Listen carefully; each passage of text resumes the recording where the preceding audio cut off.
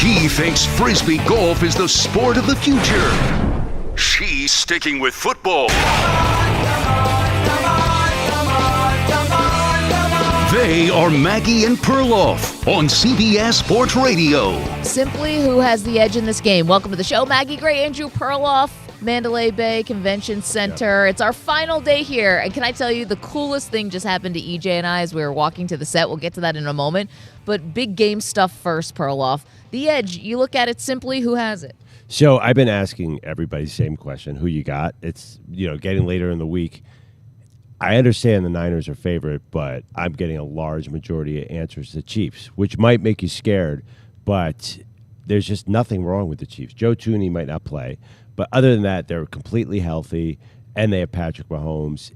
Everyone's terrified of Mahomes. And I think a large majority of the experts here are picking Kansas City, and I am too, because I just what you saw the last 2 weeks with the Niners, how are you going to trust that they're going to be a completely different team than what we've seen in the playoffs? Just because they were good in the regular season, I don't quite understand it. The recency bias to me is real here. The Chiefs are playing so much better football, and I'm with the crowd here. Okay, but the recency bias, the Chiefs would be favored in this game. And in fact, they are still 2-point underdogs. They've been 2-point underdogs. To say the Chiefs are there's no weaknesses or they're the perfect team, I really can't get behind that. Clearly, Mahomes, we all know what he's capable of. Kelsey, Andy Reid with 2 weeks to game plan. There are Steve Spagnuolo as the defensive coordinator, has been in this situation many times, has taken down some big-time quarterbacks, including Tom Brady when he was the defensive coordinator of the Giants for those 2 Super Bowls. The thing is they're not perfect, and here's why. If they get into, it's not going to be a shootout, but if there is someone else you have to rely on in this game besides Kelsey and Pacheco, well, that's wild card. It's Rashee Rice, who's What's a wrong rookie. with him? He's a rookie. So what? Okay, well, we're talking about could the lights be bright for Purdy? You're talking about a young guy on this stage. I can't say there's a non-zero chance that the moment might be big for him. Okay. And then the rest of the receiving core has been an outright disaster. Now, I don't even know how deep you can go into this receiving core. Is Kadarius Toney going to even see the field? Is he even on the sideline? Do you trust Mecole Hardman with anything? There are just a lot of ways where if San Francisco plays this game correctly, and I think plays it simply, you could put some pressure and apply pressure to the Chiefs, force Mahomes to go to someone that we might not have a lot of confidence in. Listen, there's a reason why this was the Chiefs team that we all said was the most vulnerable of this era. Yeah, but to me, Rashee Rice is definitely a dependable weapon. Honestly, I think that they've done a great job, and their coaching staff. Everything you said, the one thing I heard was Andy Reid has 2 weeks, and they have Steve Spagnuolo. Why are we getting more complicated than that? I understand the Niners have all this talent, but have they been playing like they have all this talent? Is their offense, even their offense, which is the strength, has that been consistent? No, of course not. I think the Chiefs have figured out their receiving room. I trust last year. Remember, they came in with all these sort of lesser receivers, and it was no problem. They scored 38 points in the Super Bowl, and everybody you just mentioned kind of stepped up. Even Kadarius Toney was awesome in last year's Super Bowl. If Kadarius Toney can be awesome in a Super Bowl, then I am not worried about the Chiefs players not stepping up to this moment. Like, these guys have all been there. I know, but Perloff, you wanted Kadarius Toney banished basically from the face of the earth. Well, do you remember the Lions game with all the drops, and then what happened with the offside thing? I mean, against Buffalo, yeah. I did. I just think the Chiefs seemed so poised last year in the Super Bowl. I don't know why it'd be any different this year. Okay, we're talking about just who has the edge in this Super Bowl. Simple. We're here. It's Friday. The game is approaching. So here's the thing. You're talking about trends. We're talking about who's been playing better and who's been the more complete team. And I'll hand that to you. Who's playing better? I would say the Chiefs have the edge. You go into Baltimore. You beat the Ravens the way you did, although I think the Ravens kind of helped out by being not ready to play that game. Here's the thing. I'm not asking for multiple games now. I'm not asking for a trend. I'm asking for one game. I'm asking for one game, 4 quarters. Who has the better roster? Who has the better top-to-bottom roster? It is the San Francisco 49ers. Are you sure? I am sure. I am absolutely sure. I'm not even convinced of that anymore. Who you want to go for? Let's go position group by position group if you want. I mean, yes, they do have the better roster. Listen, at quarterback, of course, that goes to Mahomes. Offensive line, I mean, I'll take San Francisco right now. You want to go? I think Kansas City's offensive line is playing pretty well. But you mentioned the Joe Tooney, Okay. injury. You want to go running back? I mean, Isaiah Pacheco's been good. Christian McCaffrey might be an all-time great running back. This is a 2024 NFL game. Who cares? Running back edge is not a decisive. Okay, well, it's going to be a factor in this game. I mean, we know they're both going to try to run the ball. You want to give me weapons? Debo Samuel, George Kittle, maybe Kittle and Kelsey. Kelsey has the edge there, but Kittle is not nothing. Debo, you have no idea what he's going to bring. Is it going to be more rushing the ball? Is it going to be receiving? Is it going to be both? I mean, I can give you – do you know that and I know that Jawan Jennings is going to make a play in this game? I know that Kyle Juszczyk is going to make a play in this game. How deep does this offensive these weapons – it's more. There are more possibilities on the San Francisco side. Then you want to go defense. That defensive line, I know they've had trouble stopping the run, but again, one game. We're not talking about all these trends. I'm hearing a lot of names, but are they really outplaying? Look at the defensive names on Kansas City. Trent McDuffie, L'Jarius Sneed, the way that Drew Tranquill and Nick Bolton have been playing at linebacker, obviously Chris Jones, George Karlaftis. I know the Niners have these names, but have those names been playing up to their acclaim lately? I'm asking Nick Bosa, Eric Armstead, Javon Hargrave, Chase Young, Dre Greenlaw, Fred Warner, Charvarius Ward. I'm asking them to play one good game. I understand, but wouldn't they play that good game against Detroit? Play a good game, chase Jared Goff, for God's sake. They came back and won. They came back and won the game. No thanks to the defense, just the Lions choked and Dan Campbell completely choked. They had nothing to do. The defense was never even got after Goff. Okay, well, you always need a little bit of help to get to the Super Bowl, no matter what. So are they going to get it from the Chiefs? No, it's not like the Ravens didn't help out Kansas City. It's not like they came out and played the worst game of their season. We talked to Rod Woodson, the Hall of Famer who does their color on radio. He said they played unlike anything he had seen all year.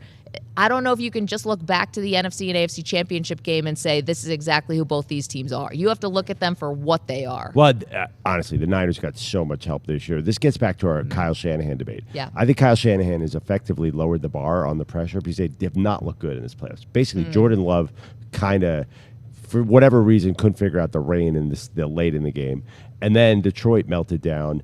This has been a perilous path. So when I say I think that -2 is because Vegas, whoever sets the odds, does not believe in recency bias. They think of big picture, and I don't completely get it. I'm not going to pretend I'm some betting scientist here, but I've watched the playoffs. You have too. I know. And I just feel like it's so much more of a solid football team on Kansas City side. Now, listen, I get it. They're Hall of Famers. You're right. Up and down as both sides. As we were doing that battle one-on-one on the positions, I'm like, I'm sick of here. I'm sick of here. EJ, pretend there's a technical difficulty. The fact that even Kansas City's greatest strength, Travis Kelce, is almost neutralized by Kittle. But obviously, we didn't really get into Purdy versus Mahomes. That's a big difference. Listen, and I've been accused of being the Purdy hater on this show, so you're putting me in an interesting position now to defend him. But listen, I'm not actually defending Purdy. What I'm saying is I think that Kyle Shanahan, I think I'm going to disagree with you about lowering the pressure on him in this game. I think it's so at an all-time max. I mean, if you aren't going to win with this team, they shouldn't even be here. The 49ers? They should have lost to Detroit. They got a gift. Okay, but they should be here like they were a great team. Yeah, but they just have not played well in the playoffs. Okay, but if you can't win with this team, I'm just not exactly sure where else do you go. This is an all-in situation now. Your quarterback's not going anywhere. They've said over and over again, Purdy is the guy. Okay. You have all your skill position players. They stayed healthy for the most part. I mean, Debo missed a couple games. McCaffrey got a little banged up, but now they're healthy. Kittle, they're all... Trent Williams got hurt. But now he's good. Yeah, but obviously if you can't win with this team, there's a very clear thing that needs to be different next year. Steve Wilkes needs to be gone as defensive coordinator. So you say that, but they have a huge coaching problem. Okay, but bring Robert Saleh back. I'm assuming that the Jets let him go. But we've got some updates on that later. If they don't play well defensively here and they lose the game, honestly, I'm not counting San Francisco back. With all that talent, just give me a different defensive coordinator and let's run it back next year. Okay, I think for one game, particularly this one, the Super Bowl, it's going to be less about the defensive coordinator and his impact on this game than the actual talent on the field. You think that Steve Spagnuolo and Andy Reid and Kyle Shanahan are not going to have an impact? No, they are. No, I know. I think they'll have a bigger impact on the talent. I actually disagree with that a little bit because look at Kansas City, Baltimore. Basically, Baltimore forgetting to run the ball, coaching. Detroit, San Francisco, Dan Campbell going for it all the time, coaching. Why would you think this one would be different? Well, I think because you've had the 2 weeks to prepare. You understand that you empty the tank on this, right? This has to feel so different from the player side of it. It's got to feel different from the coaches. As soon as something is not working, you are not going to wait. You have to switch things immediately and make adjustments immediately. I think Kyle Shanahan is going to have a big say in what the defense is doing. I don't think this is one of those games where he's like, all right, I'm going to be on the offensive side, and Steve Wilkes, you go figure it out on the defense. No chance. You're telling me Kyle Shanahan's going to help on the defense? He's going to have to. 28-3 guy? He's going to have to. No. He's going to have to, Perloff, because, first of all, he's the head coach. I know he's the offensive side of the ball, but he's the head coach. And, again, this is your chance right here. Yeah. This is your chance. If they don't win this game, I don't know where San Francisco, I don't know how they could ever think they'll win it. Bring in a new defensive coordinator. Okay, they've had the different defensive coordinators and haven't won either. So they've had lots of talent. Talent on the coaching staff. They lost to Patrick Mahomes and Tyreek Hill. You're telling me they had the talent edge in that game? We didn't even know we had no idea. No, sorry, talent on the coaching staff. They've had all these talented defensive coordinators. Right, all right. I think the roster has developed. It is better this year. In the roster, I agree with you. It should be their time, but the coaching has definitely been inferior this year. I mean, how can all those guys not produce on defense? How can they be so silent on the defensive line? Well, that's also going to reflect on Shanahan. One more thing. You're not emptying the tank in the NFC title game? Well, what are you saving it for? You said it. I mean, I don't know. I think it's the one thing that's been really tough for the 49ers, and this is not just this season or just this playoffs. They've had trouble stopping the run. And that Detroit came out, and they have this amazing running attack, and then the field tilted after a couple amazing plays by the 49ers. One more thing. Don't you think of the scenario when you think of this game in your head, a high-scoring game, better for San Francisco, right? I think Kansas City wants to slow it down. Yes, because if definitely. Purdy gets hot, that's my fear as I won't say my pick yet, but Purdy playing like midseason Purdy could be interesting. Okay, Maggie and Perloff, 855-212-4CBS, 855-212-4227. Simple question, not a simple answer. Who has the edge in this game? There's a reason this is only a 2-point spread. Oh, this is awesome. This is going to be such a great game. Can I tell you what is maybe an amazing omen for our show today and just life in general? All right, EJ is here with us, of course, our executive producer. He and I are walking through the casino, as we normally do, around 2:15. It was about 2:15 in the morning here in Las Vegas, and all of a sudden, we just hear screams, Perla. Screams of joy. Wow. We walk by, and we hear this. Hey, I'm Maggie Gray from CBS Sports Radio. We're here covering the Super Bowl. What just happened? I think I just won $11,000. Wow! What's her name? Where are you from? I'm from Victoria, Texas. And what are you in town for? We want to see the Super Bowl, but we don't have tickets. So we went to see Bruno Mars instead. But we love the Super Bowl, and I'm so excited! Oh my God. Are you going to use the money on tickets? Well, maybe some. You never know. Maybe. Wow. What do you think you want to spend it on if not tickets? I don't know. I can't even think. I never win anything. This one's lucky. She's a little lucky. I never win. Wow! Congratulations. High five up top. Enjoy, everyone. Have fun. EJ had the camera ready to go as we're walking by, and this woman from Texas won $11,000 at 2:15 in the morning at the Mandalay Bay Casino. That's unbelievable. And she was playing like they have different slot machines, and this one was actually an NFL-themed slot machine. That's why you heard the NFL Films music. Yes, in the background. Apologies to the YouTube stream in case we had a copyright strike. But yes, that was the only reason. I hope they just leave it in. Yeah. It's so good, and she was so excited. I'm assuming she's got to probably probably be a Cowboy fan. I should have asked her. Oh yeah, she's from Texas. Yeah, Victoria, Texas. Yeah, that's definitely Cowboys country. Cowboys country, right? And so maybe this is a sign of good things to come for Dallas. That I is don't know. awesome. I know. How did you get the clearance to film there so quickly, EJ? The security guards were right security- there. We I'm just started totally filming. joking. Nobody cares. You're allowed to film slot machines. I'm Yeah, totally right. I'm We totally weren't at a joking. You just blackjack can't film table. blackjack. Yeah. I'm Yeah, totally, well, totally it's funny joking. you mentioned that though because Yeah. we knew it was a big number because there was like 6'5" security guard just like ready to go. Yeah, they came out of nowhere. Yeah, out of nowhere. I was like, where did these guys come from? All of a sudden, we turn around and it's like, whoa, like the army's here for this woman, and they were excited for her. Actually, they were smiling and like I'm sure. Imagine working security in a casino. 99% of your job is probably dealing with things that really suck, and so this is probably great when you get someone who's winning big, and she was thrilled. Did they really circle the wagons around her? Oh Why? yeah. Well, I mean, it was like when she's you- like a woman with two other women. Maybe I don't know. Just maybe. It's not Safety. By the way, this is going to sound like the dumbest thing. It's not coins anymore, right? No, it's not like- coins anymore. It's would just. you have liked to see the? Bop, bop, bop, bop, bop, I mean, bop? coins would have been all over the floor. It would have Yeah, looked like I know. Scrooge McDuck's, like, vault or something. Yeah, $10,000 in single coins. I don't know. Who wants to clean that That up? is amazing, and just the irony that you're walking to work and this is going on. You want to know the other part too? Did you notice the dejected look of all the other people at the slot machines? It was They're like, I was going to play that machine. like that, or you get up and move to a different spot. Like, what are the odds Yeah. that two slots are going to hit 5 Absolutely. feet from each other, right? Yeah, that's not good scientifically. Remember that episode of Friends where the woman chases around the cold slot machine so she can get on the hot one? Yeah, this was amazing. I mean, I always said that there's nothing better on live television than someone winning a car on The Price is Right. So good, like the pure joy. This was pure joy. This was amazing. And funny enough, Cap is in the Twitch chat, twitch.tv/CBS Sports Radio, said, how much did she lose before this?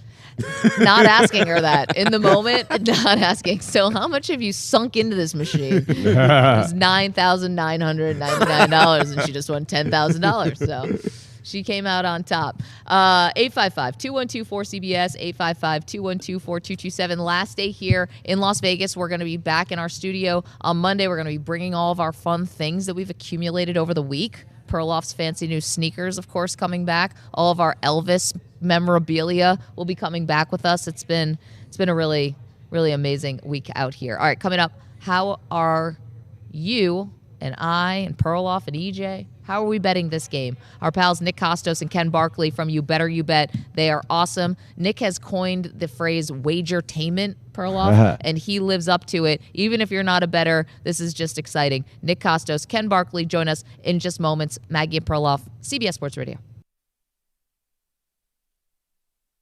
You're in a 5-minute break.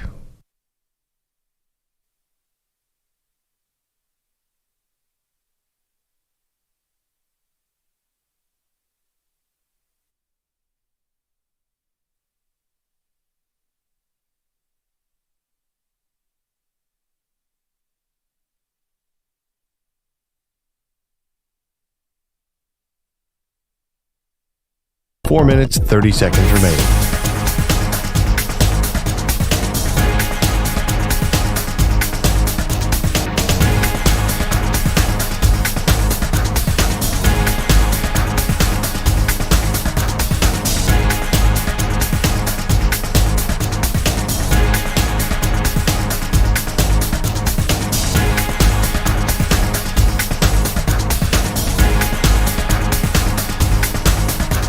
Four minutes remaining.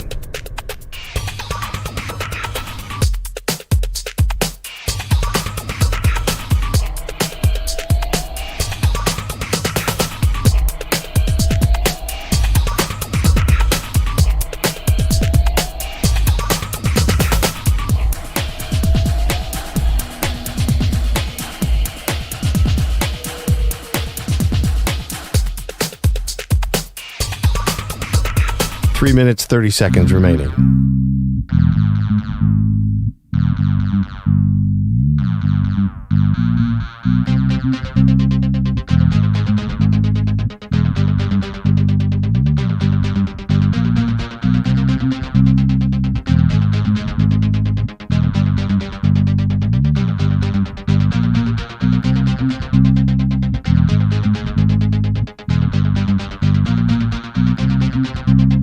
3 minutes remaining.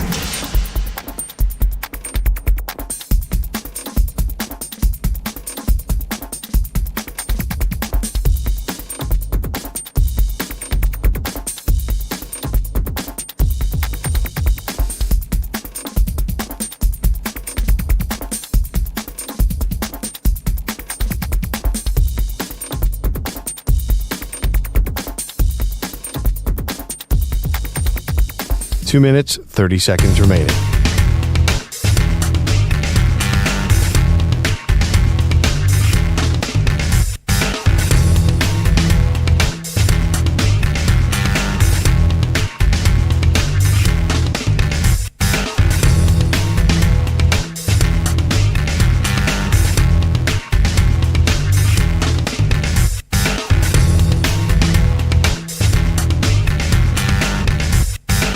Two minutes remaining.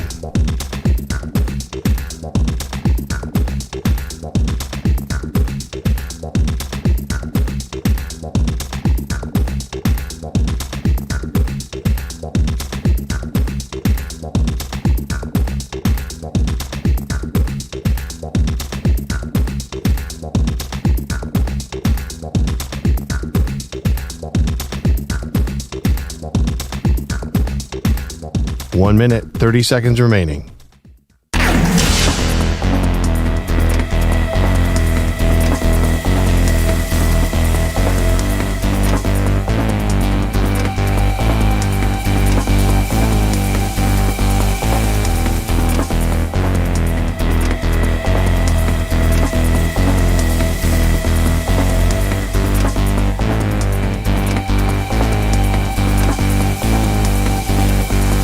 One minute remaining.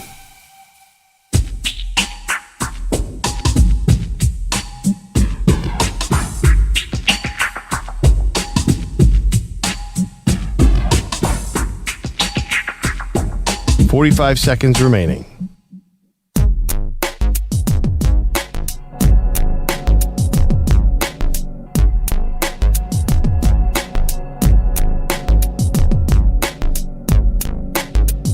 "30 seconds remaining.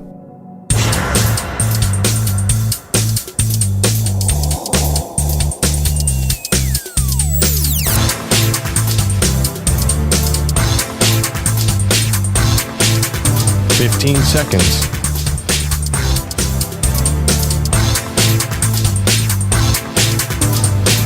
Break ends in 5 seconds.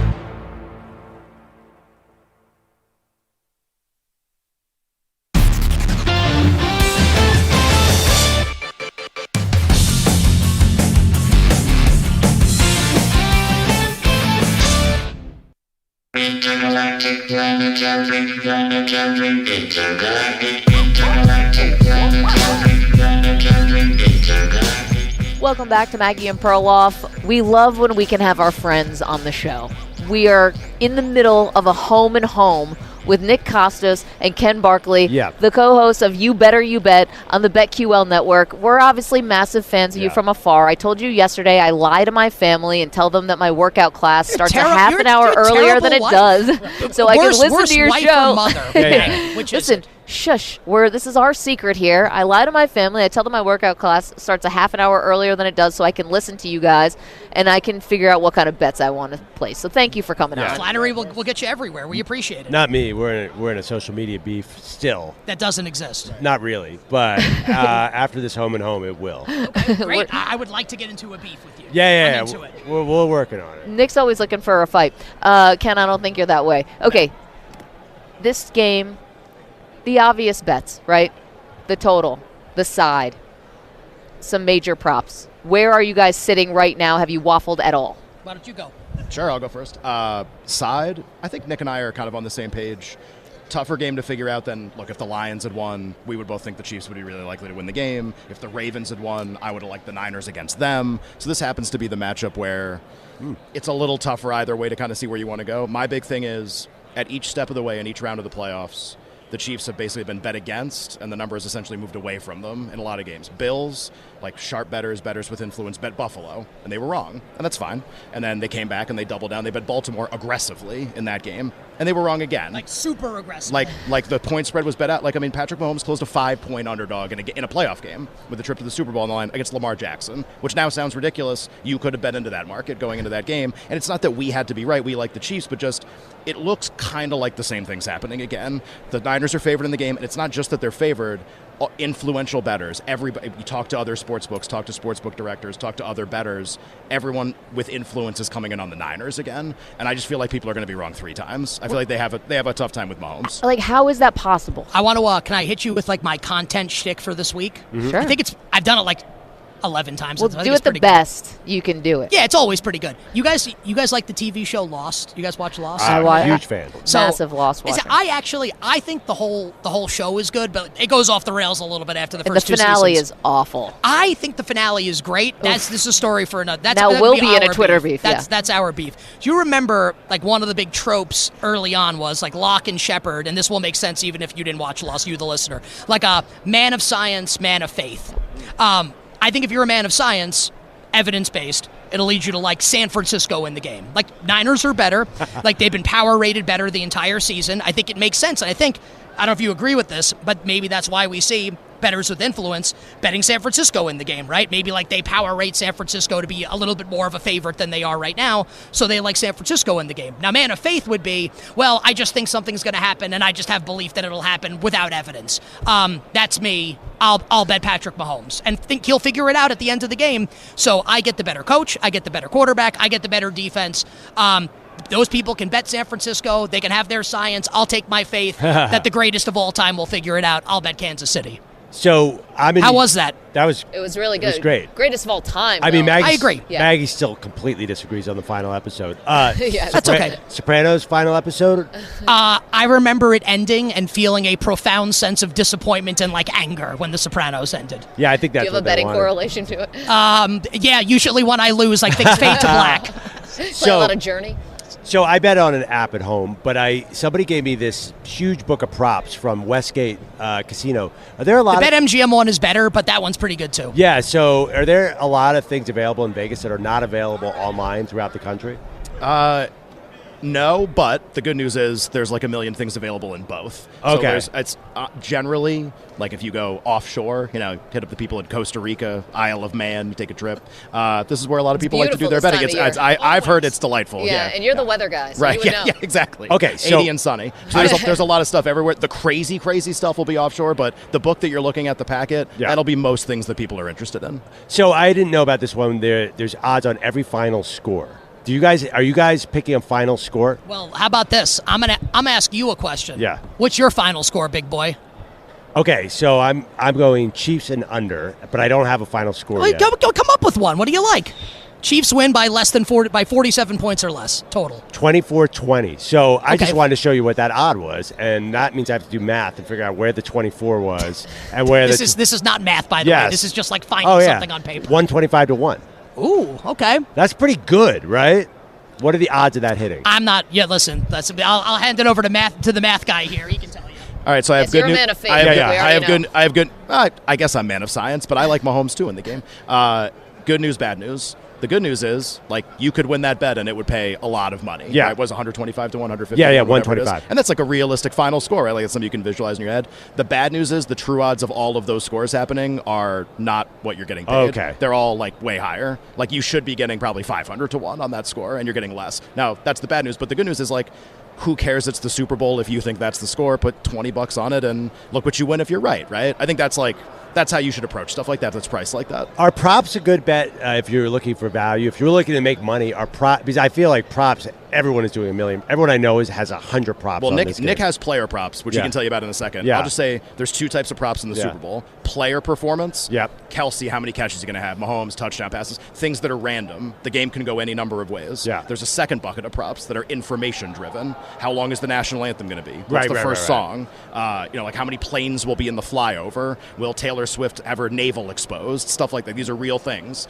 Those are There's information data on Taylor? Well, not only is there data, On her there is belly button? essentially insider trading. Oh, So got it. today is typically when all the rehearsals are for all of these things. Yeah. Right. This information will leak out. People will bet it. There is certainty in Hopefully these us. bets. Hopefully, usually we get it. We're on the chain, but we're like not at the top of the chain. Okay. So it's like when we get it, is there still time to get all the bets in? So those bets are a great way to make money. Player props, like they're a little more random. Like you can be right, you can be wrong. Nick definitely has some stuff that he likes though. Yeah, and I would say like one of the like in the Dominican where I go to sometimes at one sports book that I have been betting at for like 20 years. They have for the national anthem rehearsal time max bet $100, and it says in parentheses, literally says we will leave this up until the time gets leaked and then we will take it down because they know Right. because like I'll get it and then I'll share it with friends and we just blast it until they take it down. Bet it as many times as we can. Player props are fun because for me, I'm a huge fantasy football player. Yep. Right. And it's kind of like I hate expressions like this, but it's like meeting at the intersection of fantasy football and betting. Like join the conversation. So I really like that stuff. I think I've got some pretty good angles on the Super Bowl. I think my favorite one, and I always like when people smarter than me are on the same side as me. And we've had a couple smart people on the show this week. Our friend Drew Dinsick from NBC Sports liked this bet on Monday, and I was like fist pumping because I like it too. My sense is, could be wrong. I think I'm right. The way you attack this Chiefs defense is to run at them, right? That's how you can have a ton of success. So if you're Kyle Shanahan, there's no game next week. Like this is it. Yeah, McCaffrey, empty the tank. Well, not just McCaffrey, Okay. but when McCaffrey's like gassed or he needs like a change of pace, why would you bring Elijah Mitchell in or like Jordan Mason in when you can hand the ball off to Debo frickin' Samuel? Yeah, right. So I think Debo's going to have like 8 to 10 carries in this game. Rushing prop 16.5 yards. I like the over on Debo Samuel rushing yards. That's a great one. Got Well, any until more? it loses, but yeah, but I like that. Yeah, I'll give you the Bet Square Tommy Lee Jones impersonation.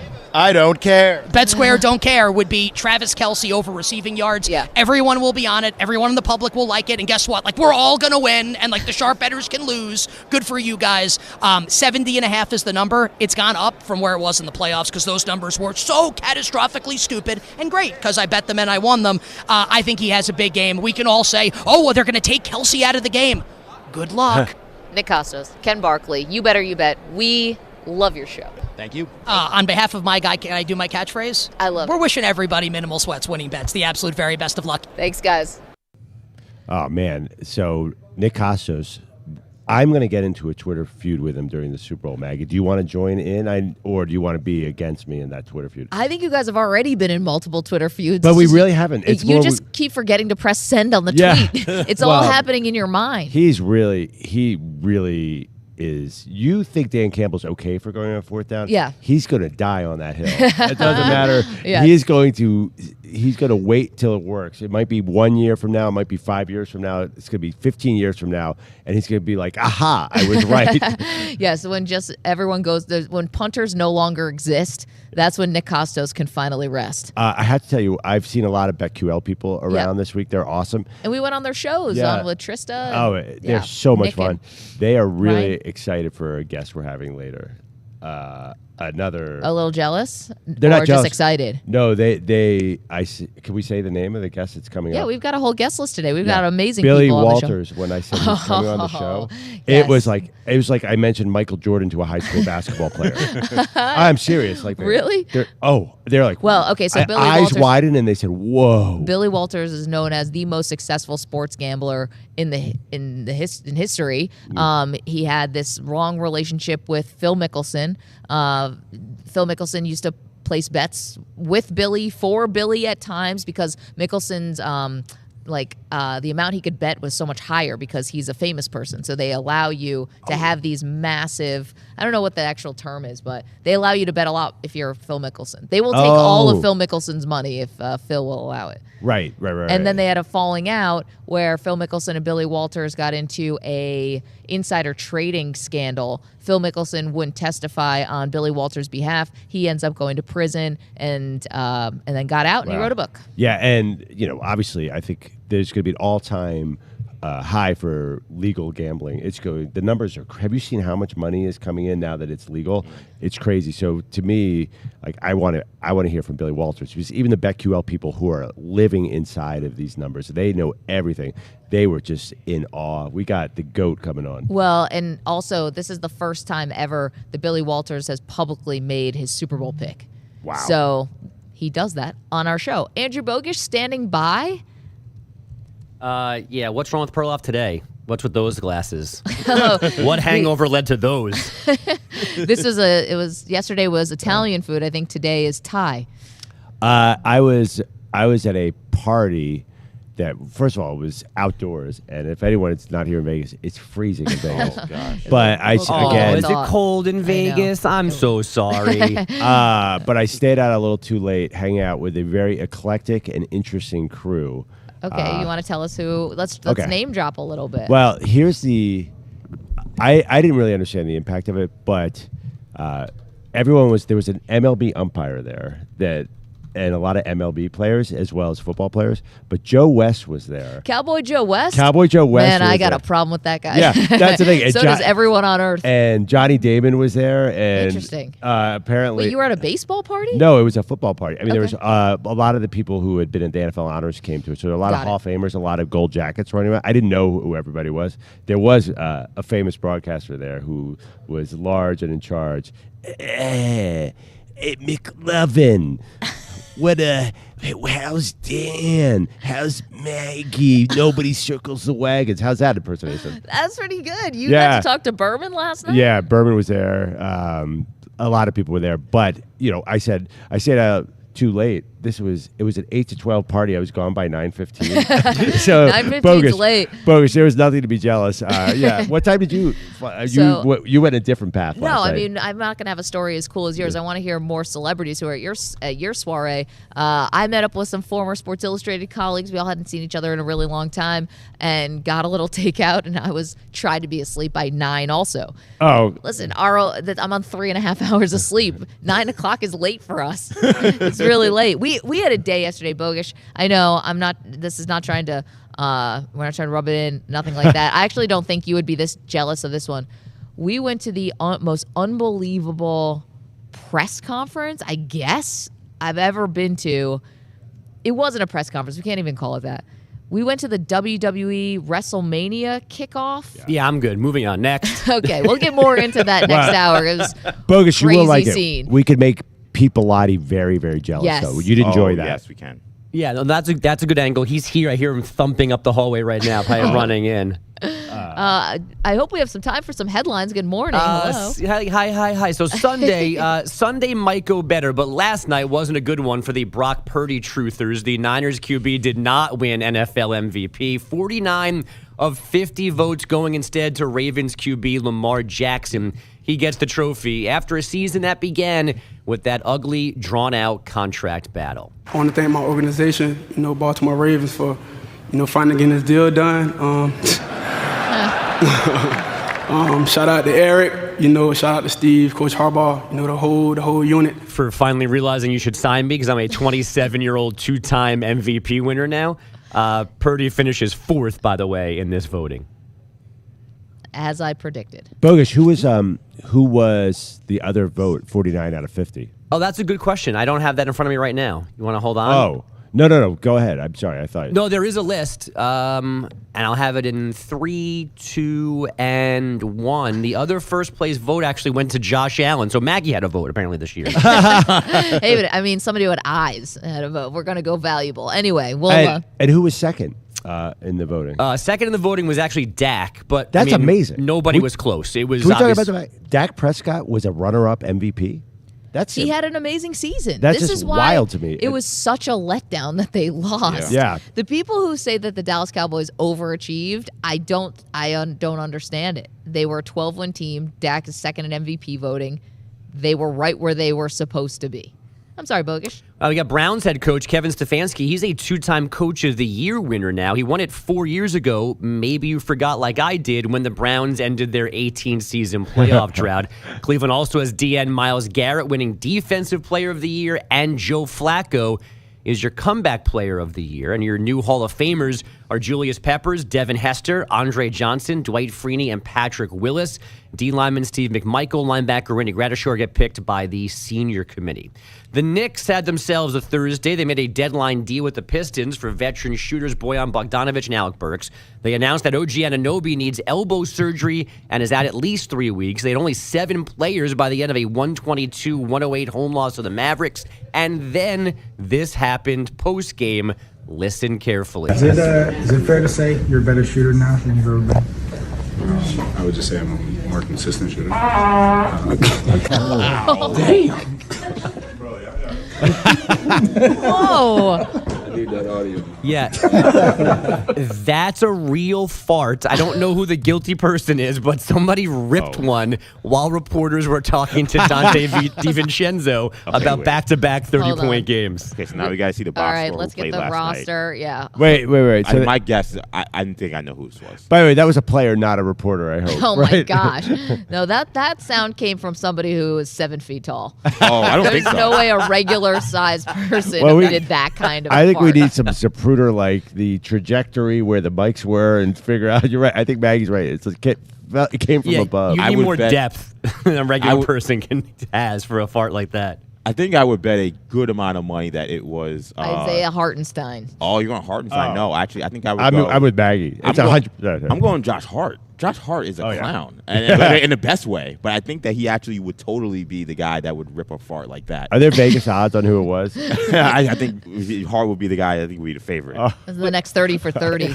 How did EJ not do an emergency podcast about this? I mean, he's Mr. Nick. You should have been woken up to break this down already. Oh, Bogish, thank you so much for that update, and that is awesome. And gross. We appreciate that. Coming up, Bogish mentioned it. He won Defensive Player of the Year last night. Myles Garrett joins us on our set next. Do not move. Maggie and Perloff. More next. You're in a 5-minute break.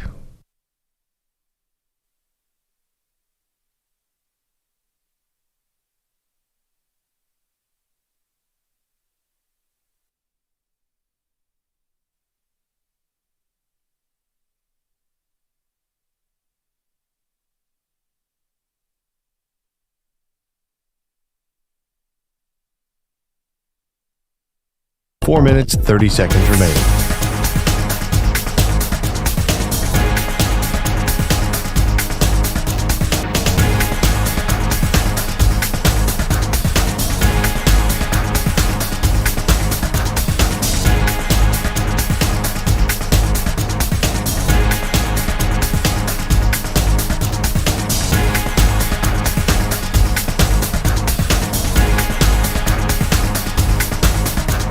Four minutes remaining.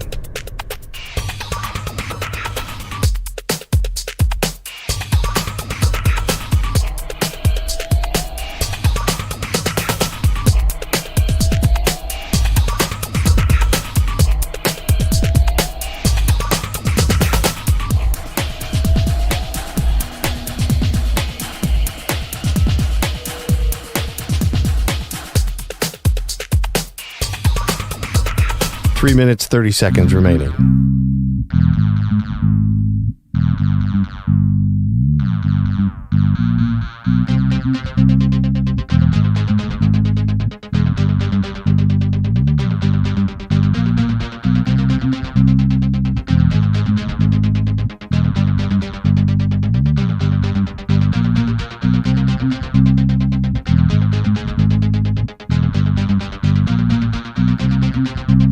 Three minutes remaining.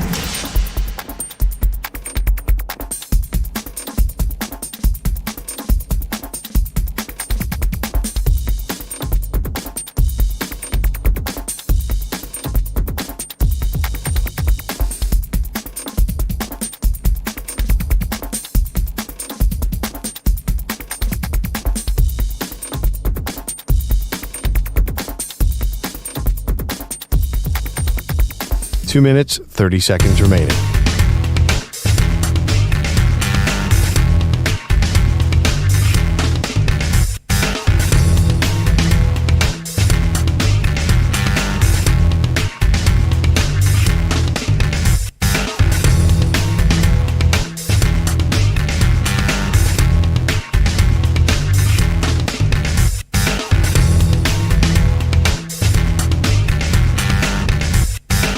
2 minutes remaining.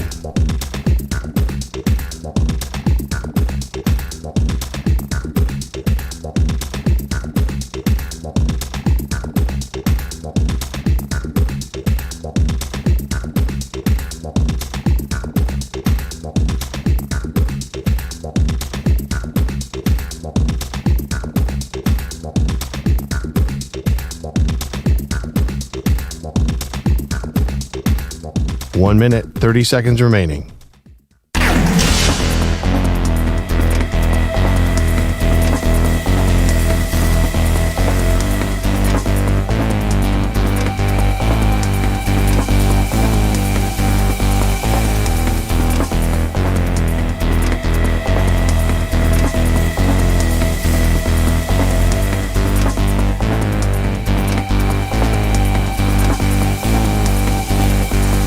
One minute remaining.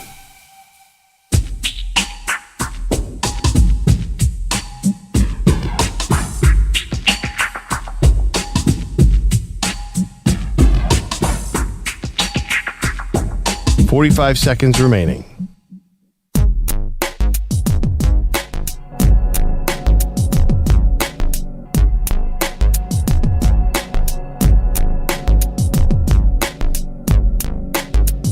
"30 seconds remaining.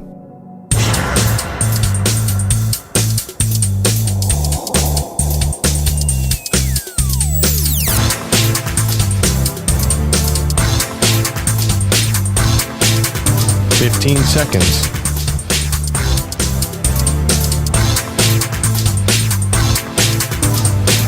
Break ends in 5 seconds.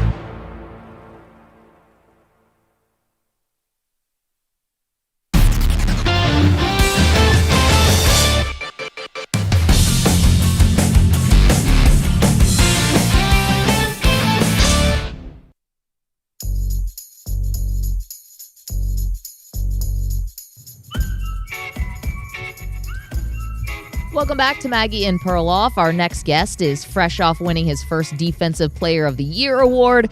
Myles Garrett from the Cleveland Browns is good enough to join us. Myles, congratulations on this prestigious honor. But first, we have to get a scouting report from you for the Super Bowl. The Cleveland Browns handed the 49ers their first loss of the season in Week 6. So give us that scouting report on Brock Purdy. How did you stop him? Because he's able to, pick his spots. I think, with the offensive line that they have, a guy like Trent, Banks, they have a pretty strong, group overall. He's able to step into his throws, and he likes getting over to the sideline. Make him throw, in between the hashes, get him uncomfortable, get him off the spot. I think he can get frustrated, and once he starts feeling the pressure, things start to get out of whack a little bit. On the other hand, a very different quarterback, Patrick Mahomes. What's the strategy against a quarterback like that who could do it all? True.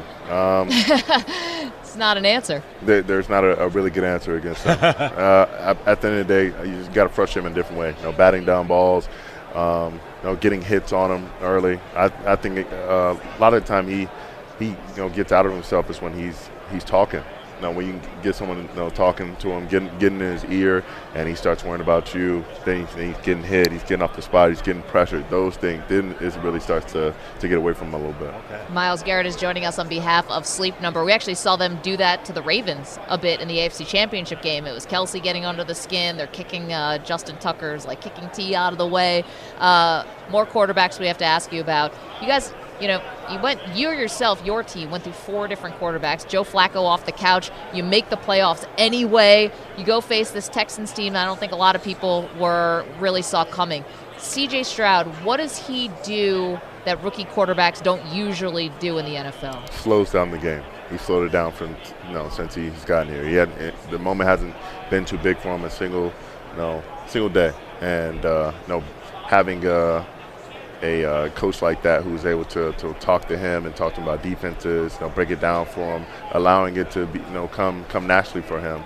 He's able to pick it up each and every week, and I think he's going to be special. I'm sorry, that's a great point. Yeah. A defensive head coach helping a quarterback understand defenses might even be more valuable than an offensive-minded head coach, which is what people like us always think you should pair with a rookie QB. Yeah, do you give pointers to your offense? Do they ask for it? All the time. Yeah. I mean, we ask for the same thing. We kind of swap information, but I've had multiple times where guys on offensive line or coaches will ask me, what is this edge rusher going to do? What is this interior D lineman going to do? How is he going to attack us? Can you prepare us by flashing those moves during practice, and just try to break down the mindset of those guys and kind of relay that information so they're prepared come Sunday. One thing about C.J. Stroud, I thought of you immediately. I saw a headline today. He's doing the NBA All-Star Game Celebrity Game, and I saw some. Now I tell everybody, watch Myles Garrett playing basketball. Why aren't you going to do this? I think you are the most impressive YouTube basketball player I've seen. You got to get out there. Why don't you do it?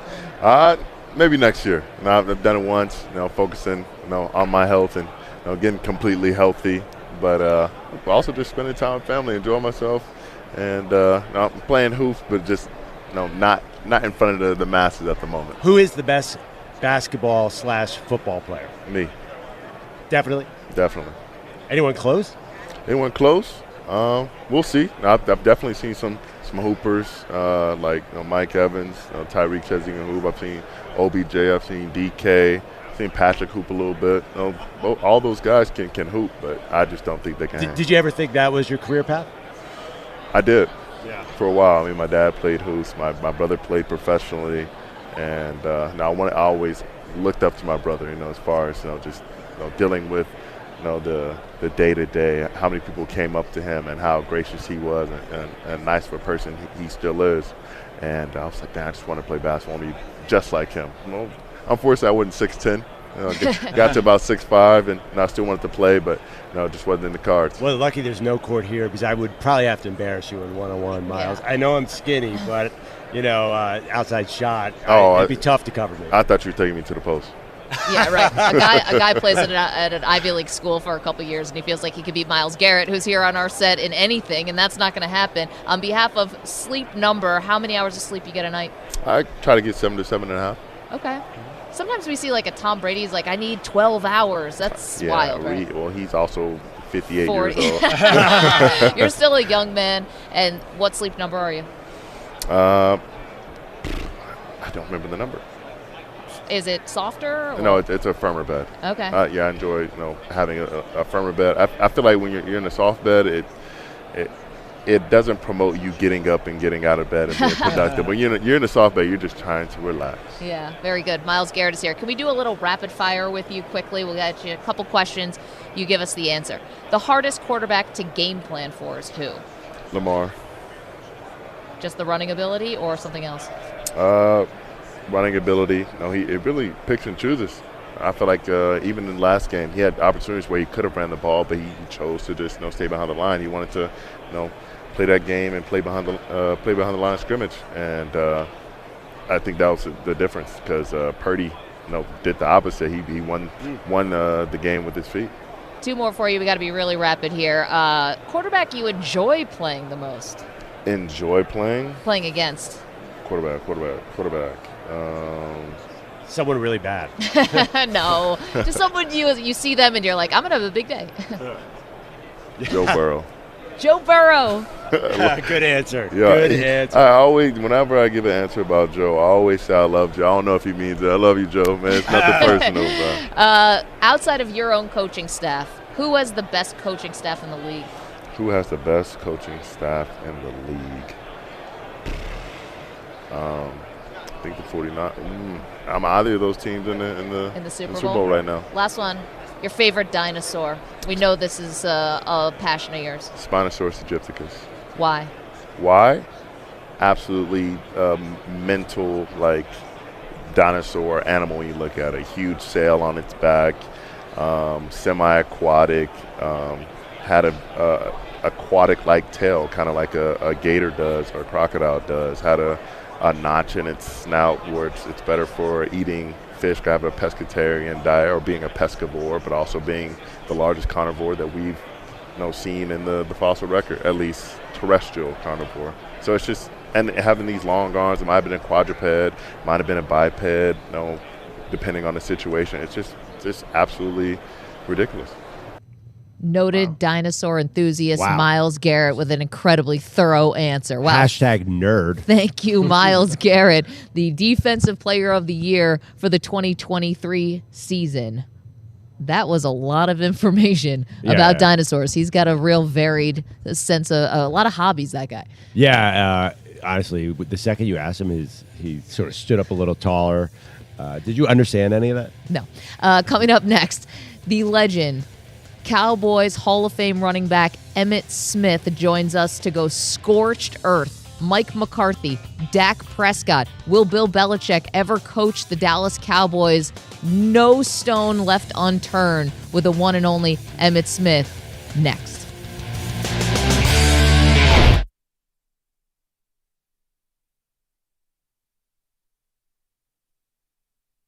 You're in a 5-minute break.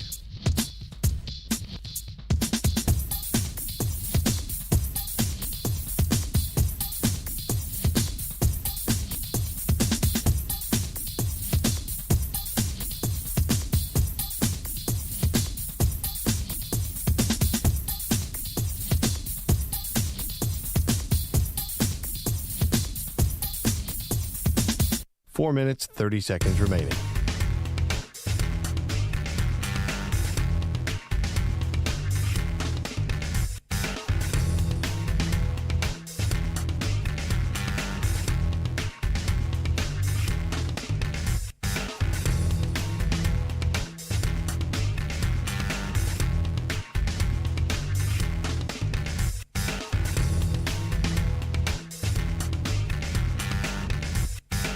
Four minutes remaining.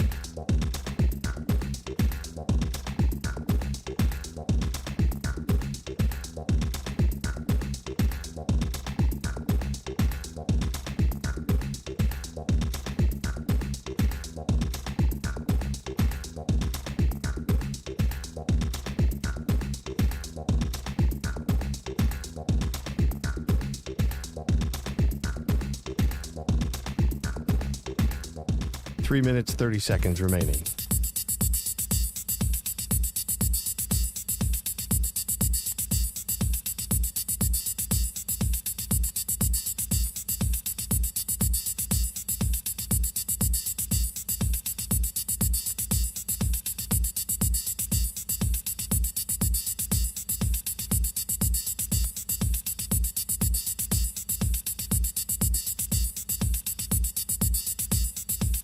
Three minutes remaining.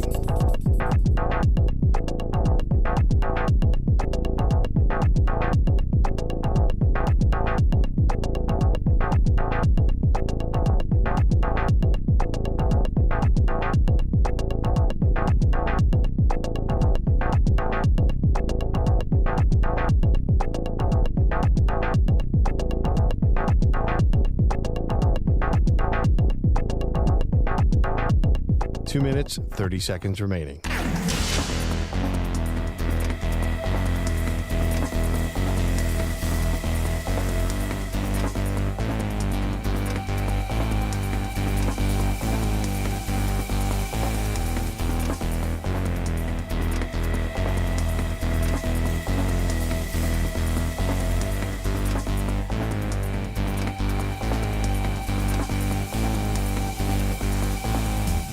Two minutes remaining.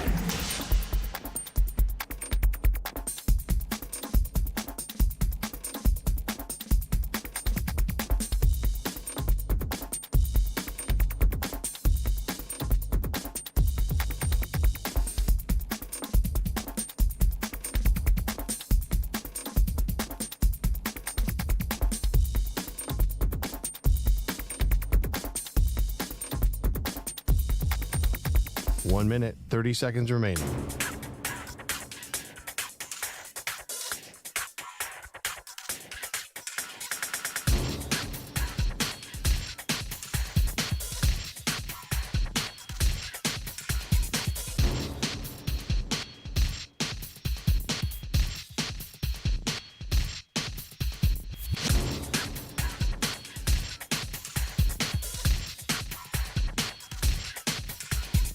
One minute remaining.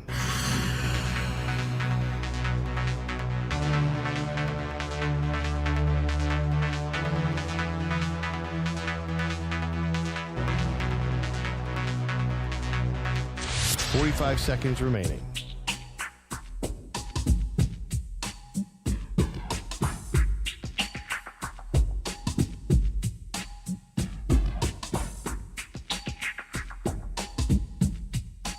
Seconds remaining.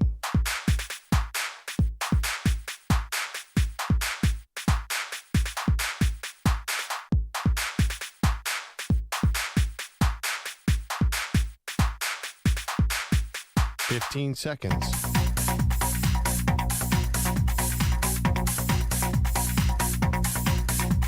Break ends in 5 seconds.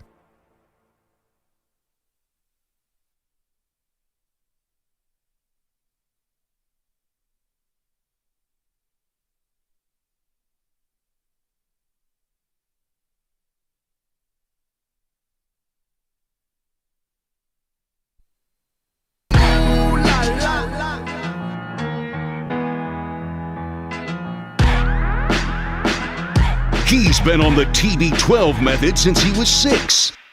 She's on her 3rd scotch.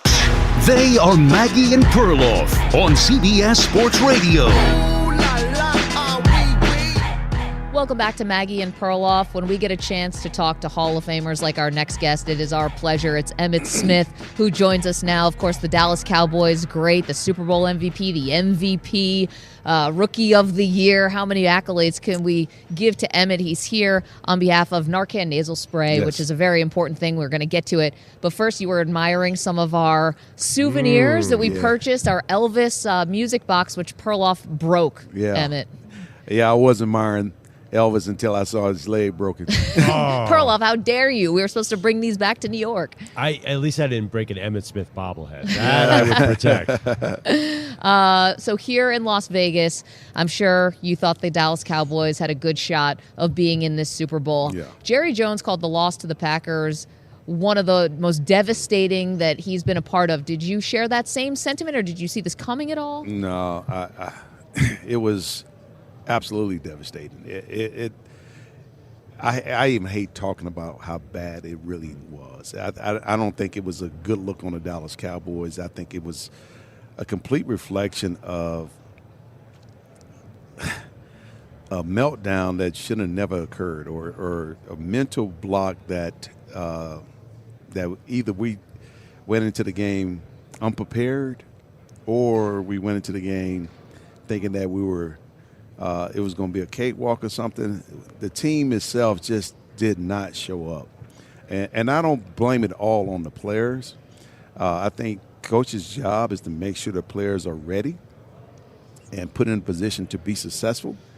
And players' jobs are to make sure that they meet that challenge of getting ready and putting themselves in position to make plays and do what is right. But our team just seems to be lost. I mean, I cannot put my finger on why it looks so bad. So if that's the case, why is Dallas bringing back Mike McCarthy next year? Because I'm not a GM.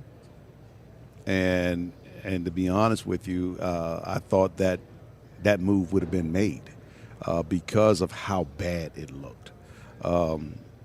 I think our team and organization right now give the appearance of becoming a great organization and being a great team. And they sell everybody on it every year. And selling people on it and getting the ratings around it is something that's important. But I think there are things that are much more important than all of the hype. I've never known the Cowboys organization to be a hype organization. But I think when you look at our teams, we make the playoff, we look like we're capable of going all the way, but we don't. For some odd reason, I think that's a mental block.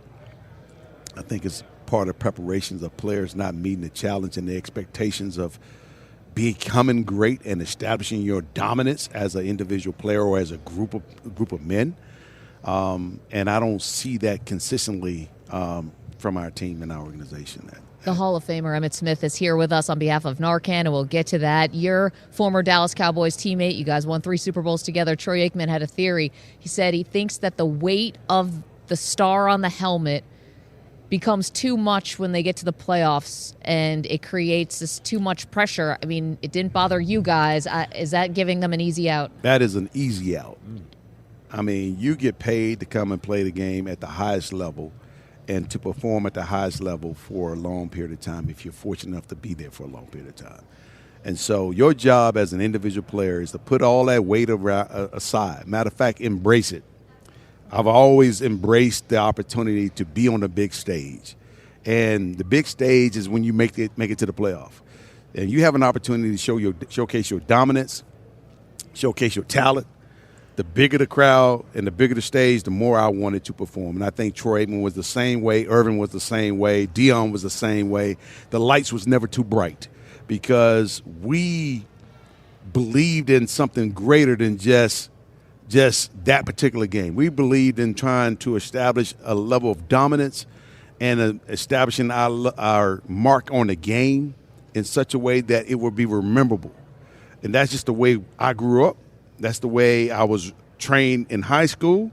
That's the way I was trained when Jimmy got there. That's the team that he was building, and that's the team that he built eventually going to win 3 out of 4 Super Bowls in 4 years.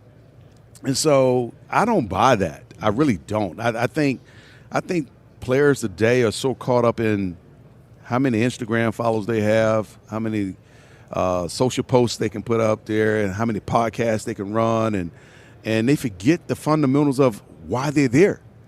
You're there to win championships. I should not have to tell you what to do. Like Barry Switzer said at one time, he said, I shouldn't have to come in the locker room and motivate you before a game. You get paid a ton of money to do something that you love. You only have a finite time to do it. What else can I say to you? What should I say to you to let you go out there? You going to play any hard if I said something else to you? You should want to play hard. And I think that's a lost art. I think that part right there is why mediocrity exists. So we talked about the coaching. A lot of people pointing to Dak Prescott had such an outstanding regular season, and he hasn't been able to get over the hump in the playoffs. What's going on with Dak? I think it's preparation. I mean, some things I can only point to one game, and this to me sums it up for me. This sums it up for me. We're playing Detroit in Dallas, and it's a heck of a game. We actually take the lead. Detroit is driving to try to come down the score and get the lead back. We pick the ball off, and it's about 3 minutes left, and I think they almost are out of timeouts. If not out of timeouts, they will be. All we have to do is just milk the clock.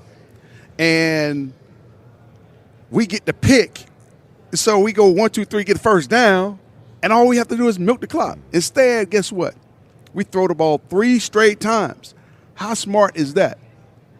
That is absolutely hideous. All you have to do is just run the rock or take a knee. I don't care. But then when you throw the ball the third time and the quarterback throw the ball out of bounds to stop the clock, he doesn't even take a sack. So that says to me, either he was not prepared properly or he forgot he was playing the game. When do you not play the game and take – see, sometimes players have to overcome coaching. When a coach calls a dumb play and you know it's a dumb play, I'm like, why are we doing this? This doesn't make no sense. If it doesn't make any sense, why are we doing it? Call another play. Run it. And that's what Troy Aikman would have done. He would have done that. He's smart enough to know that. Game situations. And so when I hear people talking about Brock Purdy is a game manager, that is managing game situations.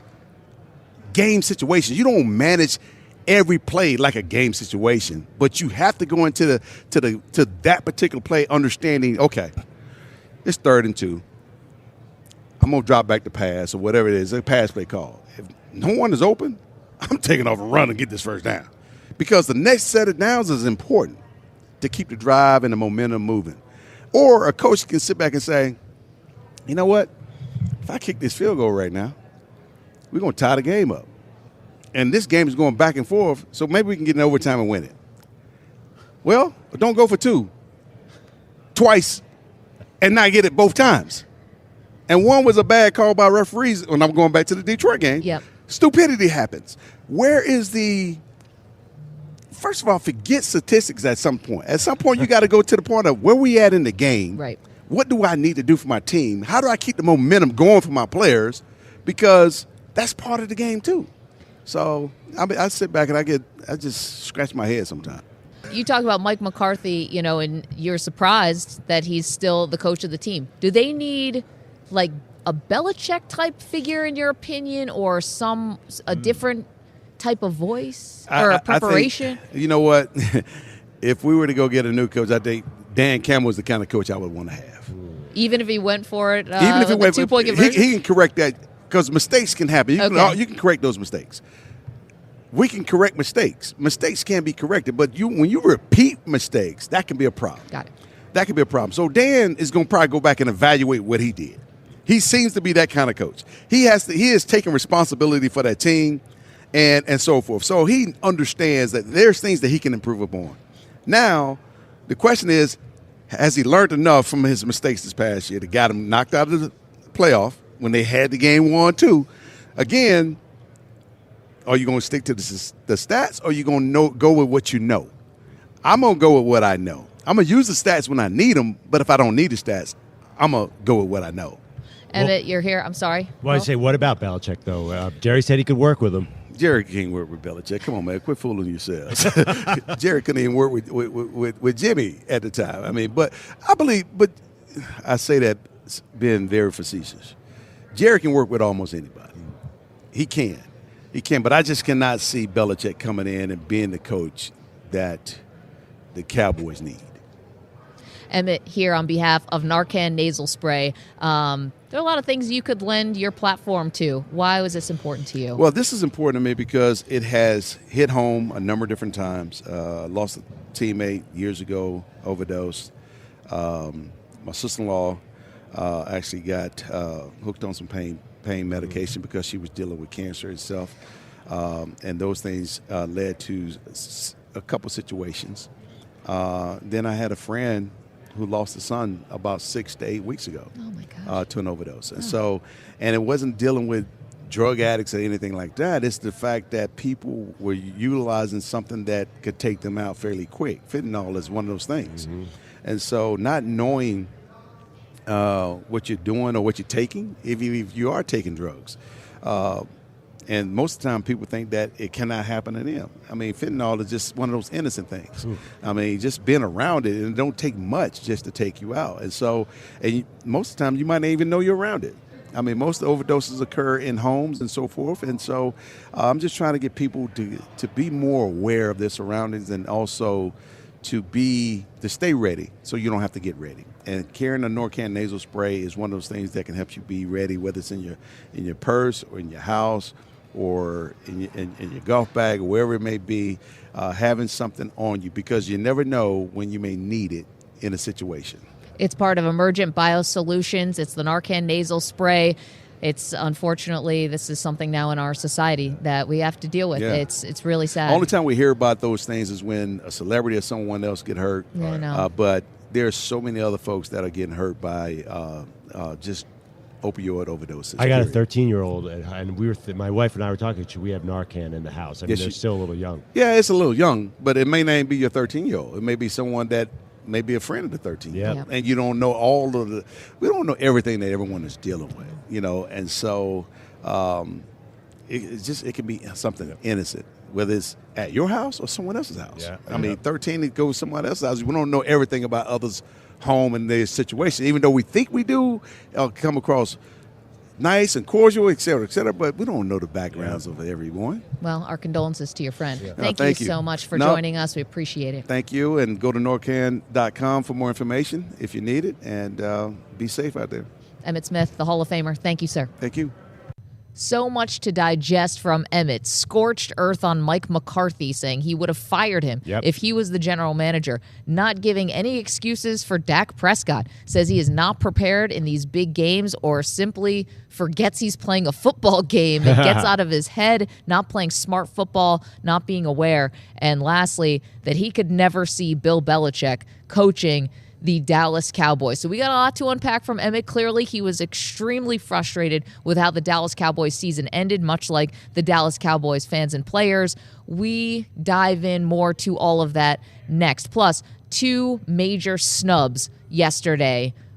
We'll hit both of them when we return. Maggie and Perloff, CBS Sports Radio. You're in a 5-minute break.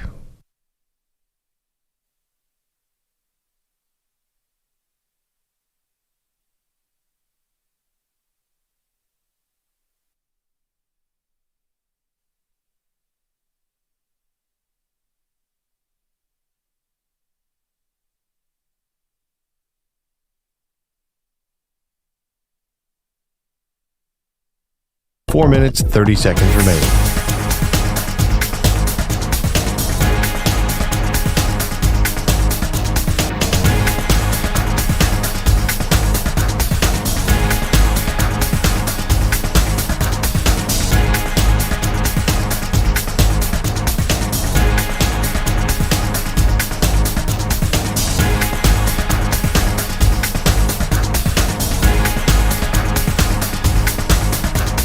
Four minutes remaining.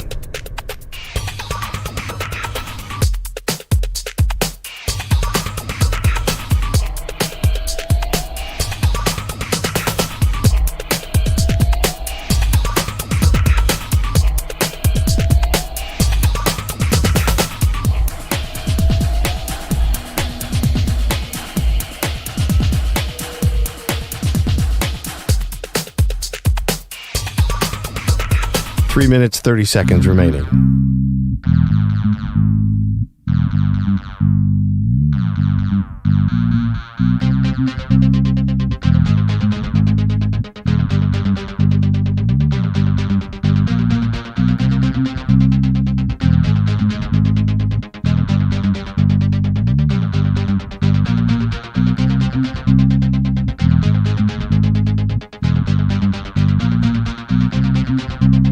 Three minutes remaining.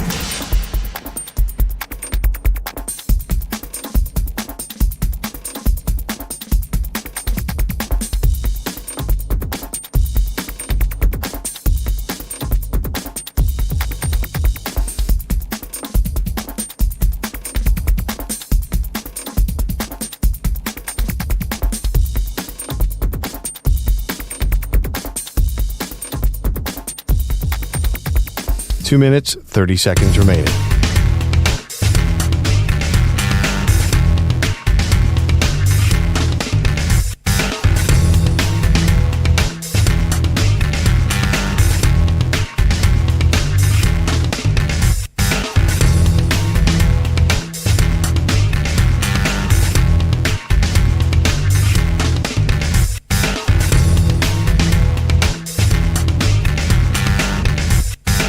Two minutes remaining.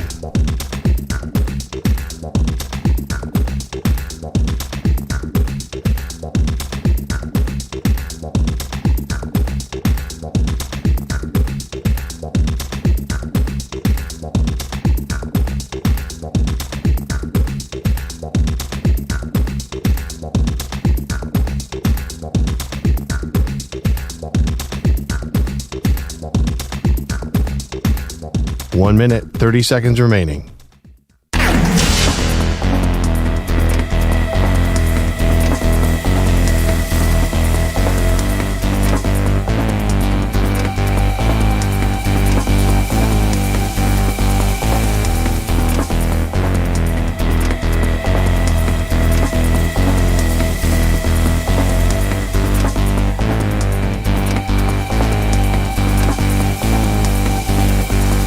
One minute remaining.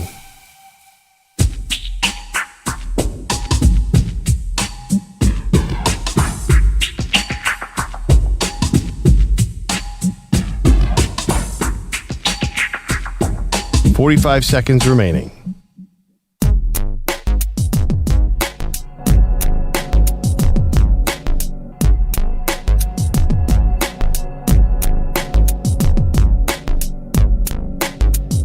.30 seconds remaining.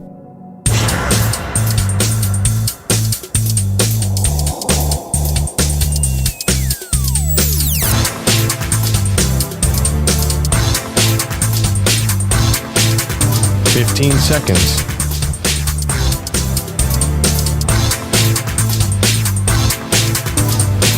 Break ends in 5 seconds.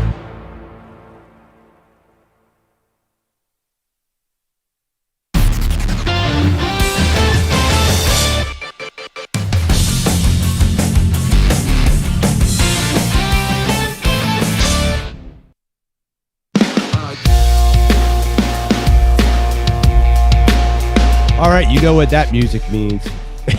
It's Super Bowl bulletin time here on Maggie and Perloff.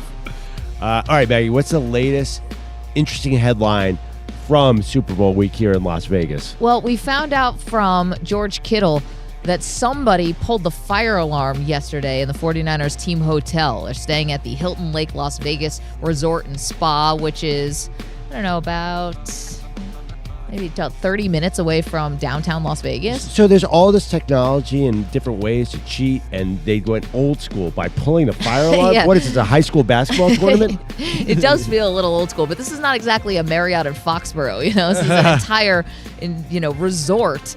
They said that people didn't have to leave their rooms. I don't know how they got that across. So George Kittle said he went into a bathroom and shut the door and stayed in there for 18 minutes.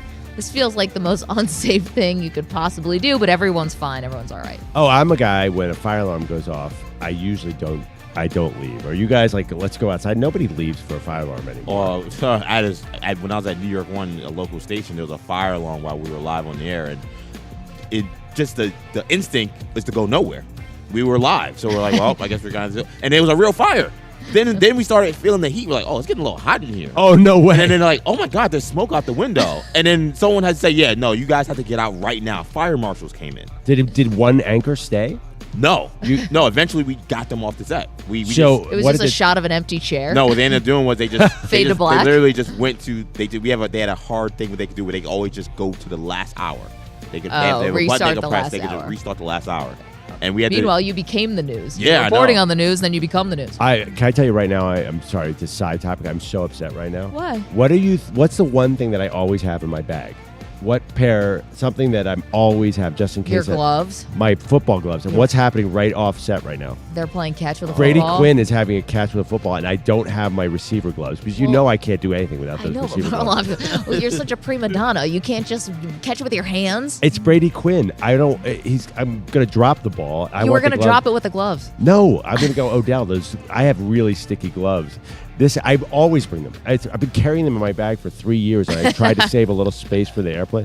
So, you never know when a former NFL quarterback, a game of catch is going to break down. I feel like Perloff actually would be a good receiver. He's got, he's tall, long arms. Oh, yeah. This love affair. Bogish. What a week it's been. I'm so glad you're here to throw cold water on all of this. No, I think you'd be a really good wide receiver. No, you are. No, you would be. No, you Justin hang up Watson, first. Save us, Bogish. Justin Watson, the Penn receiver, Andrew Perloff, Dartmouth. I could be in the Super Bowl, Maggie. He's right. That escalated quickly. All right, well, that's our Super Bowl bulletin. So someone pulled the fire alarm. We'll see what else happens. Bogish has got some headlines. Hello. Guys, last night in Vegas, supposed to be about celebrating the players who had great seasons and the players who had great careers with the unveiling of the new Hall of Fame class. Instead, Jets owner Woody Johnson took the opportunity to fart in the general direction of his team.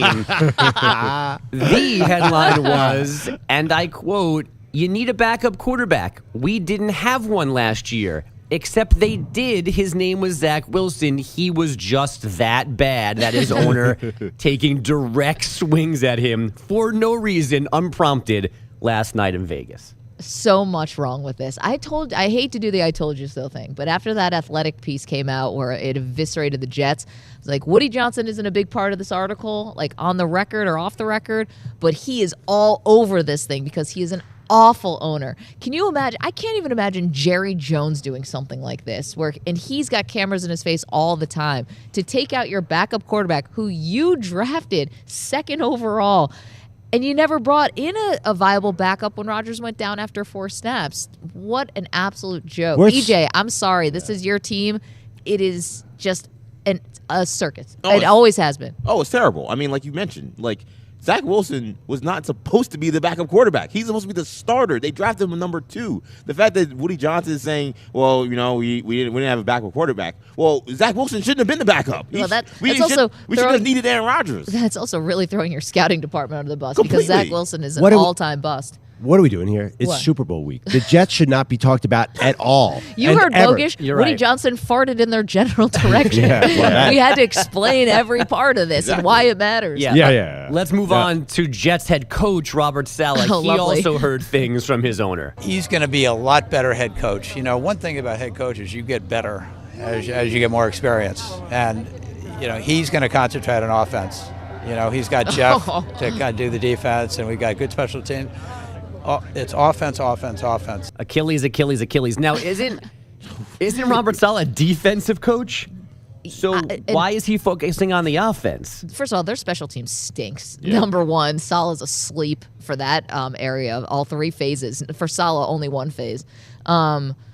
You have Nathaniel Hackett there. What did you think was going to happen? If he's not with Aaron Rodgers, he's, as Sean Payne said, the worst coach in the history of the NFL. I'm sorry, presided over the worst coaching job in the history of the NFL. So they're all on the hot seat. They should have just fired him anyway. That's what's going to happen. Yeah, this feels like inevitable, and like any kind of hope for next season that, oh, well, Rodgers will be healthy and you'll feel better about this. I don't know how you can feel that way listening to the owner say our defensive specialist head coach is going to be focusing more on offense this year when there's a Hall of Fame quarterback on the team. Like, what are we doing? Oh, man, EJ, it's going to be a long offseason. We need some sort of like jar for charity where every time we have to talk about the Jets this offseason, we put $1 in. And honestly, oh my gosh, this charity would be rich. Yeah, I mean, because I can't do last offseason again. I just cannot You realize do Jets hype. we have a WTF Aaron Rodgers segment, right? Like Yeah. that, like we'll be broke by the time we get to the training camp. Yeah, no. I mean, the Boys and Girls Club does love us for all the contributions. I mean, we made. don't you guys feel foolish about last offseason? I bought it. I do. predict them to win the division. I'm never doing it again. I mean, he got hurt after 4 snaps. So it would have been different. Although that offensive line was You're so right. bad, he No, probably you're was right. going to get hurt at some point. Not that we're wishing it, just it was inevitable. Yeah. All right, how about another AFC East owner? Here's Robert Kraft. He was in Vegas, of course, as well, at NFL Honors last night. I think he wanted to laugh at this joke from host Keegan-Michael Key. There has never been a season like this, everybody. I mean, who'd have thought we'd see a year when Taylor Swift went to more playoff games than Bill Belichick? And as everyone laughed, the cameras cut to Kraft right on him, and he did the ooh, that was harsh face, but I think he actually wanted to enjoy it. I will bet that Robert Kraft got the heads up that joke was coming. Hate to pull. Yeah. I would think that that everyone who was the butt of one of those jokes probably knew it was coming. Yeah, I don't love the joke. Why? It's Because so funny. the Patriots are dead in the water. That would have been funny 3 years ago when the Patriots didn't make the playoffs, but nobody thought the Patriots were making the playoffs this year. So You can't claim that a comedian's punching down when it's the Patriots. I do think he's punching down. No. Like this, yeah. Bill, did anybody think the Patriots were going to the postseason this year? So I don't know. I felt like the Belichick side didn't really live up to this. And you would have rewritten this joke how? I don't know. I think you pick what's a team that should have made the playoffs that didn't make it? Like Aaron Rodgers. Maybe say Aaron Rodgers, more playoff games than. Yeah, no, it's pretty good. By the way, He made a different joke about Aaron Rodgers. You're Do you right know about what it Robert. was? No. Wait, Bogish, it was something about a cough, right? Well, he said, what was that? He made up a funny disease, a another disease. thing that Aaron Rodgers is not vaccinated against. Yeah, it is. I forgot exactly what it was. We can find it for you. But it wasn't exactly a drop the jaw moment. I think there was polite laughter. It's yeah, nobody really thought Bill Belichick was going to the playoffs. I don't know. It felt like it wasn't. Am I crazy? Yes. You just enjoy it. Yeah, I thought just enjoy the dig. That is definitely not a funny joke. I'm sorry. That's like that guy at the Golden Globes where Taylor was just staring at him. Oh, no, that is- this was way better This is than better, that. but if that is not funny. Well, That yeah. was polite laughter out of the crowd. No. Keegan Key's a real comedian. Yeah, I know, but that's why I'm like, don't put him in his I'm class. like, that's his best joke right there. I don't know. It was better than his other Taylor Swift joke, which was we're going to cut away to a different influential blonde, Roger Goodell, and they cut to Goodell in the crowd. That one wasn't funny. That one Yeah. seemed like Goodell wrote that. Please make a funny haha about me. They Yeah, stole the that Rock's, one. the rock star and a blonde, superstar, and it was Roger Goodell. I did like. Well, thank you for explaining that joke. This one was kind of like punching down a little bit, I guess. He goes, Taylor Swift is in Asia, and she's having her tour. The only person further away from a Super Bowl are the Carolina Panthers. That's punching down. That's pretty good. My kid liked that one. That got an audible chuckle out of my 10-year-old. That was his favorite joke of See, the that's joke. That owner must be like, whoa. Well, their new head coach Dave Canales retweeted it like he was with the receipts. Like, I'm taking Oh, receipts on okay. this. So that worked out. That worked out great for Robert Saleh. Yeah, keeping the receipts. Yeah, receipts. Oh, boy. Actually, it's funny with Dave Canales. Receipts in the past have not served him well. Oh man, no, those are charges to a 1-900 number if we're reading his book correctly. I don't even know if they have those anymore. I'm sorry, Bogan. It seems really old school. Yeah. Like a 1-900 something when the internet exists. Yeah, like you could have said like charges will not appear on your room bill. Like, wait, why would anyone need a television for adult content? I know. It's like, have you seen this magazine? It's like, is it a time machine?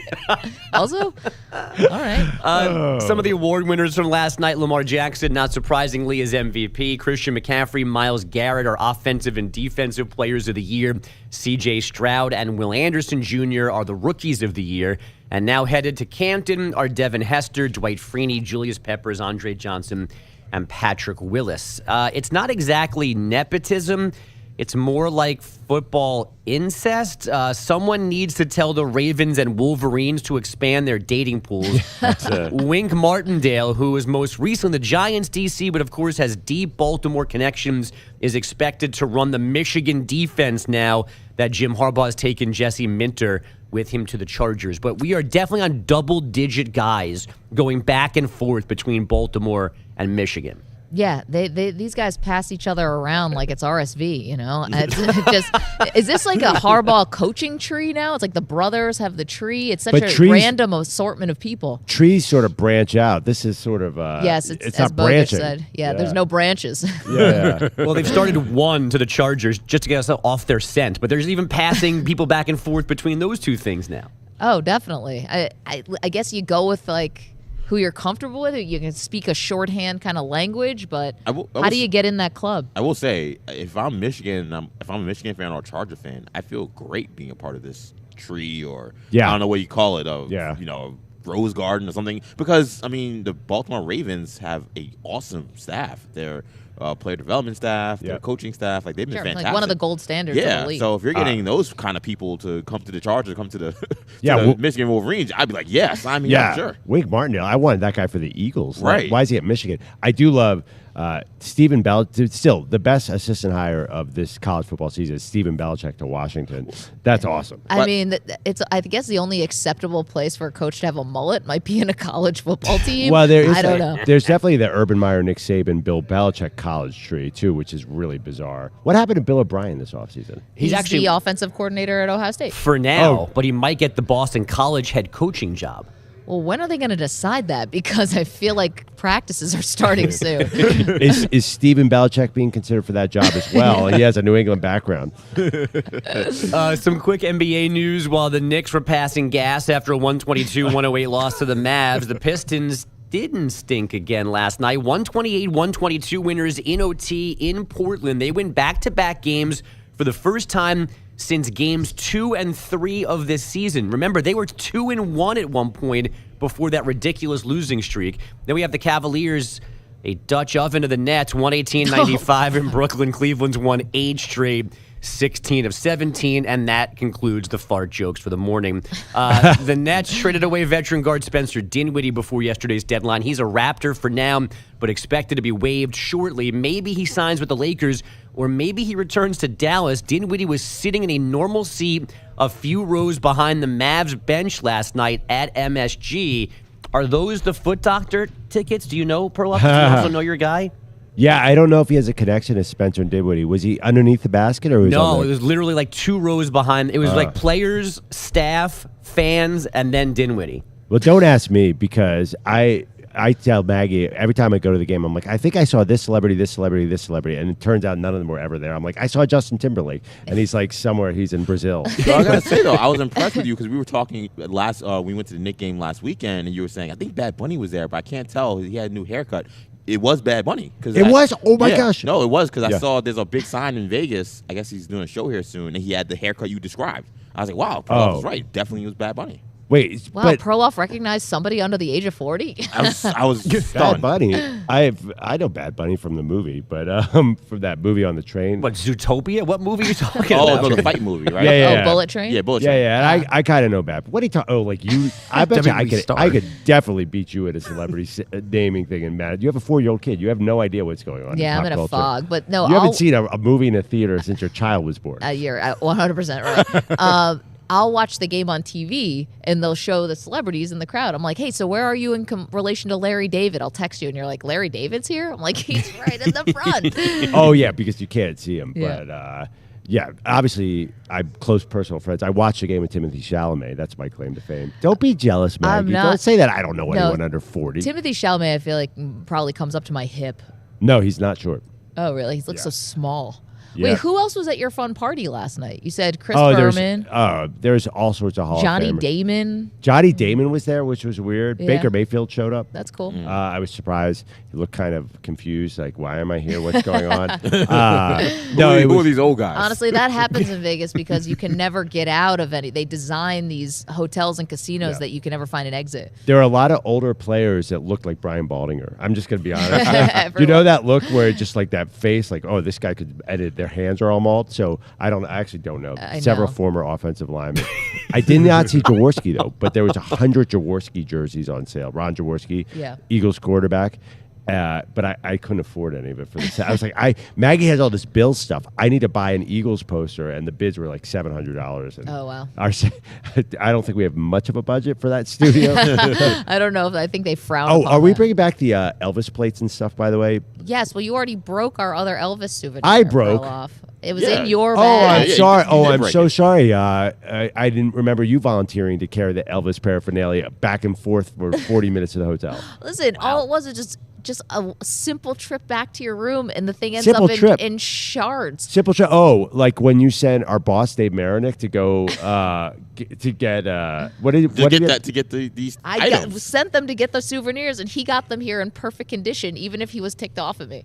Okay. Oh, so now he definitely can't tell me broke them because now I know, all that then walking both for of you nothing. Guys, both of you guys get Stand by, I'll text. Oh, no. God, bogus. Wait, it's Littlefinger at it again. It's 4:35 in the morning Yeah, here. yeah. That might get you in hot water. with Nice Dave. up. Well, Yeah. we've already woken him up once this week, Monday morning at this time. So Maybe maybe there's it was earlier. So this will be acceptable. Maybe pull the fire alarm, and they'll have to wake up early and hide in the bathroom like George Kittle. If Dave Marinick was the man who pulled the fire alarm on the 49ers, it would be an all-time upset. I mean, it could have been him, just not for mischievous reasons, not to screw the Niners. He might have just done it by accident. Dave Marinick just backs up, and all of a sudden it's the fire alarm. Like his backpack got hooked on it, and he pulls a fire alarm and ruins the Niners' night. And that would be such a great Dave Marinick apology. yeah. He's so nice and like so effusive. Be like, I don't know what happened. My backpack just backed into the fire alarm. And Coach Shanahan, I'm so sorry. I'm so so sorry. sorry. We patched it up, by the way. So I'm back on Dave's good side. So says you. Well, don't show him that broken Elvis thing. Any other headlines, Bogues? I can tell you that the SEC is rich still. Each school getting $51.3 million from the conference for fiscal year 22-23. That's a 19.1 mil increase from the previous year. Oh, that's going to be nice. so great for the play. I'm so excited for all the hardworking players who risk their health every week. They're going to get a lot of money out of this, right, Bogus? I was thinking more about how Vanderbilt should say, we're good guys, we don't deserve. Maybe we'll take 30 mil out of the 51 mil, but yeah, players aren't going to get any of that. They got to pay the players. This is too much money. It's crazy. Yeah. In the Bogus, thank you, and actually would love to get your thoughts on this. In the chat, youtube.com/CBS Sports Radio, twitch.tv/CBS Sports Radio is just one way you can watch the show. Our amazing CBS Sports Radio affiliates have been incredible for us. The absolutely free to download Odyssey app and SiriusXM channel 158. I will leave you with this question that you can ponder in the break. This one comes from Bucky Cheese, who says, what is the bigger social blunder, public burping or public farting. Oh my God, fart is I think it's a 1,000 runaway. times. Yeah. Public burping. Who cares about that's like having the hiccups? What's the difference? All right, it's a landslide. But you know what's funny though? I feel like I've been obviously in places where both have happened to someone else, and like you see it or you hear it.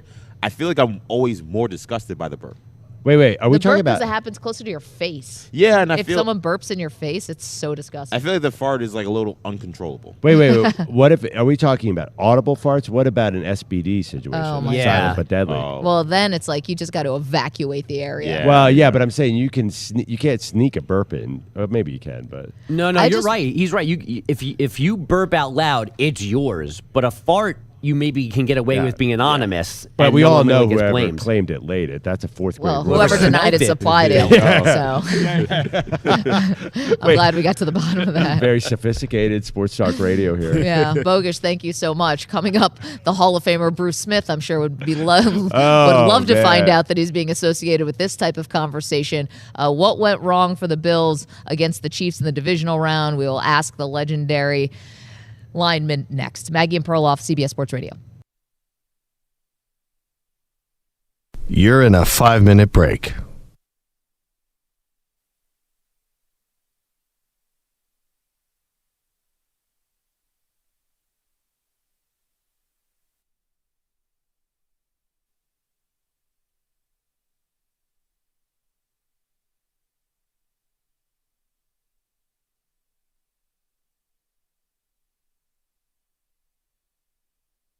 Four minutes, 30 seconds remaining.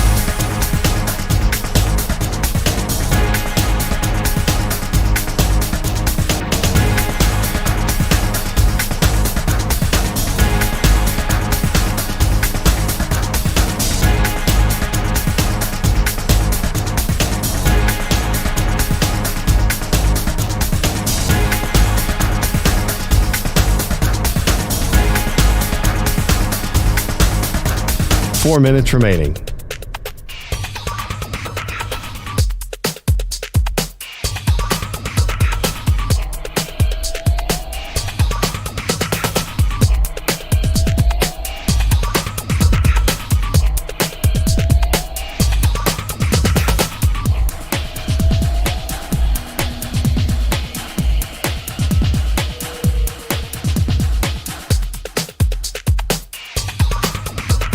Three minutes, 30 seconds remaining.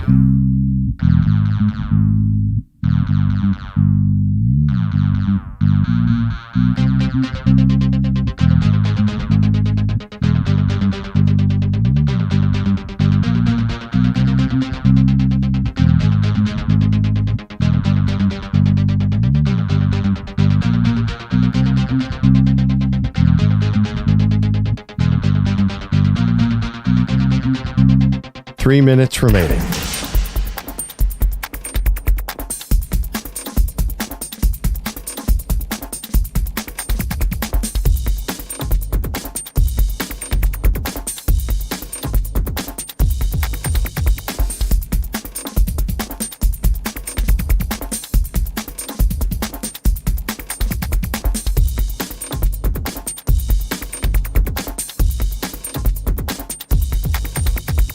Two minutes, 30 seconds remaining.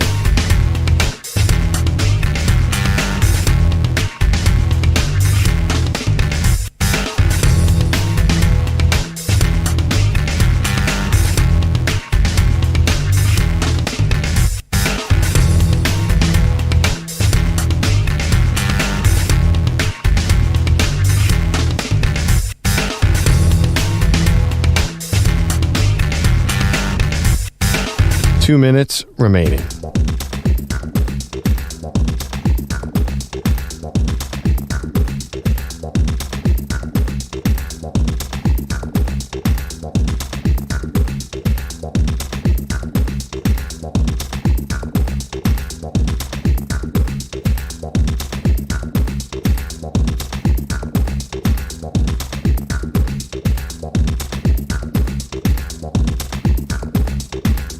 One minute, 30 seconds remaining.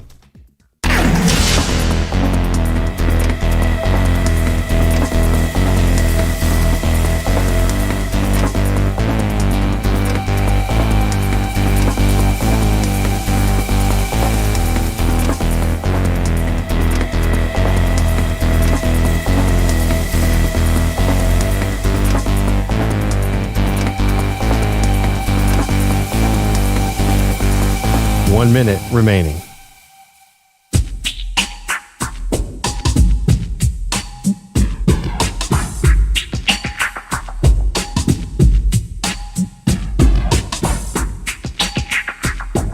"45 seconds remaining.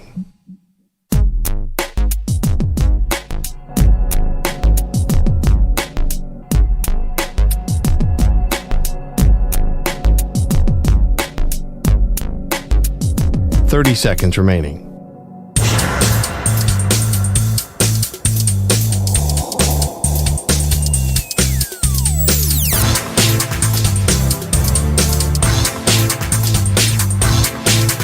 "15 seconds.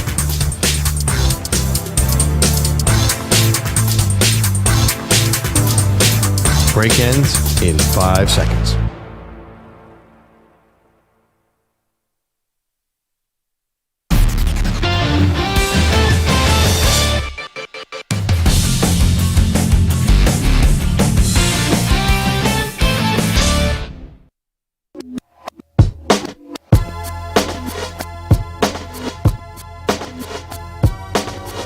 Welcome back to Maggie and Perloff. Our next guest is a Hall of Famer, a 2-time Defensive Player of the Year, and an 8-time All-Pro. Bruce Smith, a legend for the Buffalo Bills, is here. Bruce, thank you so much for the time.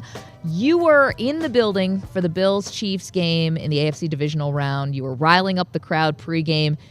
It really felt like the Bills were playing the perfect game against the Chiefs. They had a great game plan that day, but they lost. What went wrong for Buffalo during that game?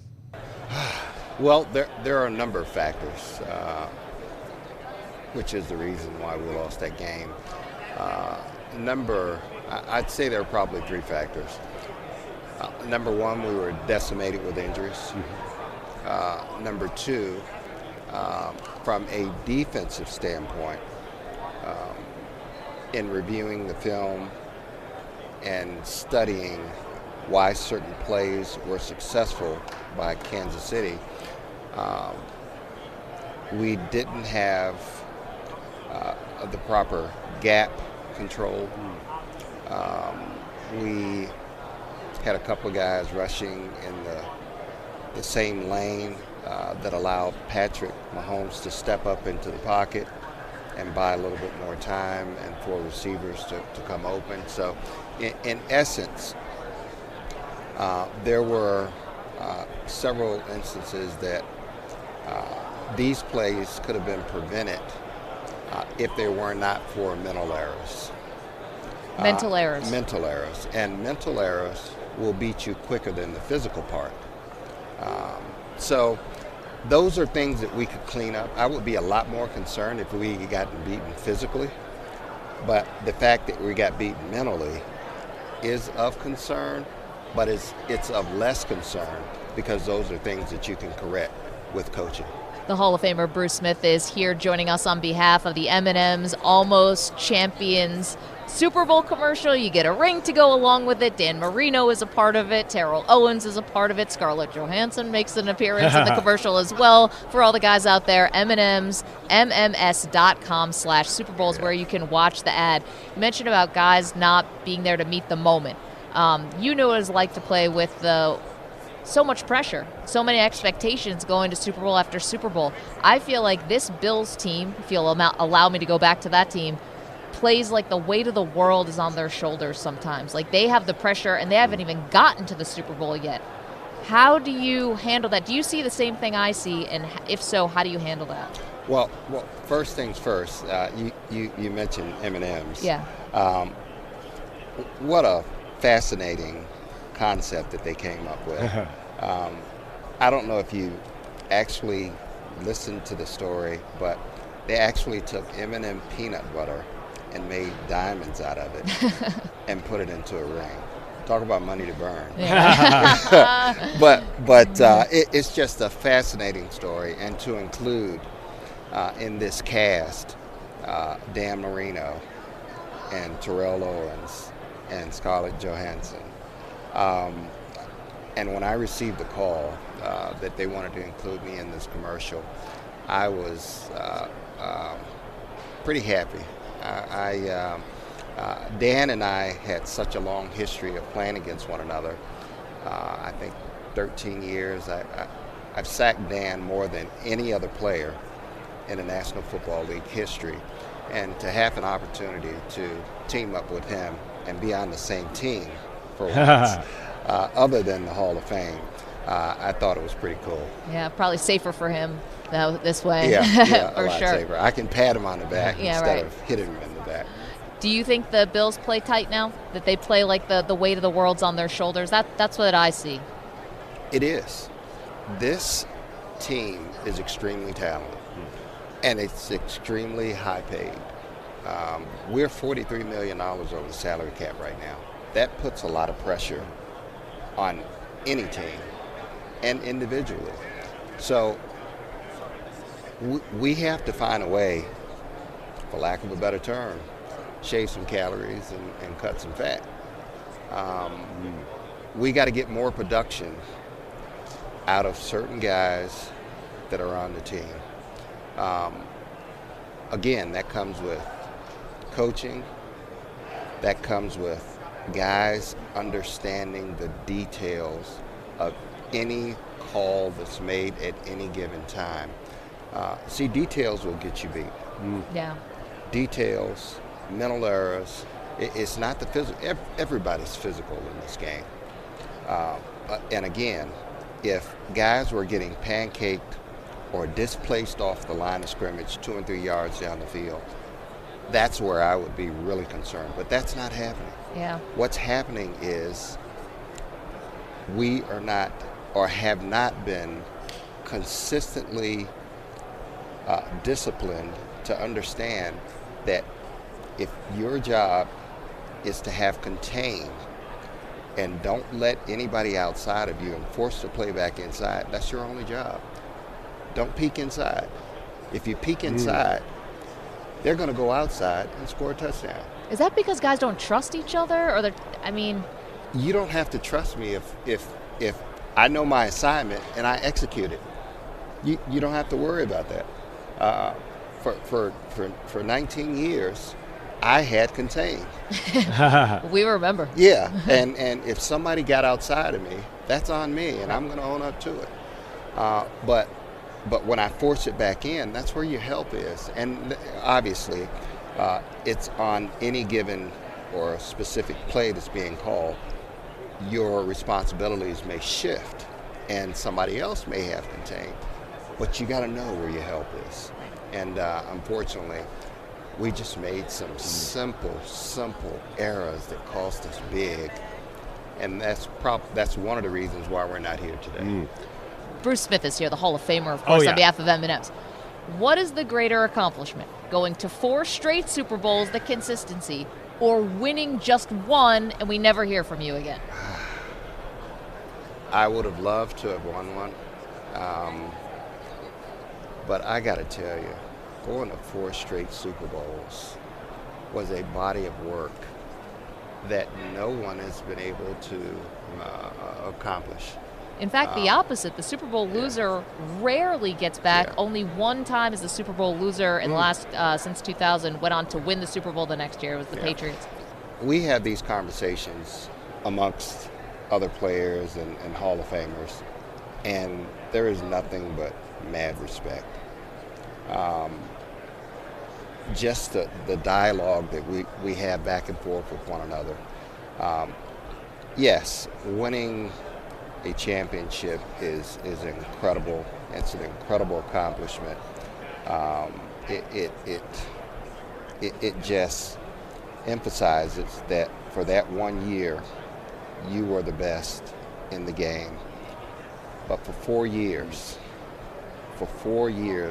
we put the league to the test, and we were able to accomplish something that nobody else has ever accomplished before in the history of the game, and that's due to a lot of factors: coaching, our fan base, and an extremely talented set of players that I mean, when you talk about guys like Jim Kelly, Thurman Thomas, Andre Reed, Steve Tasker, Darryl Talley and Cornelius Bennett and so many more. It just really makes me feel good inside to know that I was a part of this historic team.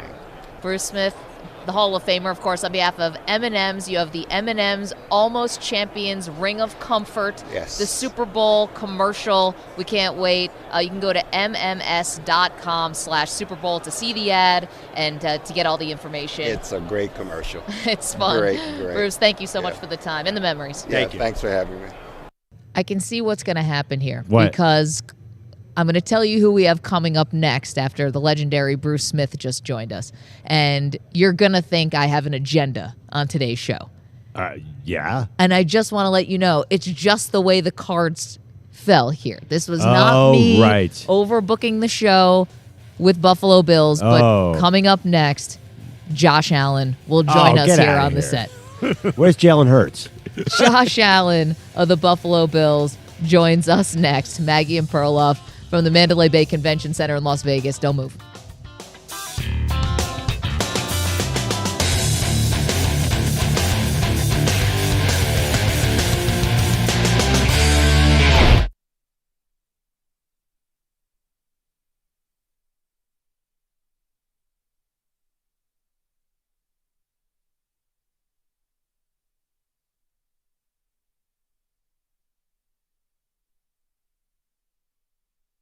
You know, Gene was telling me last night at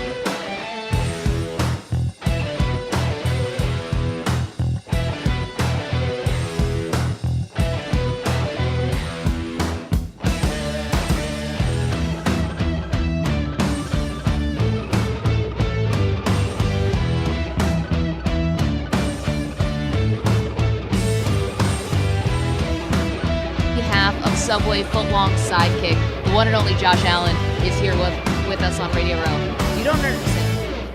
It's you and The Rock who have like the biggest entourage of people following you, asking for selfies. We're in Las Vegas and you're like the star of stars here. Why are people drawn to you, Josh? Because you must get this everywhere you go. Yeah. I mean, I don't know. I wish I could tell you. I play football. Maybe I play football the right way. I try to hold myself up to that candle and say I do things the right way on and off the field, and maybe that's why. So for fans, we talk about the right way. We all hold our breath sometimes when you are lowering your shoulder, being really physical, but we also know this is maybe the best way, the best chance for the Bills to win. How do you balance this as you continue to grow in your career? Yeah, I think as I get older, obviously the athleticism will eventually start to diminish just a little bit, so making sure I'm smart. And again, they talk about the best abilities, availability, so understanding when to slide, when to not take these hits, but also on the other end, when to be aggressive and when to try to spark the team and do something that's necessary. Josh, this year, an interesting year, switch offensive coordinators partway through the year. What was different when Joe Brady came in? I mean, I feel like we did a little bit more simple concepts and maybe trusted our guys a little bit more, but the juice and the energy that he brought was very infectious for the guys. We responded well to that. Talk about James Cook kind of getting ignited there in the run game, which makes the offensive line happy. And once the offensive line is happy and they're feeling good, I mean, you can call whatever you want. Doing the work for you. Exactly, yeah. Josh Allen is here on behalf of Subway, the footlong sidekick. You've got it here with you. We'll ask about it in just a moment. But you mentioned that change and just how the season, you've lived like 2 lifetimes in the last 2 seasons, both on the field, off the field. Just so many things have gone on around Buffalo, DeMar, going back to that, and this year with so many crazy things. Does it make you more battle-tested? Does it make the team drained? I mean, how do you explain these last 2 years particularly? Yeah, I mean, I wouldn't say that they've been easy by any means, and we've had our opportunities late in the year, especially in the playoffs, and we just haven't gotten over that hump. And we just got to keep working hard, and I think that term being battle-tested is going to come in handy, and we're gonna need to do whatever it takes to push through that wall. And I'm very confident in the guys that we have, and the coaching staff, and the GM, and the pieces are in place, and we just got to go out there and do it. Why is Sean McDermott the coach to get you guys over that hump? Well, again, I think since he stepped foot in Buffalo, 17-year playoff drought, and now he's been there 6 of the last 7 or 5 of the last 6, whatever it is. He's completely changed the mindset in Buffalo. I think all of Western New York is, it's basically Super Bowl or bust every year, and that's how it is for our team. We talk about it all the time, like, first you got to get yourselves into the playoffs and give yourself a chance to win the Super Bowl, and that's what we've done at a consistent basis, but we got to find a way to finally win it. Josh Allen is with us. How do you stay loose despite all those expectations? Because sometimes it probably feels like the weight of the world is literally on your shoulders. Yeah, I mean, I think I have my own expectations that are much heavier than the ones that people on the outside are saying. Any positive or negative talk, I've already said it to myself, so it doesn't matter what anybody else says. I've said it to myself already. So, again, I love this game so much. I enjoy playing it. I love the camaraderie and the brotherhood that you can build and these relationships that you can build that'll last you a lifetime. And at the same time, go out there and play a game that I love, and I've been doing it since I was a little kid. I'm very eager to eat some Subway. But one more football question from me. Stephon Diggs. I think a lot of people, there's different interpretations of your relationship. Can you explain what we might not see about your relationship with Diggs? Yeah, I mean, I think everybody has these speculations and these theories and this and that. Every year it seems like it gets crazier and crazier, but we love each other like brothers, and he's done so much good for me in my career, and I feel like I've done the same to his, and we've done some special things in Buffalo, and I still feel like there's some special things that we can accomplish. Josh Allen with us on behalf of the footlong sidekick. I mean, I imagine you can probably put away a lot of Subway. I mean, I imagine you're eating quite a bit. You got like a vault basically behind you. What's inside it? Yeah, this is the Subway Sidekick Vault. We've got 3 items that we're kind of promoting out here today. We got the footlong cookie, which is it's basically exactly what it says. It's a footlong chocolate chip cookie that is fantastic. We got the Cinnabon footlong churro. Not fair. And then we've got the Annie Ann's foot-long pretzel. So Which one's yours? If you could only have one. I'm a chocolate chip guy. Chocolate chip no matter what. So we've got a special lock. If you want to go up there and press it, you can. Wait, they didn't have like a buffalo wing flavored one for No, you not yet. So it's up to you. It's up to you. You can guess 4. Guess 4 numbers. Guess 4 numbers. Let's see if you can get it. Perloff, I swear, And then- if you don't do... You got it. Yes. Let's go. Yes. Wait a minute. I was like, if you don't guess 17 or something, So- Josh's number. It opens up. You can pull it out. Oh, okay. And then we got a bunch of snacks in there for you and your team. And there, it's warm, it's hot, and it's delicious. So that's the cookie. And then you got, the other 2 down there. I'll tell you what, now I realize why you're so popular around here, Josh. Just The come bearing- football's I come part of bearing it. gifts, you I know. think the cookies are the other part of My it. kids make me drive miles out of the way to go to Auntie Anne's at rest stops every time. They're not here, but I'm going to. Will this last 3 days? Or just go to Can I take this thing just with go to your me? local Subway. You can get. I could get do one that. There, yeah. Can I take this thing and how do you get this through airport security? Yeah, we might have to talk about that. That might not get through. Josh Allen is with us on behalf of Subway, the sidekicks, the footlong sidekicks, of course. Okay, the real conversation happening amongst Bills fans. It's not about the offense. It's not about the defense. It's not about any of that. It's about we have our own star celebrity. You know, Taylor's not the only one in the game here.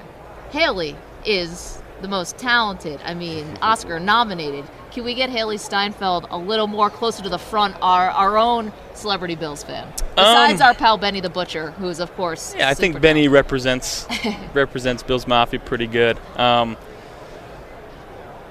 Yeah. Got it. Yes. Got it. And Got it. she's private, and we get it. Josh, thank you so Thank much. you so much, Always a Nicole. pleasure Appreciate to see you you. Yeah, so much. thank you. Josh Thank Allen you, on Josh. behalf of Subway Footlong Sidekick. Thank you so much. All right, Super Bowl 58 on Westwood One is streaming for free, sponsored by AutoZone. On Super Bowl Sunday, hear every minute of Westwood One's broadcast live on the NFL app by asking Alexa to open Westwood One Sports or on your Westwood One affiliate stations. Digital platforms that get in the zone with AutoZone. AutoZone's free battery testing and charging is available for free at your local AutoZone. Get in the zone, AutoZone. Restrictions apply. Do we have any non-Bills guests the rest of the Yeah. show, Maggie? It Okay. is Super Bowl and the Bills are not here. So what's going on? I know. Bruce Smith, Josh Allen just joined us. How about we balance this out with a little Dallas Cowboys talk? Earlier in the show, Emmitt Smith joined us, Perloff, the legendary running back for the Cowboys. And, you know, we love interviewing Emmitt. We've been lucky enough to talk with him a few times, and he is really supportive of the team.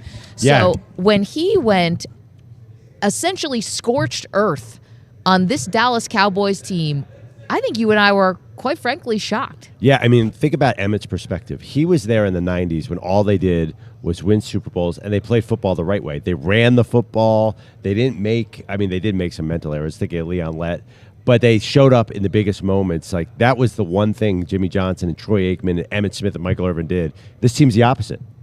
And he did not hold back. So Emmitt really, you know, from the moment he sat down and we started talking about the loss to the Green Bay Packers, he just said that they were unprepared. They were not ready to play this game and how disappointed he was.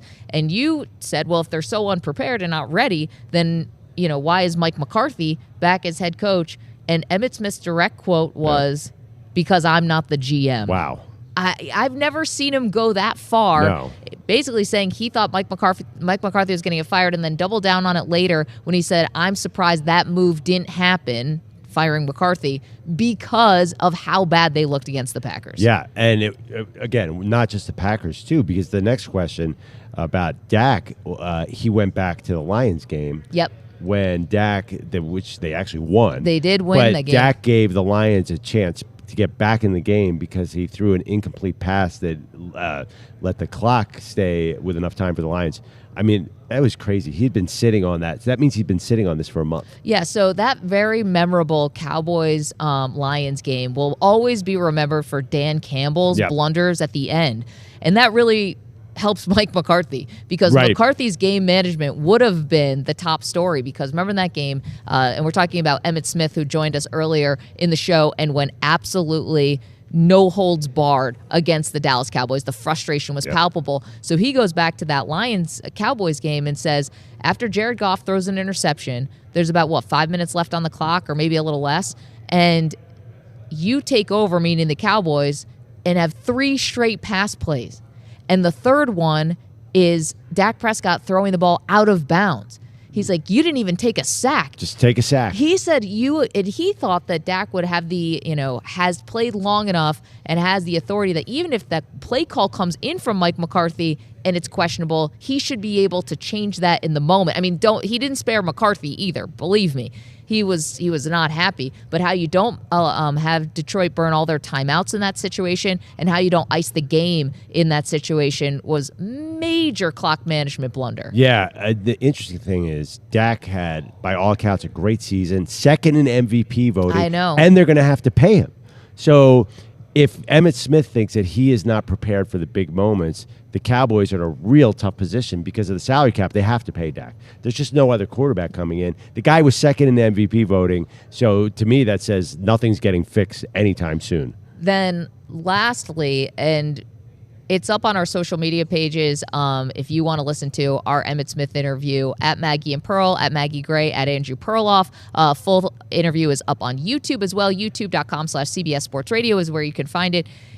We played it earlier on the show. The idea that Jerry Jones and Bill Belichick could work together. Now, Jerry Jones was asked about this because obviously it was a surprise that Mike McCarthy was back. And again, Emmitt Smith said he would have been fired if he was the GM. But Perloff, the initial reaction from Emmitt Smith was laughter. Those two guys can't work together. The direct quote, quit fooling yourself. Now, then he said, well, I guess Jerry could work with anyone, but he does not see Bill Belichick ever being the head coach of this team. I mean, when you think about it, that makes a lot of sense Yeah. because that is 2 of the biggest personalities in the NFL. I think we kind of talked ourselves into Belichick because we know that's what they need.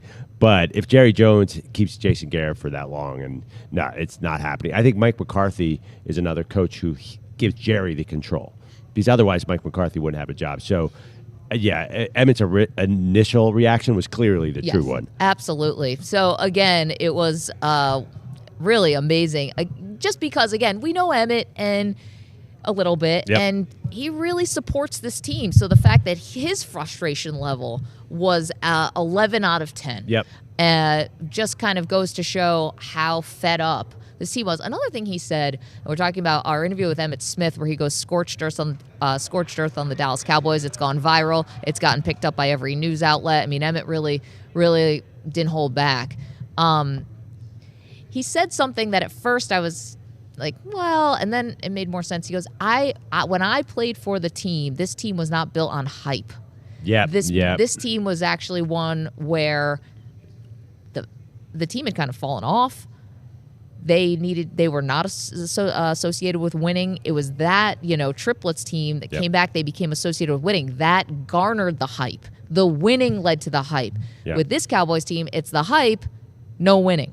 Yeah, I mean, to be fair, they did have Tom Landry in the 70s Cowboys. Right, the 70s, so sure. There was a foundation of hype. Yeah, but not in the late 80s. They were 1-15 with Jimmy. So they killed the hype. That's one thing about the Cowboys is they haven't gotten really bad. They probably, let's face it, they probably should get really bad. 3 years of 12-5 is not going anywhere. If it was any other franchise, they could maybe tear down and start over. But when you have Hall of Famers like Emmitt Smith, being so visible, it's just hard for them to rebuild. I think. And Jerry likes to sell hope, and you can't sell hope for, hey, we're going to strip it down to the studs and wait 5 years. I don't think he's just. We disagree about it. I don't think he's just selling hope. I think he wants to win a Super Bowl now. He is not going to wait 3 years. That's true. It's just hard for them. They kind of need to rebuild. I mean, I actually like Dak Prescott, but what about just riding him out and drafting a quarterback? Is that going to happen at any point, Maggie? Is he going to play 18 years in Dallas? Well, I mean, Emmitt did not hold back on Dak Prescott either. He did not. And he said Dak Prescott looks unprepared to play in these big games. That is just the worst criticism you can give a player. Especially a veteran. I mean, a veteran like Dak Prescott to say he's unprepared, and then Emmitt went on to say he's either unprepared or it looks like he forgets he's playing in a football game. Yeah, and clearly we have sound on McCarthy. He is not buying into Mike McCarthy. Yeah, judge for yourself. You can play, Ryan. Mike McCarthy. This is Emmitt Smith going off on Mike McCarthy. Take a listen.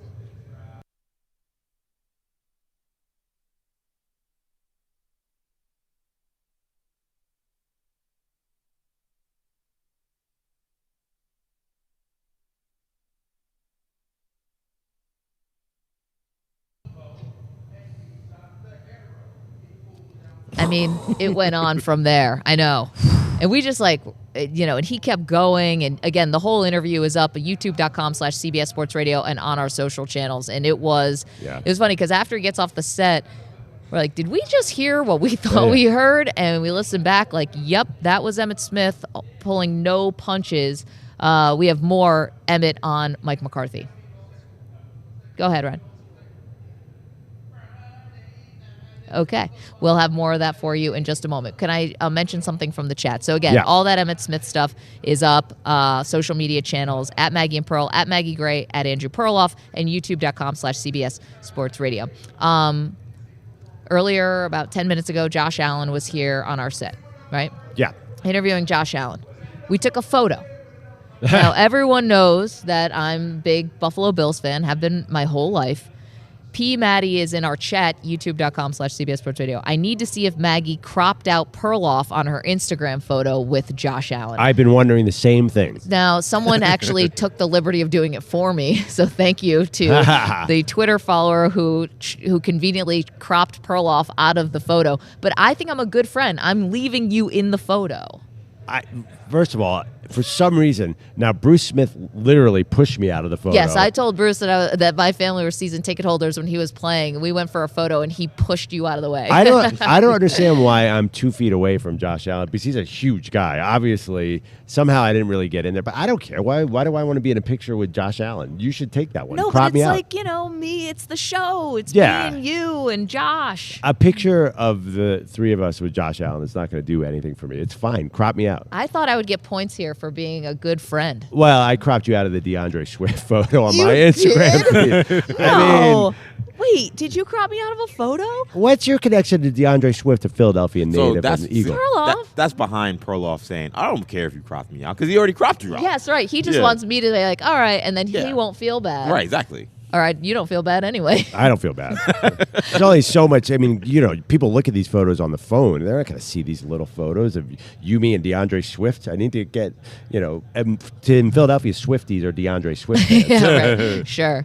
I can't believe you cropped me out and I left you in the Josh Allen photo. Oh, man. All right. 855-212-4CBS, 855-212-4227. So much to get to, including, oh, man. Everyone's got beef right now. This is the season of people having beef with each other, not us on the show. We're talking about professional athletes. We'll get to that next. Maggie and Perloff, CBS Sports Radio. You're in a 5-minute break.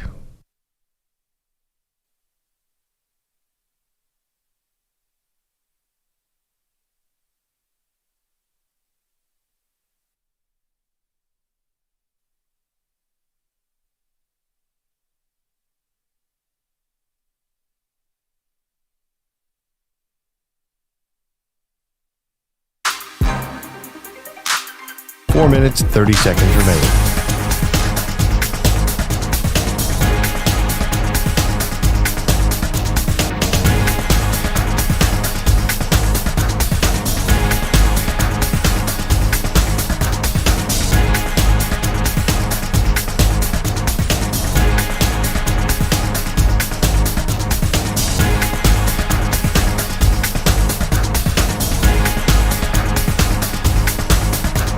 Four minutes remaining.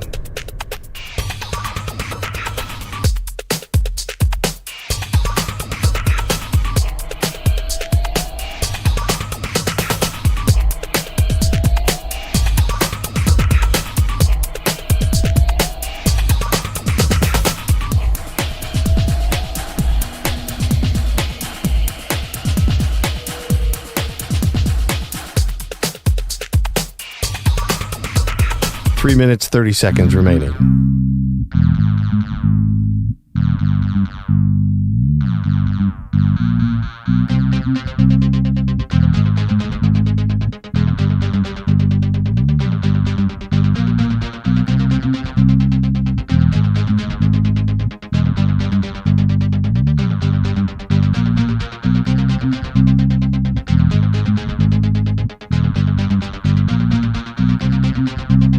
Three minutes remaining.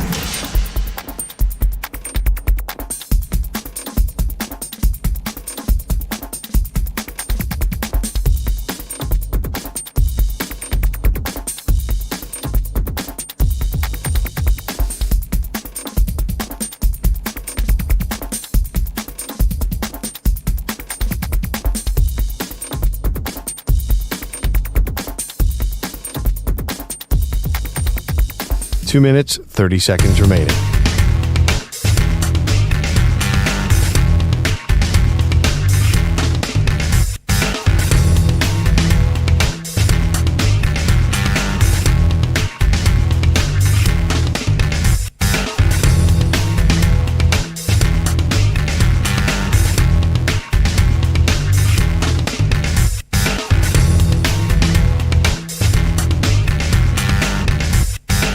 Two minutes remaining.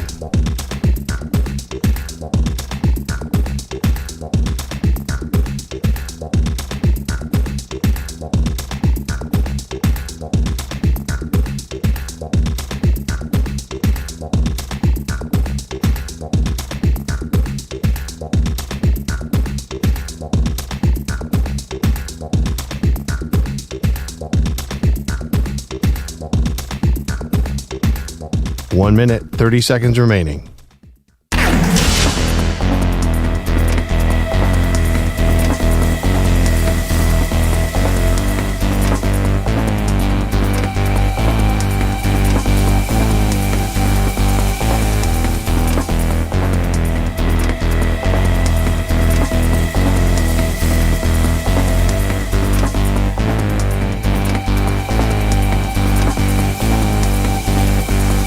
One minute remaining.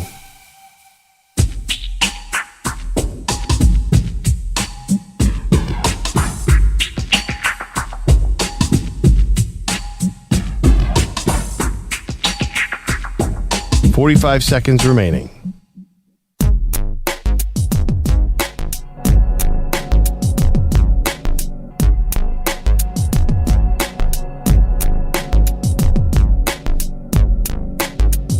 .30 seconds remaining.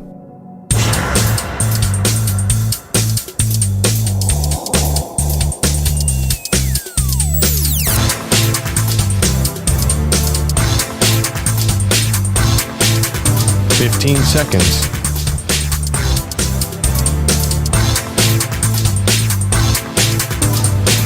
Break ends in 5 seconds.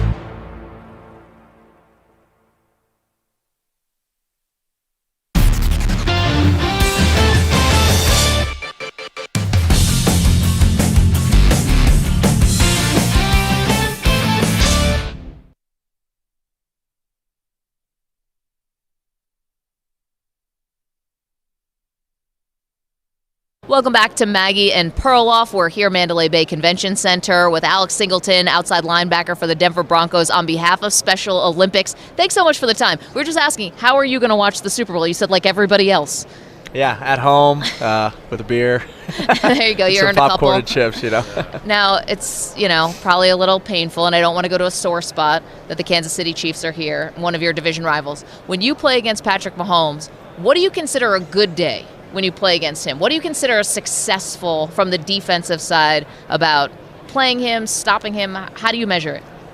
Well, we played them this year, and they crossed the 50-yard line one time and didn't score a touchdown. So that would be a successful day, I would say, against anybody. But, playing them, he's a special player. And it's really, I've played him 6-7 times in my career now. And, I mean, he's one of the greatest of all time. And it's taking away the rest of the offense and, making him improvise. And, he's so good at it. It's just he's a really special player. How has the Chiefs' offense changed in those 6 games you've seen? I mean, it's different this year. Yeah, they did, early in the season, they lost a ton of speed at receiver. I think you saw it, that they were missing that key element to their offense. I think they found it in Rice over the last few weeks. And, he's really stepped up as a rookie to, be able to play the way he has. But I think for so much of the season, they didn't have anybody else but Travis Kelce. And so, I think their defense has played tremendous this season. It's the reason they're in the position they're in. And then, obviously their run game was a lot better this year than it has been in the past. It hasn't just been on Patrick Mahomes this whole season. And I think that's why it is special to see where they're at, because it wasn't just him that got them here this time. Okay, there's a lot of fascination in Denver with Sean Payton, first year there.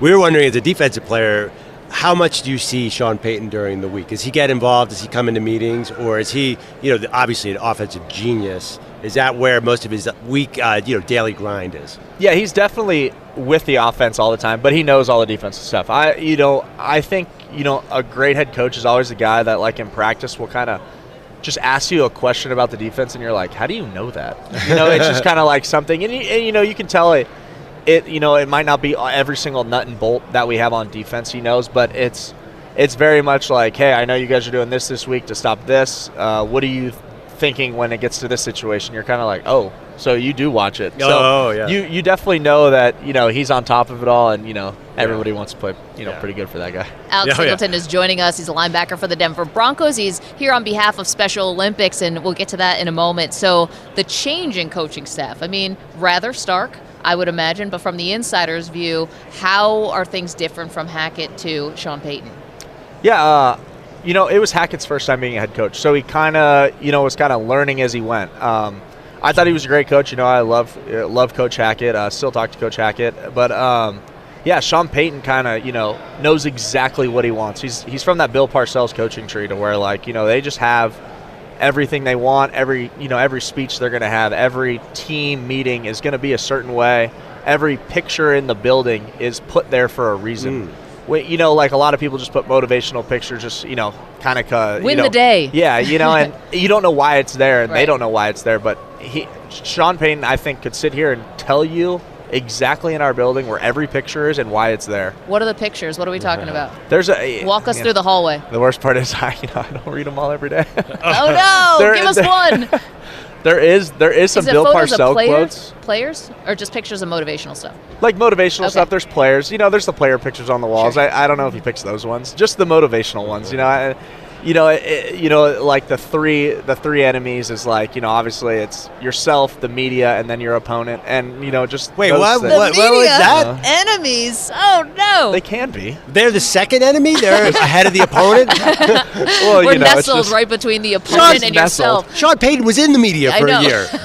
Hey, we asked the same question. Oh, that's amazing. Alex Singleton is here. He's a linebacker for the Denver Broncos, of course, and he's here on behalf of Special Olympics, which we'll get to. I know, there's going to be the offense on one side and the defense on the other on a team, but when it comes to the quarterback, I'm sure everyone's kind of in the loop. This was a roller coaster a little bit with Russell Wilson and how things kind of became public at the end about, asking him to take a cut to his injury guarantees and then eventually getting benched. You're playing on the defensive side, but were you always wondering week to week, who's starting this week? Was there ever confusion about, was it Russ or was it going to be Jarrett Stidham? No, what's nice is, like Sean Payton's just very transparent. He just kind of says it like it is. So when, that did happen, he came in our, defensive meeting room and just, said it. He was like, Jarrett Stidham's going to start this week. It's a decision I made. And that was it. And, very professional about it. And, it's to the point. And I think, Russell's very professional about it. Jarrett's very professional about it. So it wasn't, in our locker room, there wasn't any of that, back and forth. The stuff that was going on. And, I don't know. I know Russell said, what he did, and, that if that's what they, were trying to do, that's what they were trying to do. And, Right. It's kind of, for us, especially as a defense, it is what it is. Someone's got to play the position. We need someone to play the position. We just want to win football games, and we're going to give whoever it is as many opportunities to get the football as we can. Okay, Special Olympics, there's a lot of people coming around during this time, Super Bowl time, and they're pitching things, and you can tell they're just sort of doing it maybe for a check. Special Olympics is very close to you. This is personal. This is your sister, who is an athlete, a Special Olympic athlete. You get involved in this. What does this mean to you that she has this type of platform and outlet to live her dreams? Yeah, for me, I started obviously as a fan. My older sister's been a participant for 25 years. So, I started as a fan, then, a volunteer, then a coach, and then, an ambassador now to Special Olympics. And it's really cool to be able to use the platform I have to, bring Special Olympics to that platform, bring athletes like Vince, who I get to walk around with today, and, give this opportunity, to share it with, and, be able to use that and talk about, what we're promoting today. Tell us more about that and what it gives to these athletes. Yeah, so, it's a nutrition campaign called, it's School of Strength Snack Zone, and it's teaching, not just Special Olympic athletes, but I think everybody, how to eat properly, be fueled properly, all that stuff. 60% of the Special Olympics population is obese or overweight, which, when you hear that statistic, it's like, whoa, like someone's got to do something. And the fact that Special Olympics, is able to do this campaign, it teaches the basics of how to eat properly and, correct nutrition, which, for me as a pro athlete, it took me 6 years as a professional athlete to kind of learn how to eat. I didn't care when I was 18, 19, 20, 21 how to eat. Nobody does. And by the time, you're 26, 27, it might have caught up to you. And now, you're just going to struggle the rest of your life on how to do it. And so that's what this, program's for, is to teach, teens and, 20 and 30-year-old, participants how to eat properly. It goes from the basics, from the macronutrients, from protein, carbohydrates, and fats, from, handfuls of, how much, measuring just from your hand, your palm to your thumb on what you should have on your plate for every meal, and I think just you being able to teach those simple, basic ways of understanding food is really important. SpecialOlympics.org/School of Strength is where you can also find more information. Great work you're doing with this program. Thank you so much.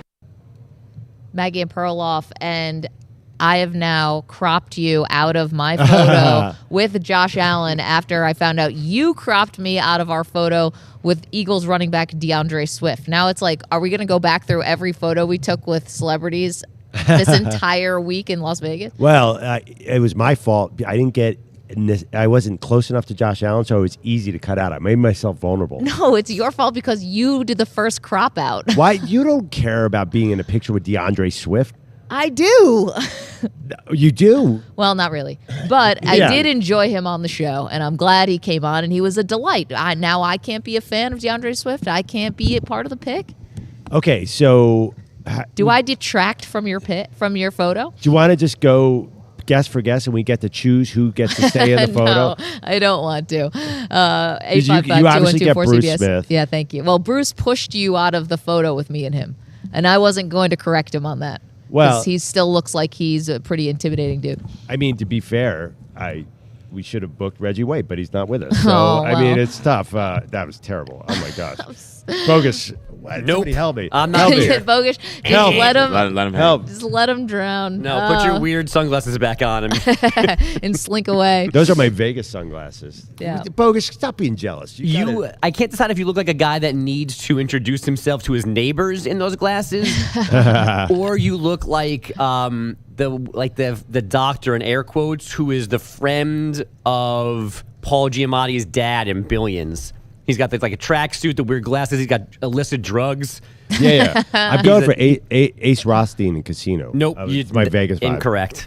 Well, I'm going for it. I'm not saying I'm arriving there. Wrong direction. They've actually done it. Good morning, Andrew Bogish. Guys, it is the NFL's highest and most important individual honor, the Walter Payton Man of the Year Award, and this season's winner is Steelers D lineman Cam Hayward. I know I can carry this on and take the rock. I can't run as fast as Walter, and I won't try, but I'll make sure I do my part. The speech emotional at the end, giddy at the beginning because Prince Harry presented the award to Hayward. Prince freaking Harry. Man, I'm in shock. That's Prince Harry. Hayward has been the Steelers nominee the last 3 years, 6 times total. He started Hayward House back in 2015. The organization has multiple goals, including fighting childhood hunger and cancer and improving child literacy. Wait, so Prince Harry's in Vegas and we didn't book him? EJ, get Prince Harry here. You offered us Harry Douglas and I said Prince Harry. My bad. I mean, classic mistake. I have so many questions about the royal family. Maggie's not into the royal family as much as me, but I would love to have Prince Harry on set. I'm actually surprised that Cam Hayward was really fanning out over Prince Harry. Prince Harry's huge. I guess the Royals don't do it for me. Prince Harry, first of all, hates the Royals more than anybody. He's a gigantic I think they're trying to get back in. He's a giant cultural force. I have a lot of questions, starting with, would you have brought back Mike McCarthy? I bet he's got a strong take. Lamar Jackson's a near unanimous choice for MVP. It's the second of his career. Cleveland's Kevin Stefanski is Coach of the Year for a second time. And Joe Flacco won Comeback Player of the Year for getting off the couch and getting the Browns into the postseason. I mean, I'm sorry. This is making my blood boil. I know I can't. I'm not just because I'm a Bills fan about DeMar Hamlin getting snubbed for Comeback Player of the Year. I mean, tell me if you think these two things are the same. Joe Flacco, a forgettable stint with the Jets, called off the couch to go lose a playoff game in Houston where you throw back-to-back pick sixes, or you went into cardiac arrest on the field, nearly died, spent weeks in intensive care, worked your way back to becoming an NFL player. Which one of these stories is not like the other? First of all, the betting ends at the end of the regular season, so you can't use the pick sixes. Okay, it's not Joe like Flacco. Okay, well, the Browns went through 4 quarterbacks. It's not like they had this really awful team. They were one of the best defenses. Myles Garrett just won Defensive Player of the Year. Okay, that is all true, but I will not stand for this Flacco slander. You tell me you saw Flacco breaking out of 3 tackles and gunning the ball 30 yards downfield. I don't know what happened to Joe Flacco this year. Vinny Testaverde already did this and did it better as a story. Look at Vinny Testaverde's numbers, by the way. Who cares about the numbers back then? I'm saying he already did this achievement. I think, okay, DeMar Hamlin, I get it, but Joe Flacco, Joe Flacco, I get it.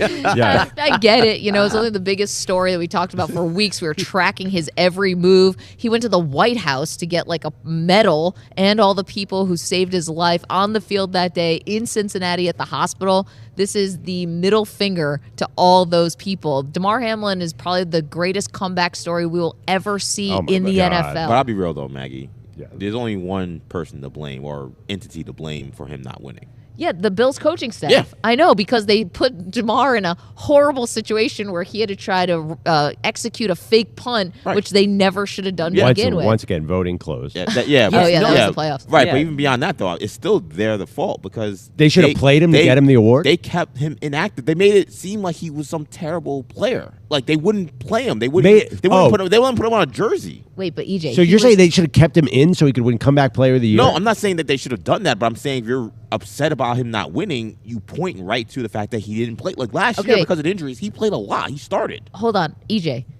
He's alive. I know. That's the comeback. I know, but the comeback isn't. And he also had 15 solo tackles. Who cares? He's walking this earth. And if he had died on the field, it would have been horrible for the NFL, for what we do. It would have been awful. It is a miracle that he's alive. We're talking about an award here. Yes, nobody is saying that it's not great that DeMar Hamlin survived. This is a ridiculous debate. I know, but the problem is not that he didn't get the award, but also who they gave it to. This story with Joe Flacco is not anywhere near DeMar's story. Listen, as a football fan, I was just amazed how good Flacco was in Cleveland. To me, wait, Bogish, am I crazy here? You're not crazy, but I'm not surprised by this. I knew this was coming. In fact, I think we talked about it at one point in a break, you and I, because DeMar wasn't playing regularly or at all, and there's like and that created this weird dynamic of like wondering if he actually did come back, like enough to be the player of the to win this award. So I was not surprised at all. The thing that actually was odd to me last night is that he came out, DeMar, to present a different award. Yeah, so he's there. He was there, and I thought as he came out, there'd be this huge standing ovation, and instead there was silence, and then somebody applauded, and then they picked up a little bit.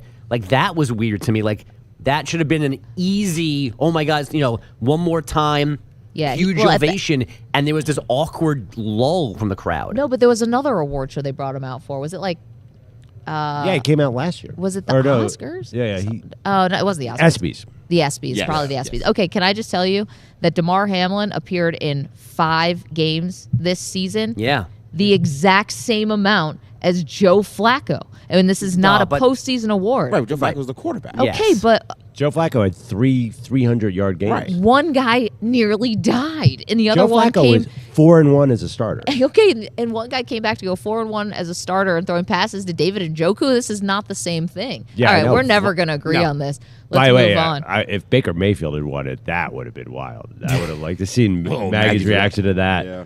Well, he was third. I think at least Baker played the season. All right, Bogish. Well, that took up all of your time. So I Oh, apologize for that. So save everything for Thanks, next hour, Damar. and we'll get you all the latest headlines. Coming up, do we have time for a little college football, which we've been neglecting this entire week? One of our absolute favorites, Brian Jones, college football analyst for CBS and just a world of energy, is going to join us next. Maggie and Perloff, CBS Sports Radio. You're in a 5-minute break.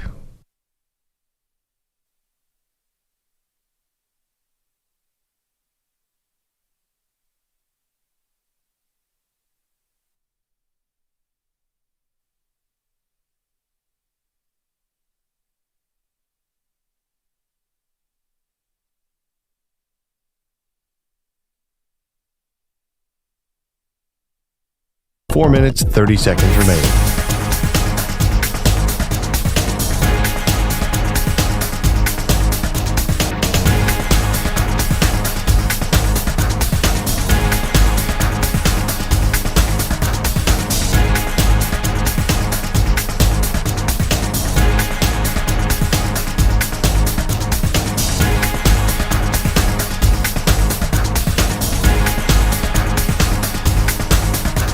Four minutes remaining.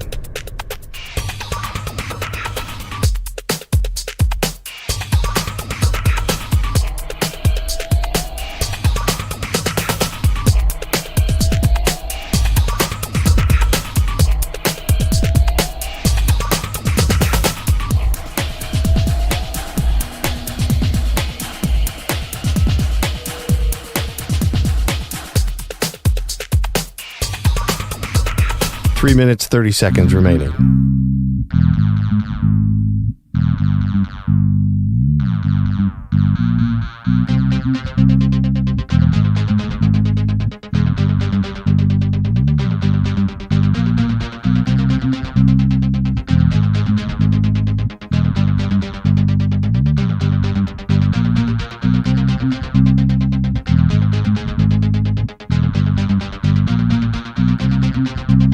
Three minutes remaining.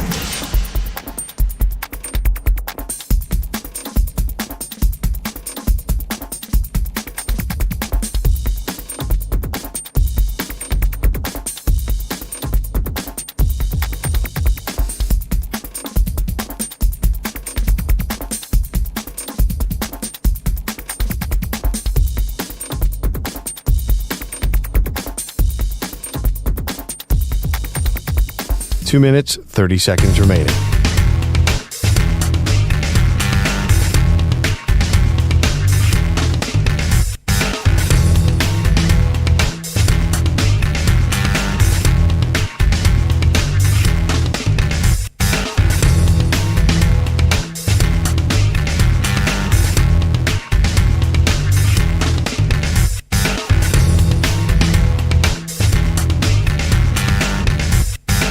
Two minutes remaining.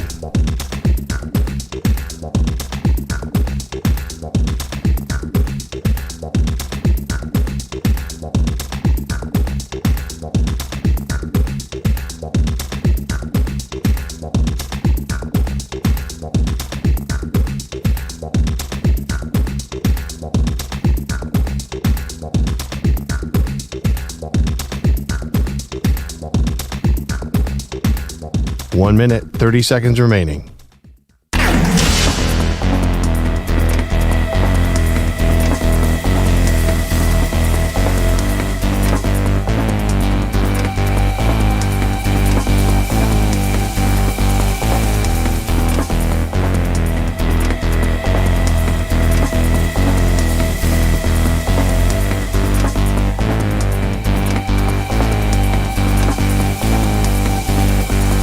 One minute remaining.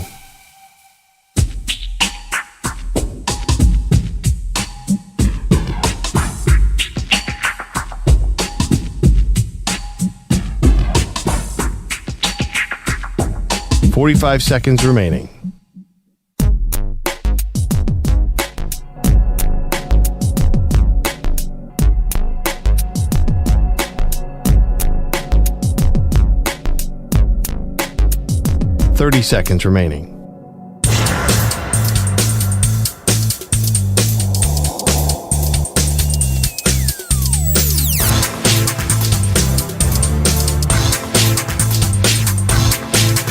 15 seconds.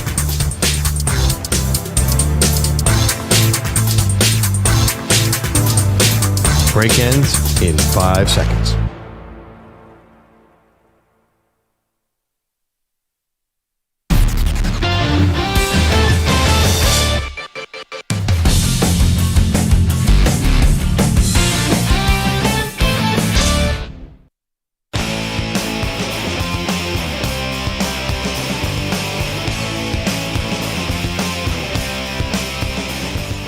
Welcome back to Maggie and Perloff. We've been waiting all day just to talk to our next guest. Brian Jones is here, of course. CBS College Football on behalf of Edge 3, which is pretty cool. Amazing thing you have going on. I know you're passionate about it. We'll get to it in a moment. Please, let's talk some college football. It's been so much NFL here at Radio Row. We've got to talk a little college. First and foremost, the Texas quarterback situation. Mm-hmm. Quinn Ewers coming back. Yep. Was there like champagne bottles popped at your house, or were you a little more muted? You know, what does this mean for Arch? Maggie, you know me. First of all, two of my favorites. It's great to be here in person with you. All the fun we've had over the last few years, and Maggie, a long time. Yep. No popping bottles. First of all, I don't drink anymore. That's a good thing. My restaurant bills are a lot lower these days. Just wasn't surprised that he was coming back. He's still a work in progress. He's not ready for the next level, I don't believe. So he needed to come back. Okay. There's some unfinished business, and he can get better as a player. You know, Arch is content where he is. He went to the University of Texas for a reason. That guy is not going to run away from that commitment, thankfully, because I think there's a lot there, even though we've only had a very small sample size the last game versus Texas Tech in mop-up duty. So Texas is in a good place, and you got a seasoned quarterback now as you transition to the SEC. So I'm not worried whatsoever, and news such as that, it's great. I got some crazy Longhorn fans. Trust me. They have been getting on me for years. Oh, you going SEC now. You going SEC now. I was going to ask. No, my fella. I've gone wherever the truth takes me. and if Texas is not in that conversation, that's on them, not on me. But now the fact that CBS is leaving the SEC and Texas is in the SEC, they're my friends again. Like, how's that work, you knuckleheads? But they were popping bottles, and I was getting all type of text messages like I always like I give a you know what. I don't.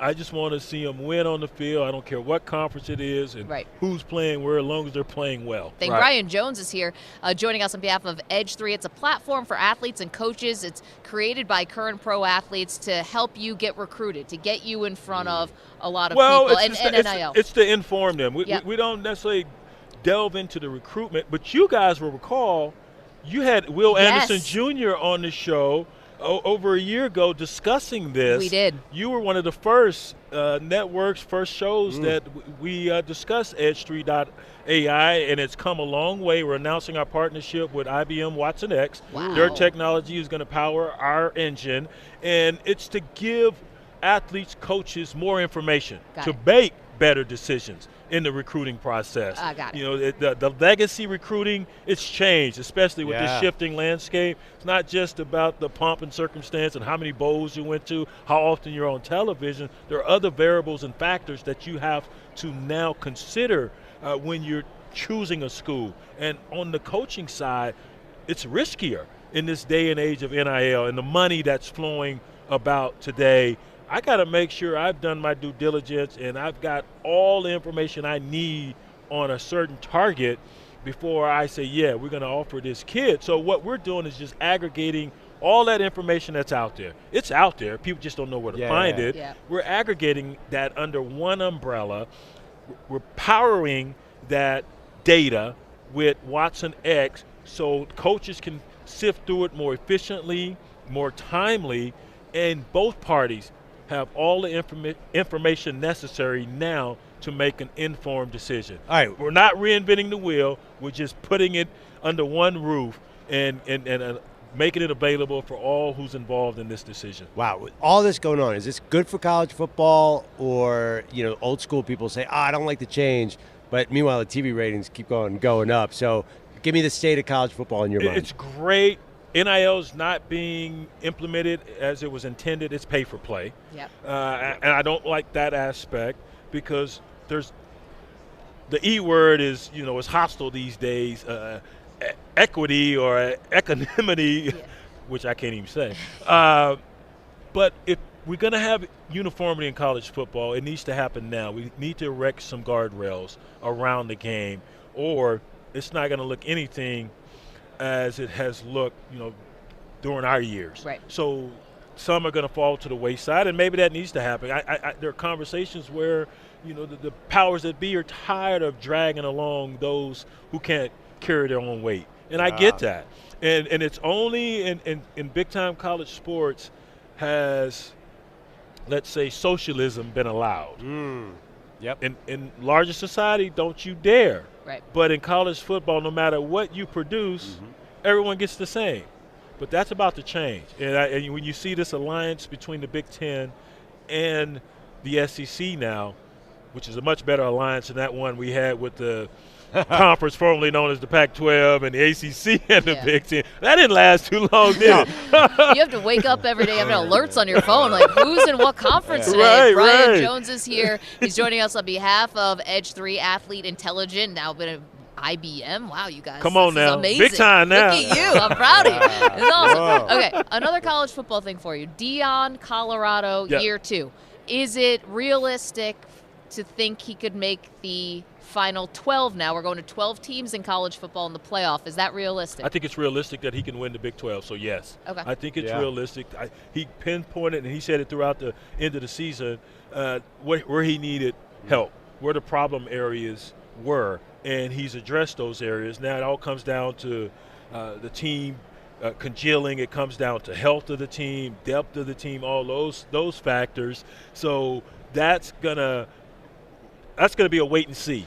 But he's addressed the needs. Now get all the pieces come together and they play as one. The speed's there. He has the quarterback, his son.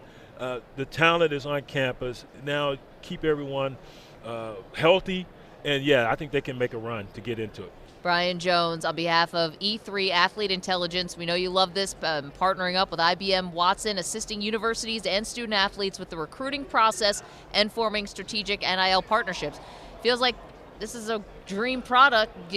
Maybe you lead to some longer partnerships between teams and schools if they're actually vetting each other in this way. So, there you go. The information's there. Let's just bring it all together and provide it for everyone that's involved in this huge decision, because it is a huge decision. So no matter if you're making a decision on buying a car, a spouse, what have you, you want as much information as possible to make the best decision. And that's all we're bringing to the table with Edge3.ai and IBM Watson X. Well, now, but I feel like when we hang out with you, we're going to have to up our tech game here, Maggie. Yeah, I know. I mean, we're going to really have to I'm study. only speaking in data now, from now on. Your all right? zeros and ones. What happened to you? I'm only speaking in artificial intelligence. I need some. Brian, thank you. Thank you, guys. Appreciate you. Felt good to talk a little bit of college football, Perloff, but let's get back to the pros. Antonio Gates was not elected to the Pro Football Hall of Fame in year 1. You were surprised by this. Yeah, he's a 4-time first-team All-Pro, 8-time Pro Bowler. He's one of the best tight ends I've ever seen. He was unbelievably dominant. Is this a 2015 PED suspension? And if it is, to me, this opens a can of worms, because we all know about PEDs in baseball. We spent countless hours on Clemens. But if we're doing that for football, who knows what's going to happen? Coming up, Dallas Cowboys running back Tony Pollard. What went wrong this season in Big D? We'll get to that next. Maggie and Perloff, CBS Sports Radio.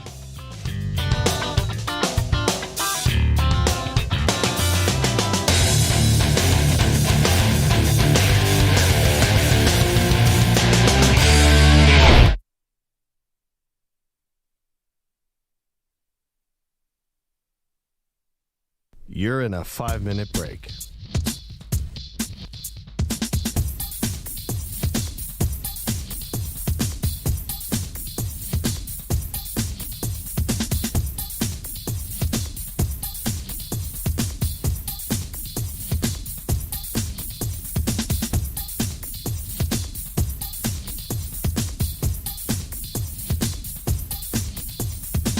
Four minutes, 30 seconds remaining.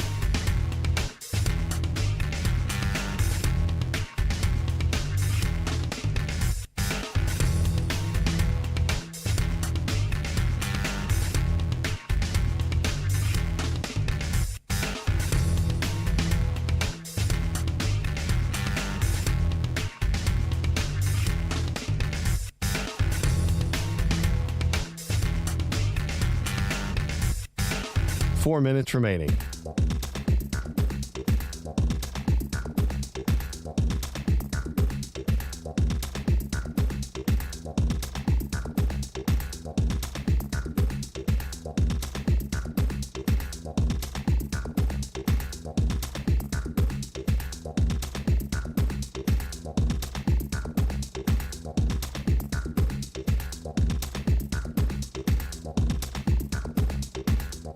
Three minutes, 30 seconds remaining.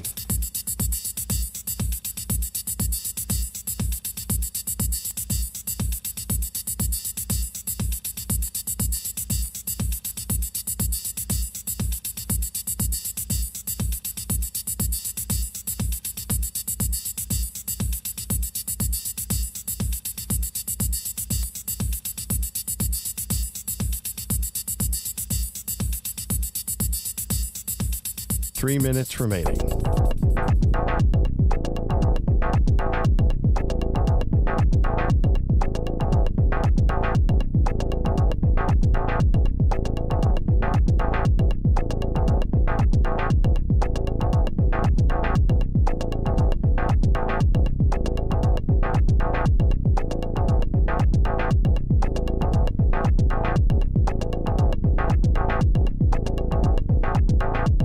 Two minutes, 30 seconds remaining.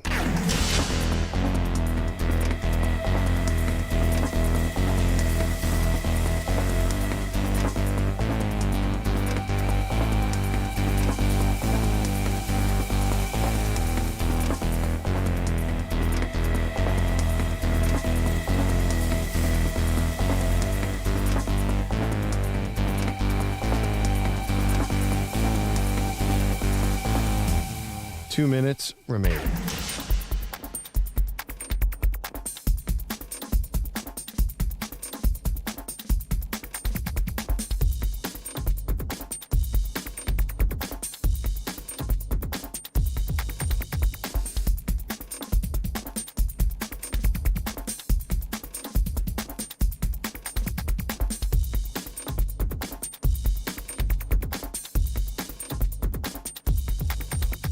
One minute, 30 seconds remaining.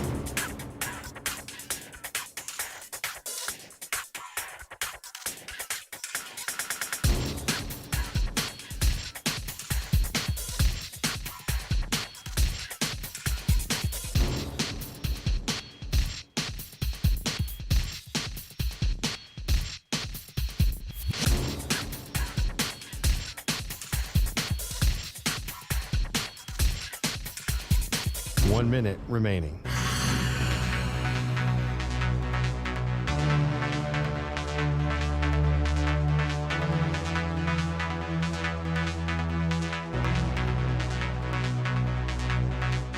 Forty-five seconds remaining.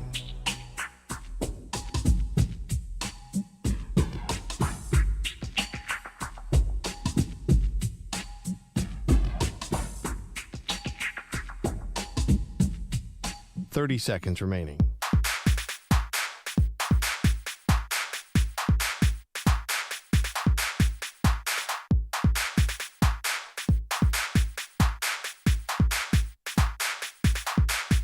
Fifteen seconds.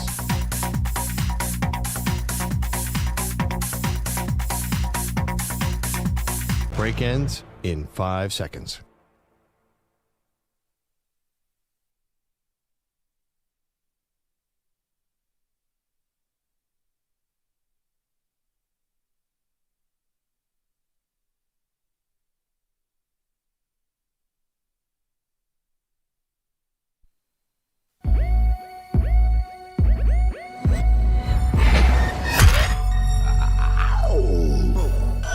He's the reigning Fortnite champion. She's a Call of Duty legend. They are Maggie and Perloff on CBS Sports Radio. Welcome back, Maggie and Perloff. Dallas Cowboys Pro Bowl running back Tony Pollard joins us on the set. On behalf of Ascent, which we'll get to in just a moment, we were just talking a little off air. We asked if you were watching the playoffs, if you're going to watch the Super Bowl, and you said you have not watched a snap since your last game, the early wild card exit against the Packers. Why not? I just feel like the way that we lost, he was out of our character. So to finish the season on that note, that's a tough note to wrap the season up when you know that you're much better than what you put out. So I couldn't watch it. Like, it wasn't. I don't want to take you back to that painful spot, but I mean, walking back into the locker room after that, you guys were, a big favorite playing at home against Green Bay. You're walking back into the locker room. You're a free agent now. That might have been the last time. What was the atmosphere? Do you remember what guys were saying to each other or what it was like? I mean, it was tough. It's what you would expect for, go big or go home type game. Like, that was all, and that was the end of our season. So, yeah, it was tough. But, yeah. I know it just happened, but you look back, the regular season, everything was going right. It's a couple years now. What's happening in the playoffs to the team? Why do you think that some of it's not carrying over and maybe not having your best game in the postseason? Honestly, I don't know what to tell you. Yeah. I wish I knew. Yeah. I wish I knew what to tell you, but I don't know what it is. Yep. Tony Pollard joining us on behalf of Ascent, of course, Dallas Cowboys running back. I imagine Jerry Jones, he talks to the media a lot. I'm sure he's very involved as the general manager of the team day to day with the players. What's your relationship like with Jerry? Jerry has a good relationship with all the players for the most part. Every once in a while he'll pop in. It's not often that you see him around the building, but every once in a while you may see him at a practice, or you just may see the helicopter drop onto the field. You hear the chopper, like, oh, that's Jerry. That's him, yeah. How about Steven? Is he around more than Jerry, or are they often together? Or they're together a lot, but he's still around a little bit more than Jerry. Dak Prescott, we were talking about the role of the media. Seems like he gets, in my opinion, a lot of criticism, even when he plays well. What's your read on how Dak Prescott is covered? I feel like Dak Prescott had a great year, but once you're a Cowboy, you got to know what comes with it. The highs and the lows are going to be times too. So if you have a good game, they're going to pat you on the back and say you should be MVP. You have a bad game, they may tell you shouldn't be in the league. So you just got to know to block all the noise out and just stay neutral and stay positive and just keep grinding. Ascent is why you're here. You partner with them. It's a protein company. You've got a little bit here right on our set. Why, you're an athlete. What you put in your body is everything. Why was this product right for you? It was right for me just because, everything that they offered. My teamed up with Ascent spring 2023. They have a lot of different protein powders. They have post-workout protein, pre-workout proteins. They have plant-based proteins you can use. And, they take their time and their due diligence in making sure all the ingredients are things that are approved by the league, so you don't have to worry about getting busted for a drug test or something that you never knew about, So, Tony, let me ask a question. Philadelphia, it's not that bad, right? The fans are not that bad. That whole storyline is overrated, right? Believe the hype. What's the worst you ever got from an Eagles fan? Man, it's all type of crazy stuff they say. Like, can you hear that? Beyond like the curse words, is it more creative than that, or is it just? Man, it gets personal. They may talk about kids. They may talk about mom, dad. They may talk about siblings. They research teammates. your family. Yeah, they'll do all that. And you can hear all that clearly? Like, before the game, warming up when we're out there on the field, and you can hear the fans, yeah, definitely. But, like, when the game gets going, you can't really hear much unless you're on the sideline and somebody's right behind you talking. It wasn't me. It wasn't me. I want to be clear. I'm an Eagles fan. I didn't say anything. Wait, is there any other stadium that rivals that, where you're getting that kind of trash talk where it feels that personal? Pretty much all our division games. Yeah. I was going to say New York. You play New York, it's the same. You play Washington, it's pretty much the same. Yeah. Well, do the Dallas fans give it to the division rivals as much as the division rivals give it to the Dallas fans? I'm not sure, but I always see like a lot of fights and videos of fights after the game, so I don't know if who's winning. I don't know who's standing on business or what. That's usually Eagles fans' fault. I admit it. I know. At least you can take accountability for that. You know what? If you want to join Kellen Moore, I'll make the invite. Tony, trust me, we'll say nice things then. Tony Pollard, on behalf of Ascent, thank you so much, and good luck this offseason in whatever direction it goes. Thank you. I appreciate you having me. Tony Pollard, not the only Dallas Cowboys running back that we spoke to on Radio Row. Perloff, Emmitt Smith, and this interview is getting a lot of attention, and I understand why, because Emmitt Smith, the legendary Dallas Cowboys running back, was a guest on our show earlier today. The entire interview ran. We're going to play you a couple cuts of some of the things that Emmitt said, because he did not hold back. The frustration that he has with the Dallas Cowboys now, not just how they lost to the Packers, we found out. This frustration goes all the way back to the Dallas Cowboys' win over the Detroit Lions, which he thought was a very poorly played, poor game plan, poor execution, and poor game management, clock management, everything. So let's hear a little of Emmitt Smith, who joined us again earlier today. Mike McCarthy, well, let's put it this way. Emmitt is not a fan. Our team just seems to be lost. I mean, I cannot put my finger on why it looks so bad. So if that's the case, why is Dallas bringing back Mike McCarthy next year? Because I'm not the GM. That was Emmitt Smith. And he doubled down on that later.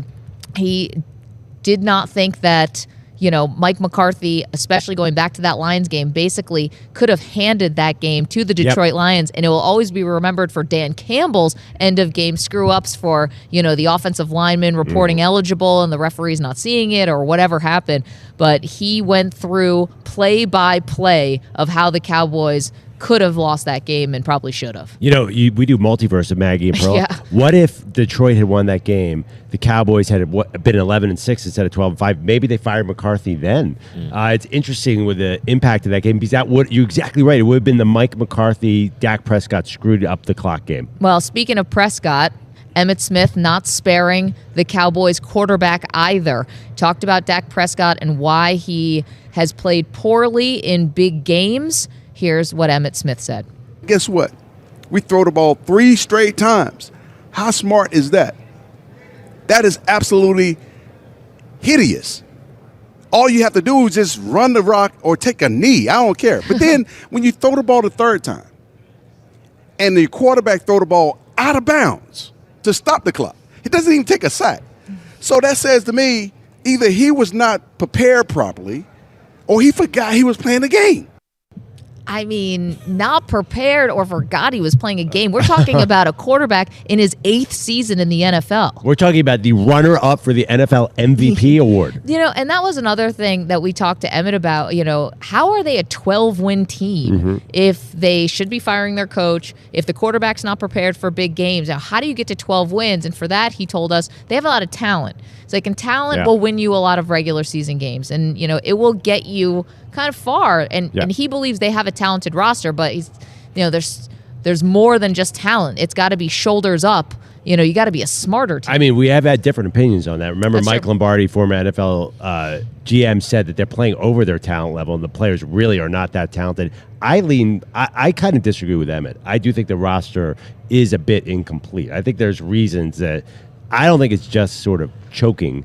I do think they're vulnerable against the run. I mean, that's one of their big things, and I don't think they're the best coach team. I was going to say, going back to that Lions game, I thought Emmitt made a very interesting point, because when he talked about the fact that they threw those 3 passes, and then one was thrown out of bounds by Dak.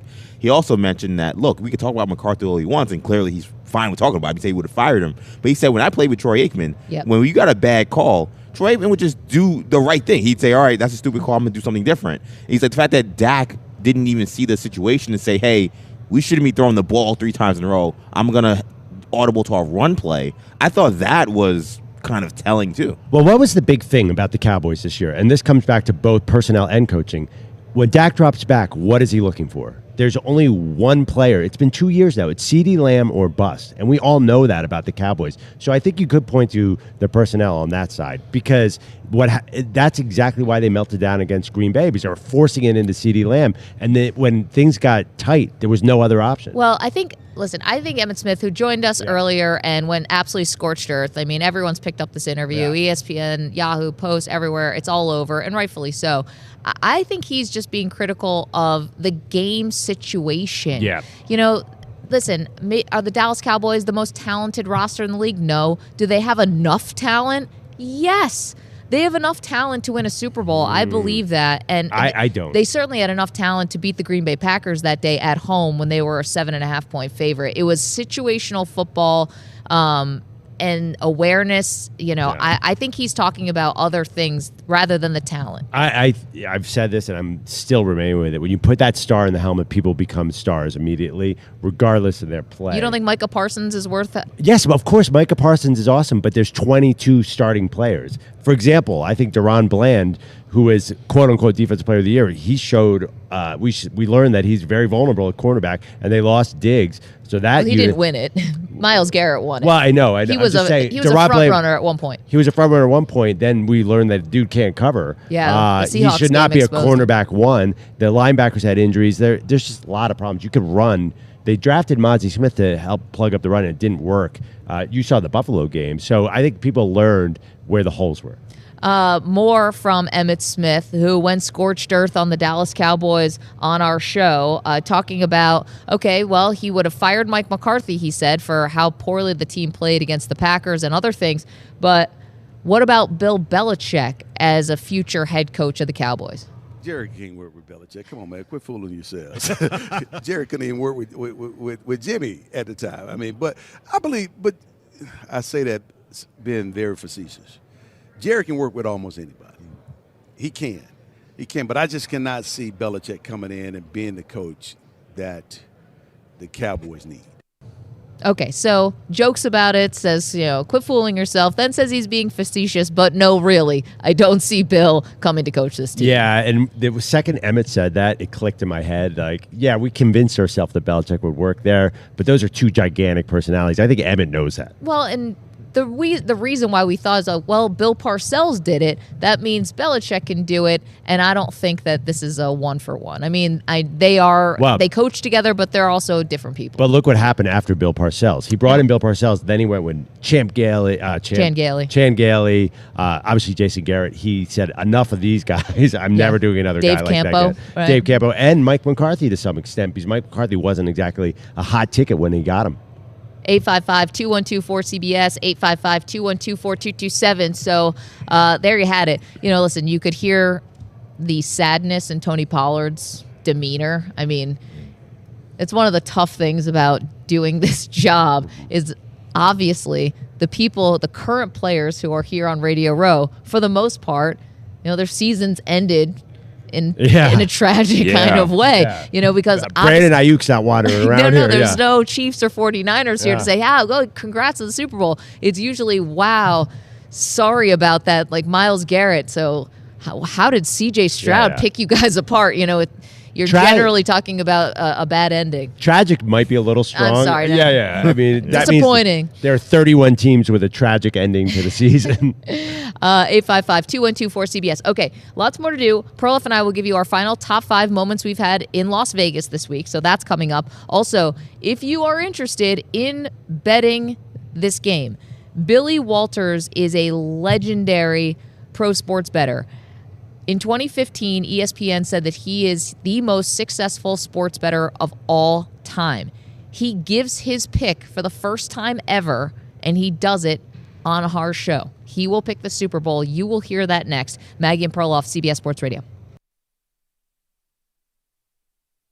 You're in a 5-minute break.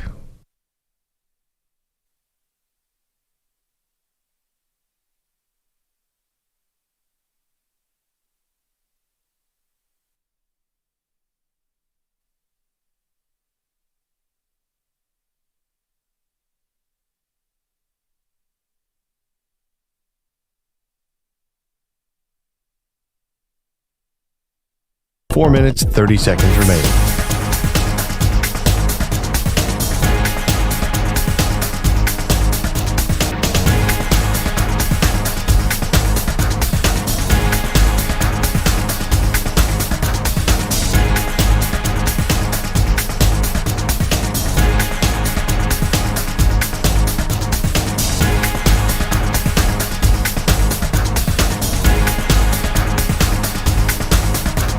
Four minutes remaining.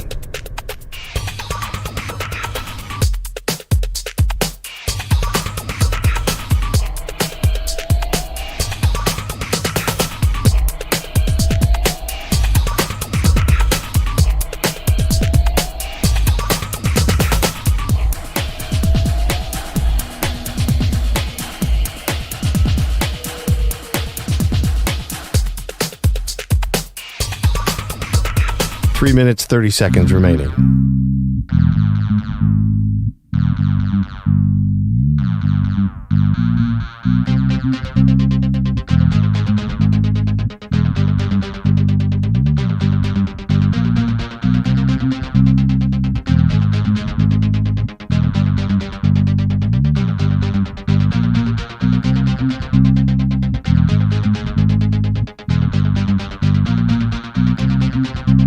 Three minutes remaining.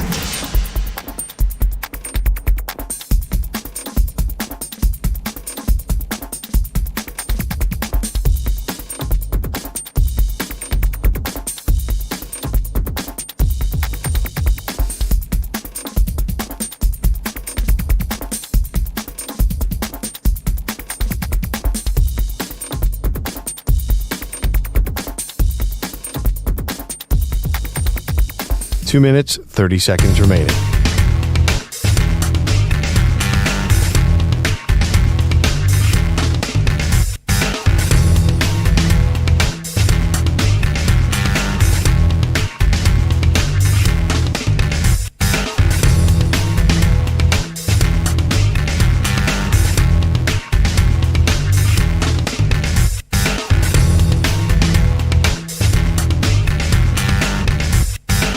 Two minutes remaining.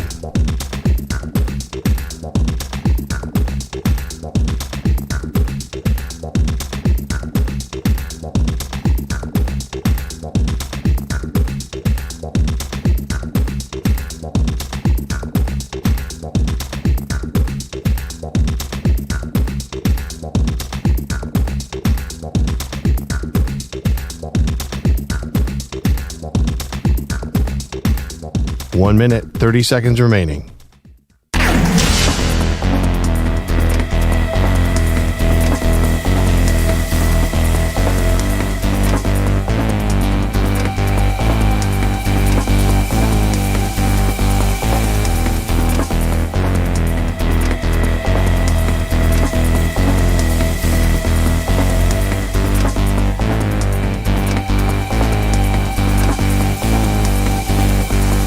One minute remaining.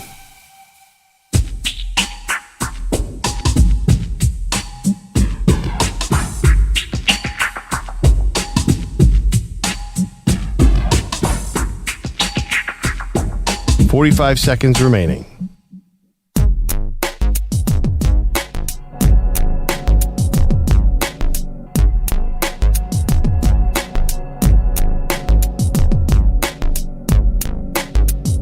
30 seconds remaining.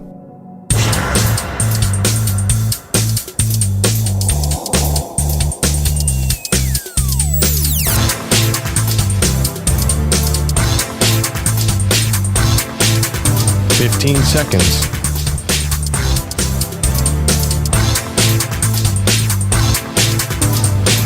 Break ends in 5 seconds.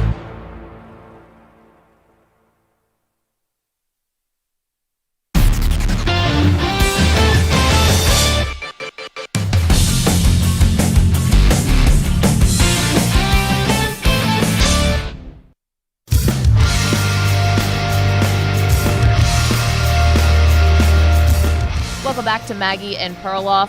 Perloff, you and I, what are we about? I don't know. What are we about? Finding an edge. That's why. Finding an edge, differentiating ourselves from everyone else. Yes, check the notes. The way we do that is we talk to people smarter than us about getting that edge. And Billy Walters is here on our set. At one point, ESPN coined you the world's most successful sports bettor. Welcome to the show, sir. Thank you, Maggie. It's good to be here. You have a book, Gamblers: Secrets from a Life at Risk. And boy, has it been a long and eventful life that you've had, Billy, and we'll get to that. But as the world's most successful sports bettor, how do you see the Super Bowl? I've never made a public pick before, and I agreed to do so today because for a couple of reasons. It's in Las Vegas, and I made a commitment to do that when I wrote the book. I like Kansas City, and I'll try to keep it simple, and I'll kind of share with you my thoughts and insights. To me, I don't think anybody would debate the fact that Kansas City's got the best quarterback. I think they undoubtedly have the best overall coaching. You could give Kyle Shanahan and Andy Reid, you could say they're tit for tat. Defensive coordinator, to me, is like comparing, night to day. You've got a first-year guy who's done a mediocre job for San Francisco with the same players they had last year. And I think if not the best defensive coordinator in the NFL, one of the best in Kansas City's defensive coordinator. They have by far the best kicker. You got a rookie kicker who's been shaky during the regular season.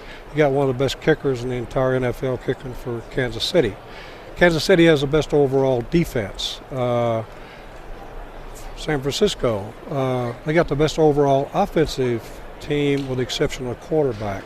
To me, in games like this, whatever it is during the normal season, it gets magnified in playoff games, especially the Super Bowl. In this game here, you got a veteran quarterback who's in the middle of his prime with buku's experience, and you've got basically a second-year rookie who's never played in a game like this in his entire life. I got to be honest, Billy, we've talked to a couple other bettors. You're the first person who brought up the kicker, and it's such a good point because Moody has been a disaster and a total adventure, and meanwhile, Harrison Butker is one of the most clutch kickers in the league. Perloff, this is the first time we heard that. Yeah, well, like I say, during the regular season, if this were a regular season game and we had the same situation, I probably wouldn't even be betting this game because of where the line's at. I made the line in the game. I made Kansas City 2.25, 2.5 point favorite. They have San Francisco 2.5. It's going to be a smaller bet for me. It's not a real large bet. What does that mean for you? Because I'm going to bet $500,000 on the game. So is Perloff. We're talking with Billy Walters. Let me reintroduce you. You are one of the most famous sports bettors in the entire world. You have a new book out. It's called Gambler: Secrets from a Life at Risk. And this is the first time you're really sharing a lot of this publicly. $500,000, that's a small bet for you. What's a big bet for you? Biggest bet I ever made in the Super Bowl, I bet $4.5 million on New Orleans when they played the Colts. Wow. And my bets are all determined based upon, I do a prediction on the game myself. I make a line, just like the odds makers do. The larger the differential between the number I make and the number they make, the larger bet I make. If there isn't enough of a differential, I don't bet at all. It's the total in this game. I'm not betting the total. The line they made on the total, I'm within a quarter of a point where they're at. I'm not betting the game. To me, there has to be a certain amount of value, or I can't bet because you have to lay 11 to win 10. So this game here, in all points, as you noted in the book, points have a different value. Okay, 1 is worth like 2.75%, 2 is worth like 2.5%. Okay, so we're dealing with numbers here that they don't fall on very often. Okay, so the differential between my pick and their pick is around 4.25 points. Well, you got to cross 0, so you deduct 1. Now you're down to 3.75 points, and then you do the values. What's 1 worth? What's 2 worth? And what's half of 2 worth?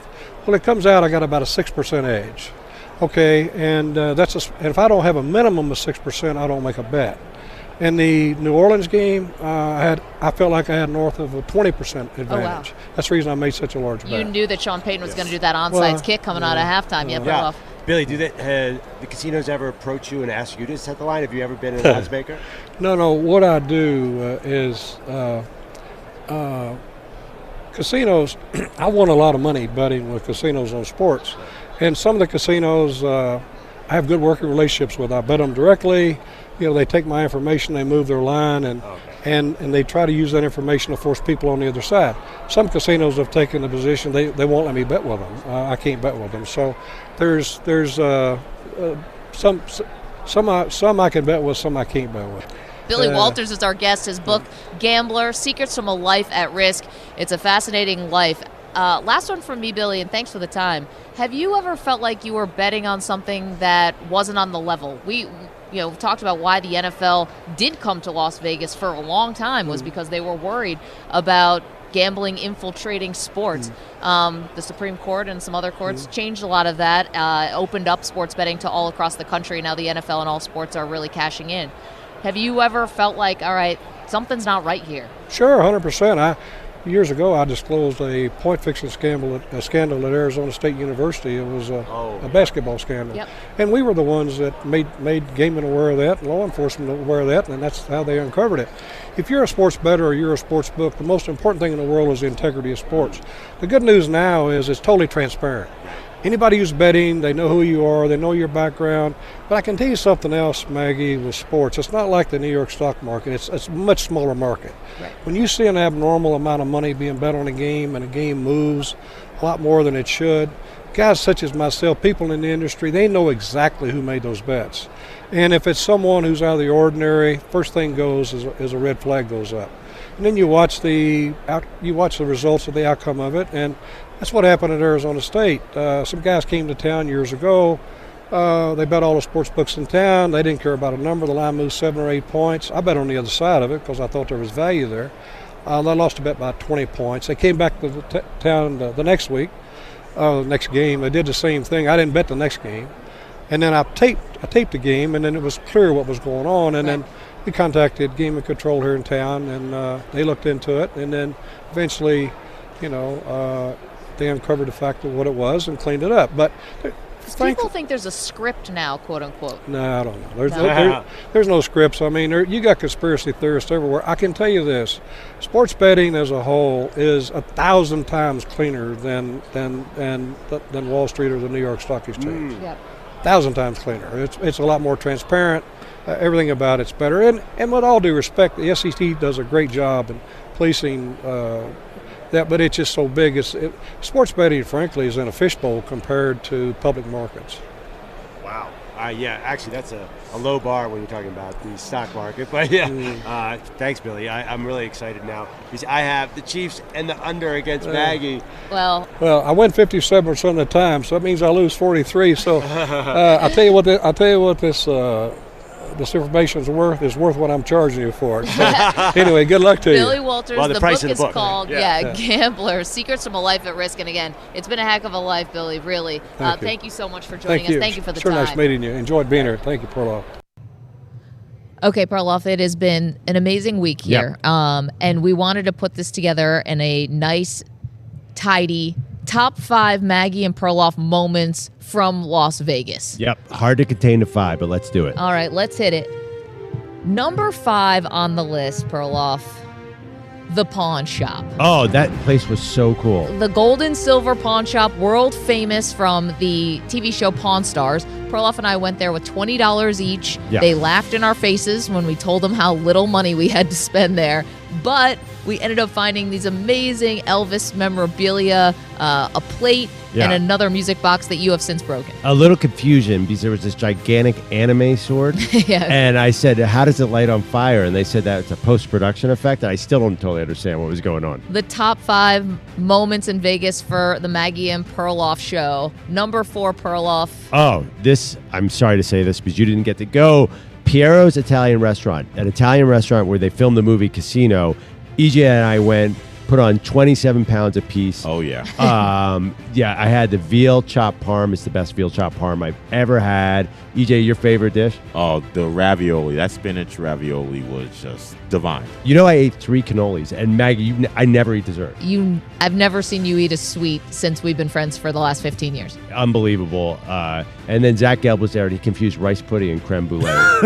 Yes, you guys were sweating marinara out the next day, and it was a food hangover. Okay, number 3 on the list. This is something that sneaks into the top 5 that EJ and I witnessed this morning. We're walking to the set at 2:15 a.m. in Las Vegas, and a woman had just won $11,000 from a slot machine. It was like a party going on in the middle of the night, and she was screaming and excited. It got into the top 5. Perloff, you missed it. Yeah. This is what dreams are made of in Vegas. Incredible. I'm a little jealous, though. Not of you guys, of the woman who won $11,000. Like, I've dreamed of doing that. There were security guards around like that. Oh, they just came out of nowhere to surround this woman and help her out. Okay, number 2 on the list. Okay, number 2. We have not talked about this yet on the show. We're counting down the top 5 moments of Maggie and Perloff in Vegas this week. So you're in Vegas, you got to go to a wedding chapel, and it has to be an Elvis Presley theme. And we did that, and it was unbelievable. It is going out on our social medias now. Perloff and I attended a Elvis-themed wedding at the Little Vegas Chapel. It was Scott and Michelle renewing their vows. They had family and friends there, and then me and you sitting in the back. Oh my God. I've never heard more Elvis dad jokes in my life. And it was an emotional ceremony. I cried. Yep. But just then I laughed, I cried. I laughed when he worked in All Shook Up into every vow. It was incredible. Please, you vow never to step on her blue suede shoes. It was great. It was totally worth it. It was amazing. Okay, the number one moment. Maggie and Perloff, our week in Las Vegas. The WWE press conference we went to yesterday. What in the world did we see? Now, all of a sudden, it was The Rock, Seth Rollins, Roman Reigns, and Cody Rhodes all on stage, and we watched Dwayne The Rock Johnson slap Cody Rhodes in the face. We were 10 feet away. I thought it was going to be a press conference like the NFL press conference. Me too. Like somebody asking Kyle Shanahan, how do you stop Travis Kelce? It was not that at all. And I think the NFL needs to borrow for that. This is the most exciting press conference I've ever been to in my life. It was like a WWE event. I felt like I went to an event. It was all that was missing was the fighting, but then fighting broke out. Yeah. I've asked EJ 14 times, what's going on here? Why are people suddenly booing The Rock? I thought we were, as a society, conditioned to love The Rock. There's a lot going on. Of course, it all ties into our big bet, which is, it's already been lost. EJ and I have to wear singlets to WrestleMania in early April to pay off our bet that we lost to you. I think press conference, I think Sal Palantonio raising his hand and asking a question, not a 9-year-old screaming profanities at the stage. I've never seen kids that young screaming curse words that loud. It was very unique situation. And meanwhile, me and Maggie are both whispering in EJ's ear, like, okay, explain this plot line. Who's that? But I got to tell you, I'm all in right now. April 6th, whatever they were trying to achieve, they did, because I've never been more excited for an event. Yeah, wild. Okay, top 5 moments. Maggie and Perloff in Vegas, going to the Gold and Silver Pawn Shop, going to Piero's Italian restaurant. A woman won $11,000 from a slot machine as we were walking through the casino. We attended an Elvis-themed wedding, and we saw The Rock smack Cody Rhodes 10 feet away from where we were sitting. And we did some one-on-ones, which are exciting as well. Yeah, got some one-on-ones, too, with some of the WWE superstars. One of them grabbed EJ's biceps. Yeah, that was Becky Lynch, the man. And she was, because I was told her I was concerned about this singlet bet. I'm like, look, it's only a couple months away. I've been eating, shrimp scampi and all that stuff from Pierre. I was like, how am I going to do? She's like, oh, you're going to be great. Look at those biceps you're doing. She has an Irish accent, of course. So she was like, you're going to be fine. Look at that. You'll be great. Do a couple burpees. You'll be ready to go. So, and all of a sudden she was feeling up EJ. We were like, all right, we got to go. Did you know why that woman came up and the gigantic words "the man" came about? Obviously there's a joke I'm not in on. Oh no, she's the man. That's her her moniker. Like persona, a nickname. Yeah, that's it. That's her thing. It's nothing else going on. No. I think it's just a bit. Okay, I have some catch up to do. I have some homework to do. So you got Peacock, right? You did all the NFL games. Everything's on there. Perloff's what we call him, Mark. Oh yeah. Is Andrew Bogish in the house? Yeah, of course. Oh. Always. What'd you think of our top 5? I was a little sad that 2 of them were separate events, right? The Piero's trip still is the headline. What we take back from this trip, that there was so much time between Perloff and EJ minus Maggie. That's a storyline to follow as show connections either grow deeper or maybe fray a little bit. Okay. Well, can I add on top of that? Not only did Perloff and EJ, I didn't put on the top 5 list. This was at a bottom 5. Go to one of my favorite restaurants without me. Yeah. Go to the Vegas Knights game without me, as if that was bad enough. And then I find out that Perloff has been cropping me out of the photos that we've been taking with the celebrities, the professional athletes here at Radio Row. Yep. Well, I think I know where I stand. Wait, I gotta shoot myself some bail here. Piero, that was a Maggie decision. Okay, Listen. that was she was invited.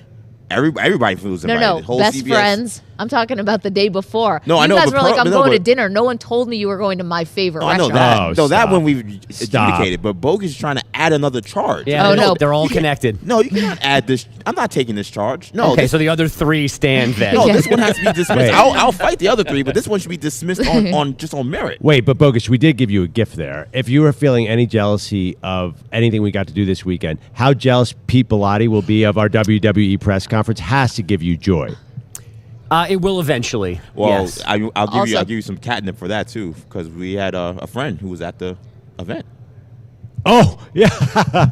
There was a certain coworker who was up front holding a microphone in everybody's face. Yes, Bogusch, please make sure that you alert Pete that Peter Schwartz was also at the press conference. I can't. Pete and I, unlike Maggie, you and EJ and Perloff, we've actually bonded back here this week. Oh. So I'm actually not going to play the Peter Schwartz card. I think it'll be too tough. Bilatti's well aware of the Schwartz presence in Vegas. I don't need to add on any specifics like this. Can I tell you what? Schwartz. Sorry, one side note about that. Did anyone notice Tom Rinaldi was a row behind us? Yes. What was that about? Tom Rinaldi was there. I wanted to be like, why, If Tom? Rinaldi likes wrestling, I'm out. That'd be such an upset. Come on. Yeah, you Rinaldi is like the guy who does all the really tearful stories on Fox and did it for ESPN for such a long time. Yeah, you can't do the slow piano music, cry, and then have Seth Rollins come out and yell at people.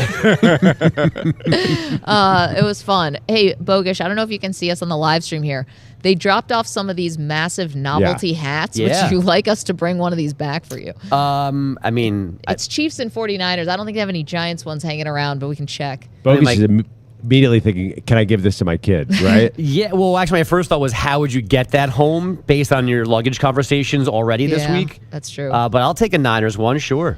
All right, let's see if I can shove this in. Well, you know what we'll do? Let's give it to Samter and Zach and be like, hey, Bogusch, we forgot it. Can you grab this for Bogusch? Why do you want the Niners one?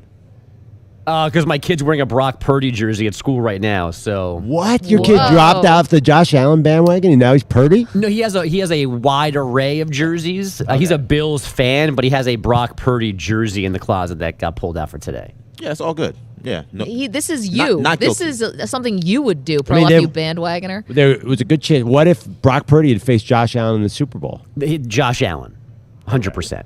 Yeah. Don't make that joke. I know Perloff was just setting that up. I was just saying wild hypothetical. Right. Yeah. He'll never have to make that decision, but if he had to, he'd go Josh Allen. Is there any Kelly Green? Are there any Eagles jerseys in your son's closet? There are a few rules. No Eagles, no Yankees, no Islanders, no Devils. No. What about Cowboys?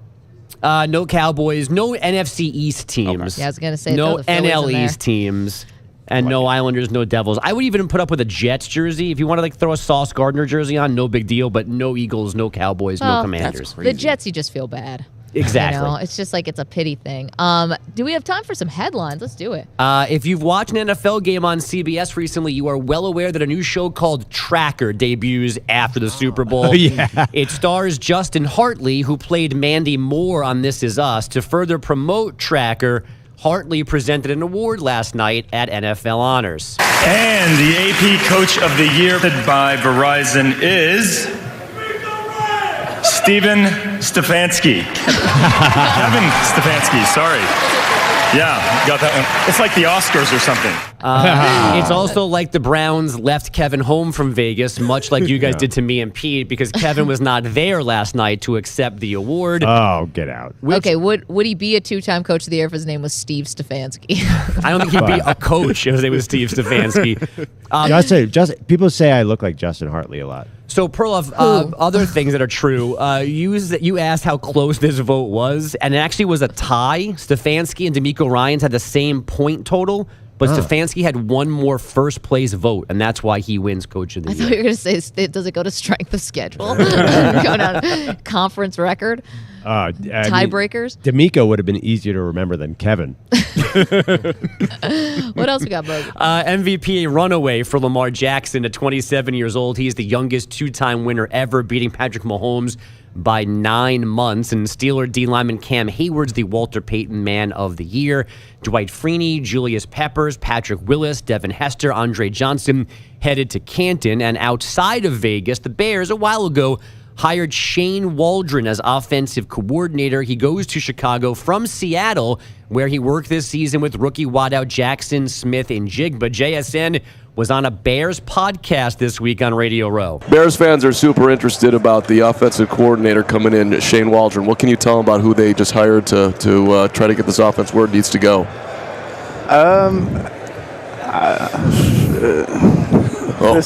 This is live? Yeah, we're not live. We're not live. I'm playing. Good luck to y'all. I mean, he's a great person, great offensive coordinator. I was very lucky to have him my first year. Learned a lot from him. The visual is even Sure. better because Jackson Smith-Njigba is looking for all exits. Yeah. I think when that guy ripped one at the Knicks post game, that was less awkward than that anthem. Someone farting in the locker room was better than the pregnant pause that JSN took and asked, "Is this live?" It's never a good question. I don't know about you guys, but when my team hires a coach, the first thing I don't want to hear is, "Well, he's a good person." Yeah. He said, "Good luck to y'all." Good luck to y'all. Yeah. Even if it's Steven Stefanski. To get very specific, Shane Waldron was a bartender in bars in Boston when my wife went to BU. So I've known of his existence for a long time. 'Cause he then became a Patriot. Even at that time, might have been doing something random for the Patriots. So it still blows my mind that that guy is one step away from being an NFL head coach now. Wait, did he hook up with your wife? That's the vibe I'm getting here. Not my wife involved with that. Oh, okay. But Yeah. usually when you know the bartender's name. Yeah, somebody went home with him. Yeah. Not Mrs. Bogish, though, because she's above that. He's a very good person, I hear. Good luck Is to this y'all. live? Good luck. Good luck to whoever ended up waking up next to the Shane Waldron back in Boston. Where is that woman? I don't know. man. And maybe she's upset that she missed out on being a wife of an offensive coordinator. I don't know. Yeah. She could have married Steven Stefanski.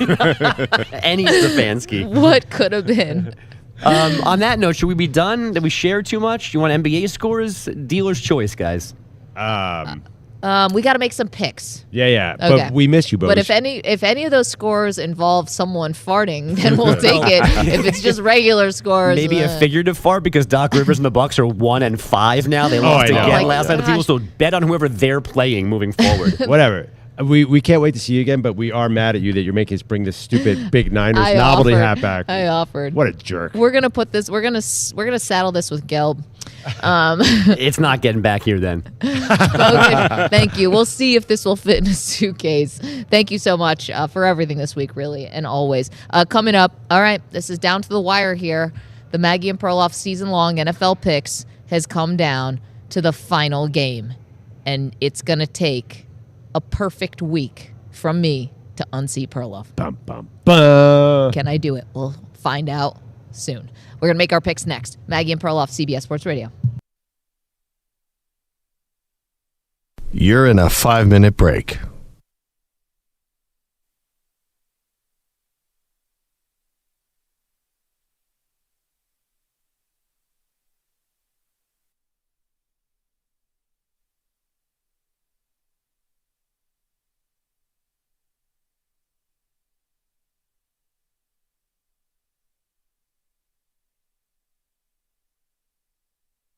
Four minutes, 30 seconds remaining.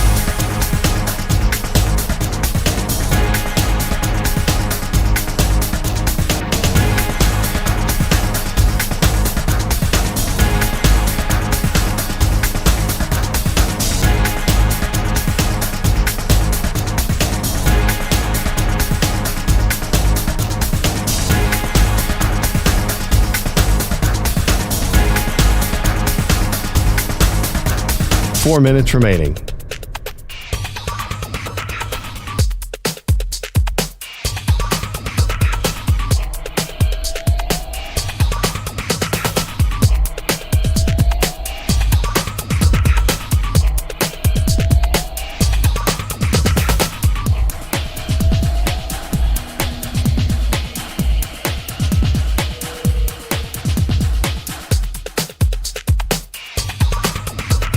Three minutes, 30 seconds remaining.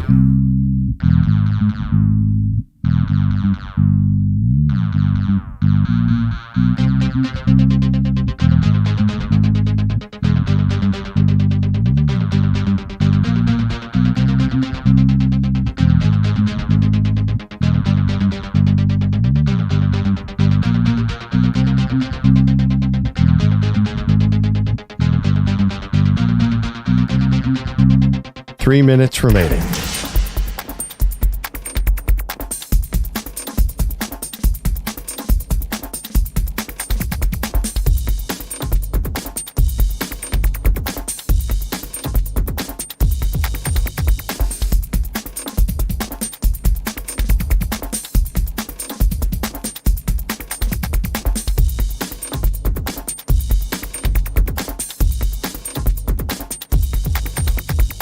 2 minutes, 30 seconds remaining.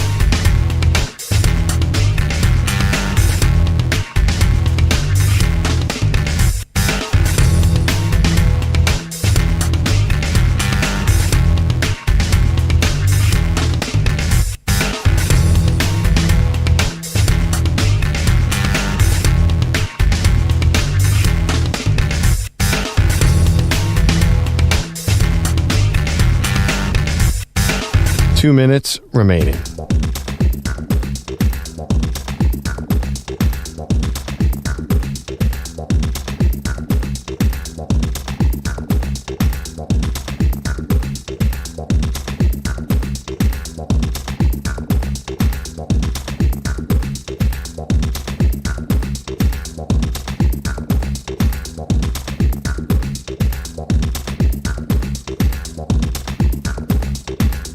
One minute, 30 seconds remaining.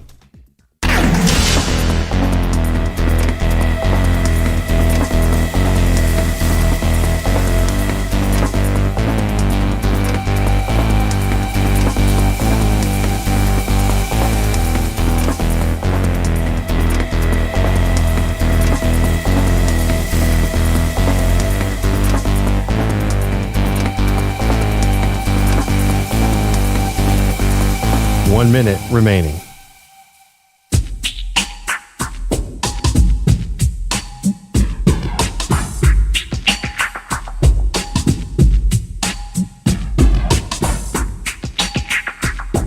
.45 seconds remaining.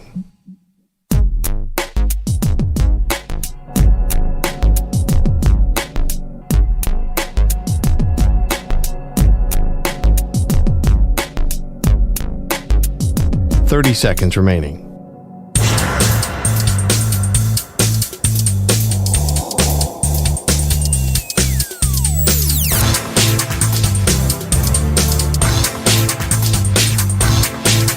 .15 seconds.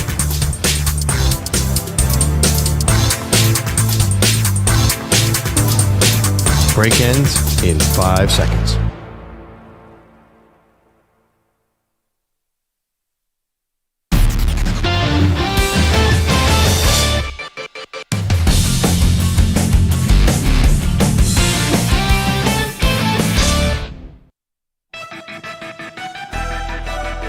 Maggie and Perloff's NFL picks. All right, well, this is it. We've come down to the final game, and boy, everything's on the line. Yeah, everything's on the line. I just want to get a rule out first. So every week we do a over-under, game pick, and a prop. Now, Taylor Swift props, I've read multiple places, are mostly illegal in the United States. I don't know why, but here are some Swiftie props. Okay. Obvious. How many times will she be shown on TV? It's set at 6, according to this list I'm looking at. Will she make it to the Super Bowl in time for the kickoff? Will she be wearing a Kelsey jersey? One that I would definitely put money on. Will she be shown hugging Brittany Mahomes? She definitely will, right? Brittany, now a Sports Illustrated swimsuit issue for Brittany Mahomes. Yeah. Okay, Perloff, we got to get to our actual picks here. Here are the records. Perloff is ahead. His record, 32-31. My record, 30-33. Ooh. So Perloff is leading me by 2 games, and we picked 3 games. Unbelievable. This is The wild drama. how it's come down to You know, this. it happened exactly the same way last year. It I came down to the remember, last game. and I lost. Okay, Okay. so let's hit it off first. Start with who do you think that is going to win this game?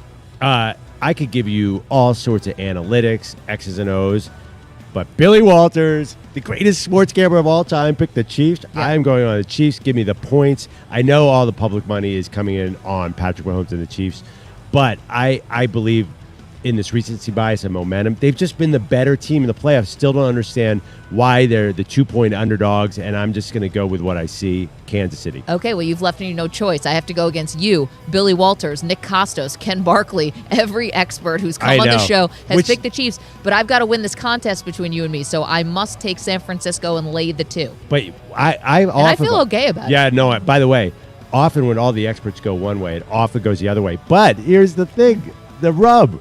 What happens if San Francisco wins? That means I have to wear the Brock Purdy T-shirt Yes. for a month. Oh, my This God. is from Eric in Portland. Send it in. So, Yeah. okay, Perloff has Kansas City plus the 2. I have San Francisco, and I'm laying the 2.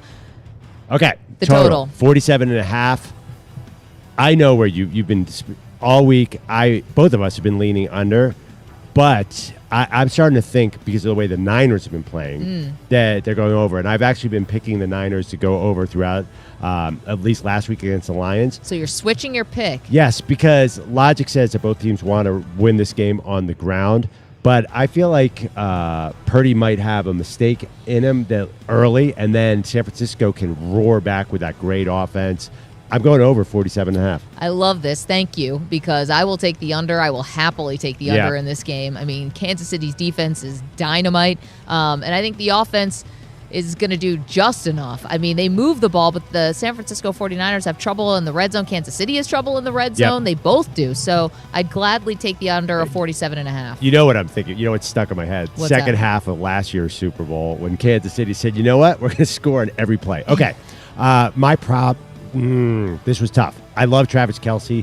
It's the most popular prop in the country right now. But I think the fact that everyone knows it's going to Travis Kelce, maybe San Francisco comes up with a plan. I'm going to go with Brock Purdy over 12.5 rushing yards as my prop.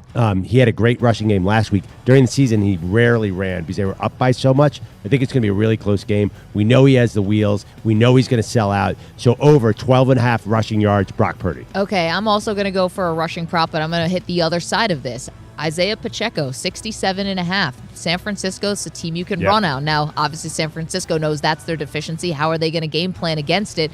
And what does Kyle Shanahan and Steve Wilkes have up their sleeve? But Pacheco is the workhorse here. I mean, you can't even... Going to Clyde Edwards-Helaire is an adventure. You're just not gonna. It's not gonna happen. So Pacheco's gonna get the carries and get some dirty yards. They're gonna keep handing the ball, and I think it's gonna be a close game. So I like Pacheco over 67.5 rushing yards. That will be my prop. Yeah. Are we both going to regret not going with the obvious one with Travis Kelce? Because that guy always shows up in the playoffs. So Travis Kelce, anytime touchdown is minus 115. That's not crazy, as opposed to like a Christian McCaffrey, anytime touchdown is minus 235. Like, there's just no value there. Oh, boy. Travis is not bad, but I'm staying away. Real quick, as far as matchups go for Super Bowl, this is pretty awesome, right? It's great. I mean, we talked about our favorite all-time Super Bowls earlier this week, but this one has a chance. I don't want to build it up too much, but I mean, it just feels like this is a good styles make fights situation. Yeah. We did earlier greatest endings. Hopefully, this will be one of them. Okay. Thank yous. Wow. I mean, this week in Vegas has been amazing and not easy because we are a morning show, 6 to 10 a.m. Eastern, which means 3 a.m. to 7 a.m. when we are in Pacific time. So both boots on the ground here in Vegas and obviously everyone back in New York. So allow us to do some thank yous. Of course, our one and only EJ Stewart, Ryan Botcher, Andrew Bogish, Andrew Kaplan, Pete Bellotti, Pat Boyle, Anthony Pierno, Manny Rodriguez, Carlos Ortiz, Jack Carty, Billy Jackalone, Frank Lewis, Justin Tucker, JT, Bobby Dotson, Dan Silverman, Jeremy Knight, Gary Williams, and to our bosses, Dave Marinick, Spike Eskin, Chris Olivero, thank you for giving us this opportunity. Jeff Satellano, we appreciate you so much. To our audience, the Weedos and coffee drinkers, enjoy.